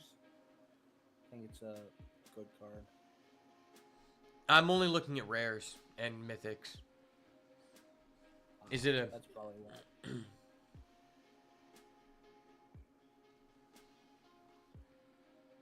I think I heard it was a good draft card.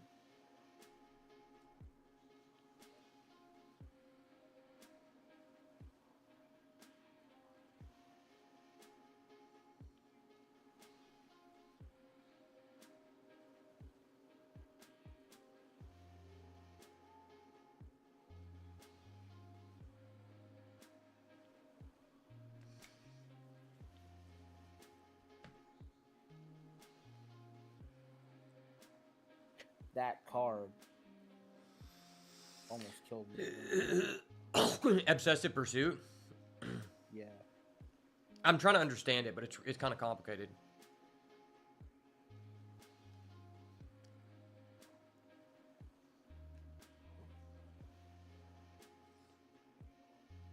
Okay, that's a pretty good card. It's for a deck, a black deck that benefits from sacrificing. I don't think it really matters what kind of deck you're playing. Every turn you get a clue. You get a clue immediately and every turn after. That is immediate impact and prolonged impact. So like this card has to be dealt with or your opponent just loses.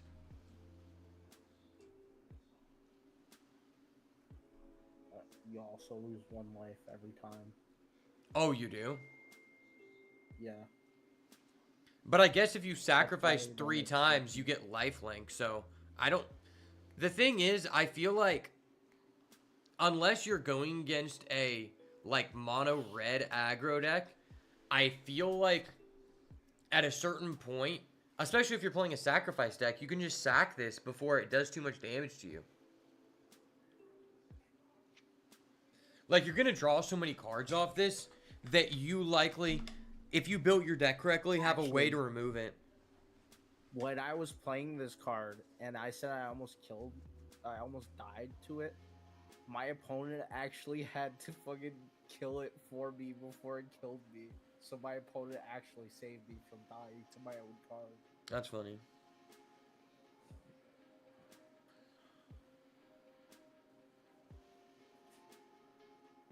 I don't remember who Suki is. Oh wait, was Suki the girl that Sasuke was in love with? Or no? Yes, Sokka, yeah. This is another one of those artworks where, like, without the token, I would have not remembered who this character was. Because they just did the character dirty. Like, it looks nothing like the character. That's her from when they were attacking the Fire Nation. I know, but it's just the color scheme of her outfit. They made it, like... It's not memorable. Yeah, she looks like a firebender. They could have, like, taken a different screen grab, is all I'm saying. Like...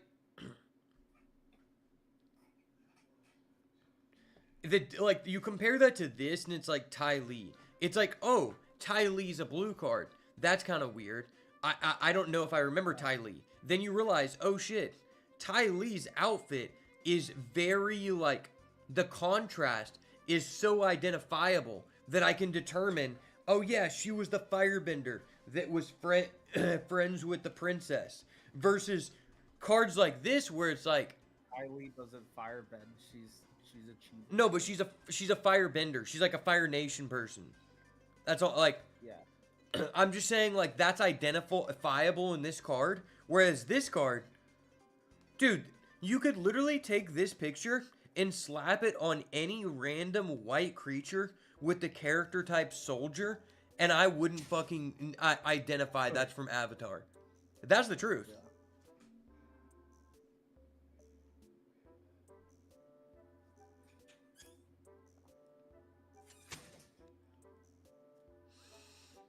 Oh, this card's crazy.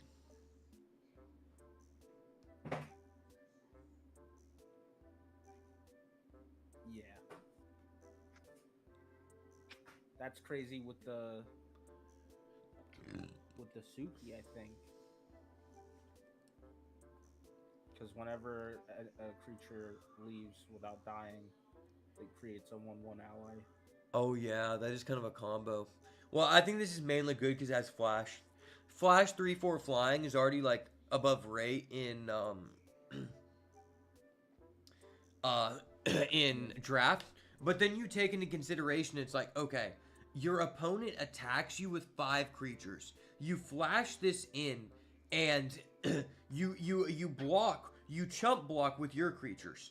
Then in the middle of that combat, you flash this in, all your creatures get exiled, but because they didn't like but because they still blocked, you take no damage from the attacks you blocked. Yeah. So you're basically making them skip a battle phase. Yeah. That's pretty like good actually combo. crazy.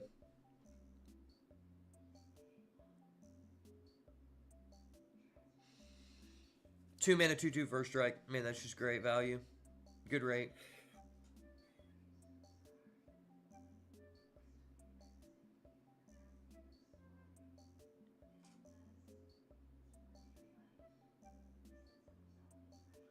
Create a clue token.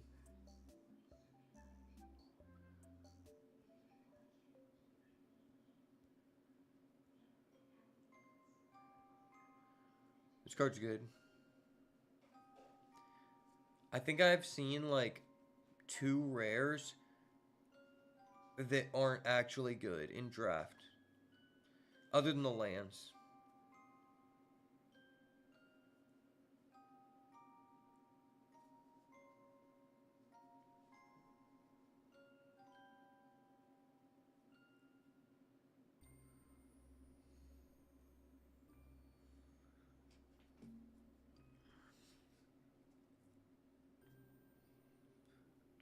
Wow.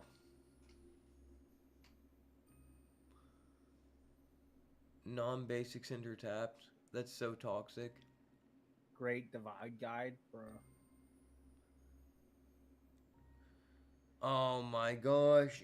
Zhao the Moonslayer is just fucking Blood Moon.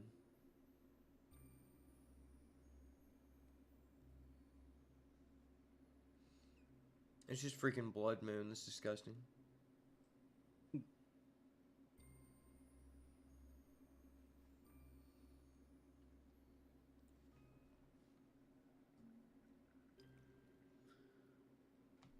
Oh my gosh. Redirect Lightning is broken in Commander.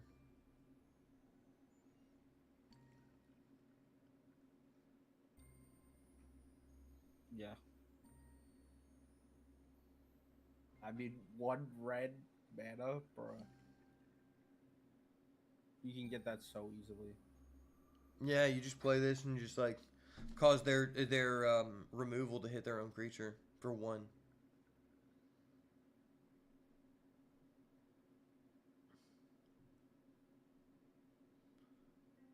Oh, that card's good.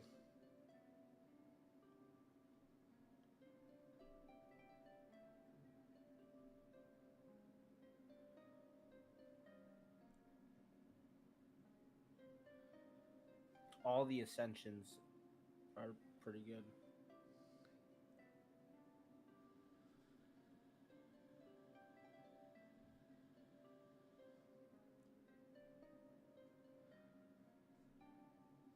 Okay, this card's not very good.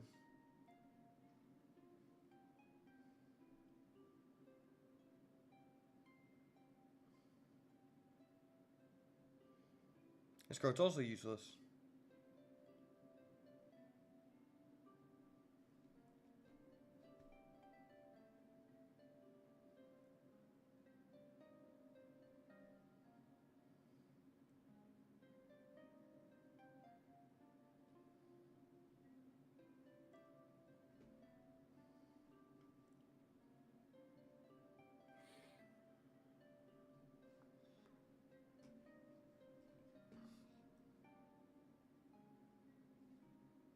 Okay, damn. Majority of rares are just Giga Broken.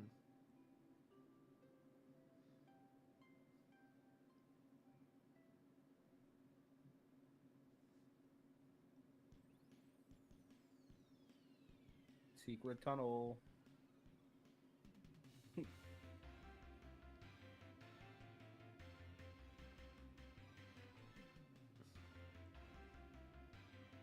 White Lotus tile. I remember the White Lotus.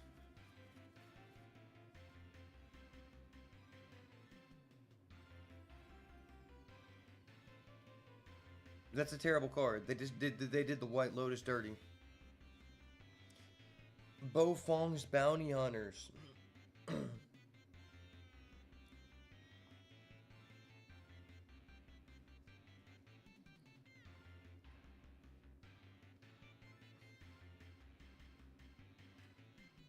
Well, I'm excited to play this set. I might play tomorrow. I gotta do some research so I don't just go super neg.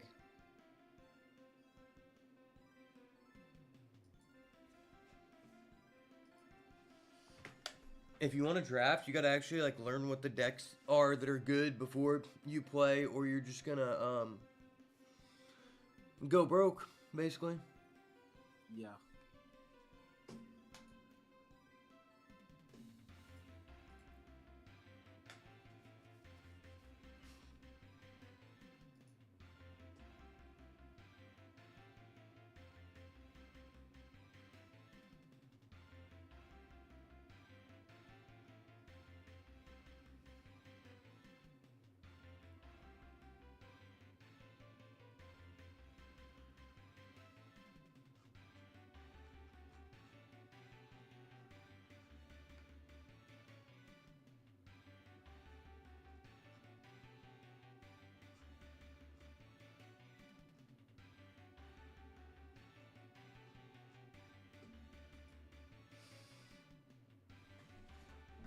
Alright, boys. Well, I think I'm going to end the stream here.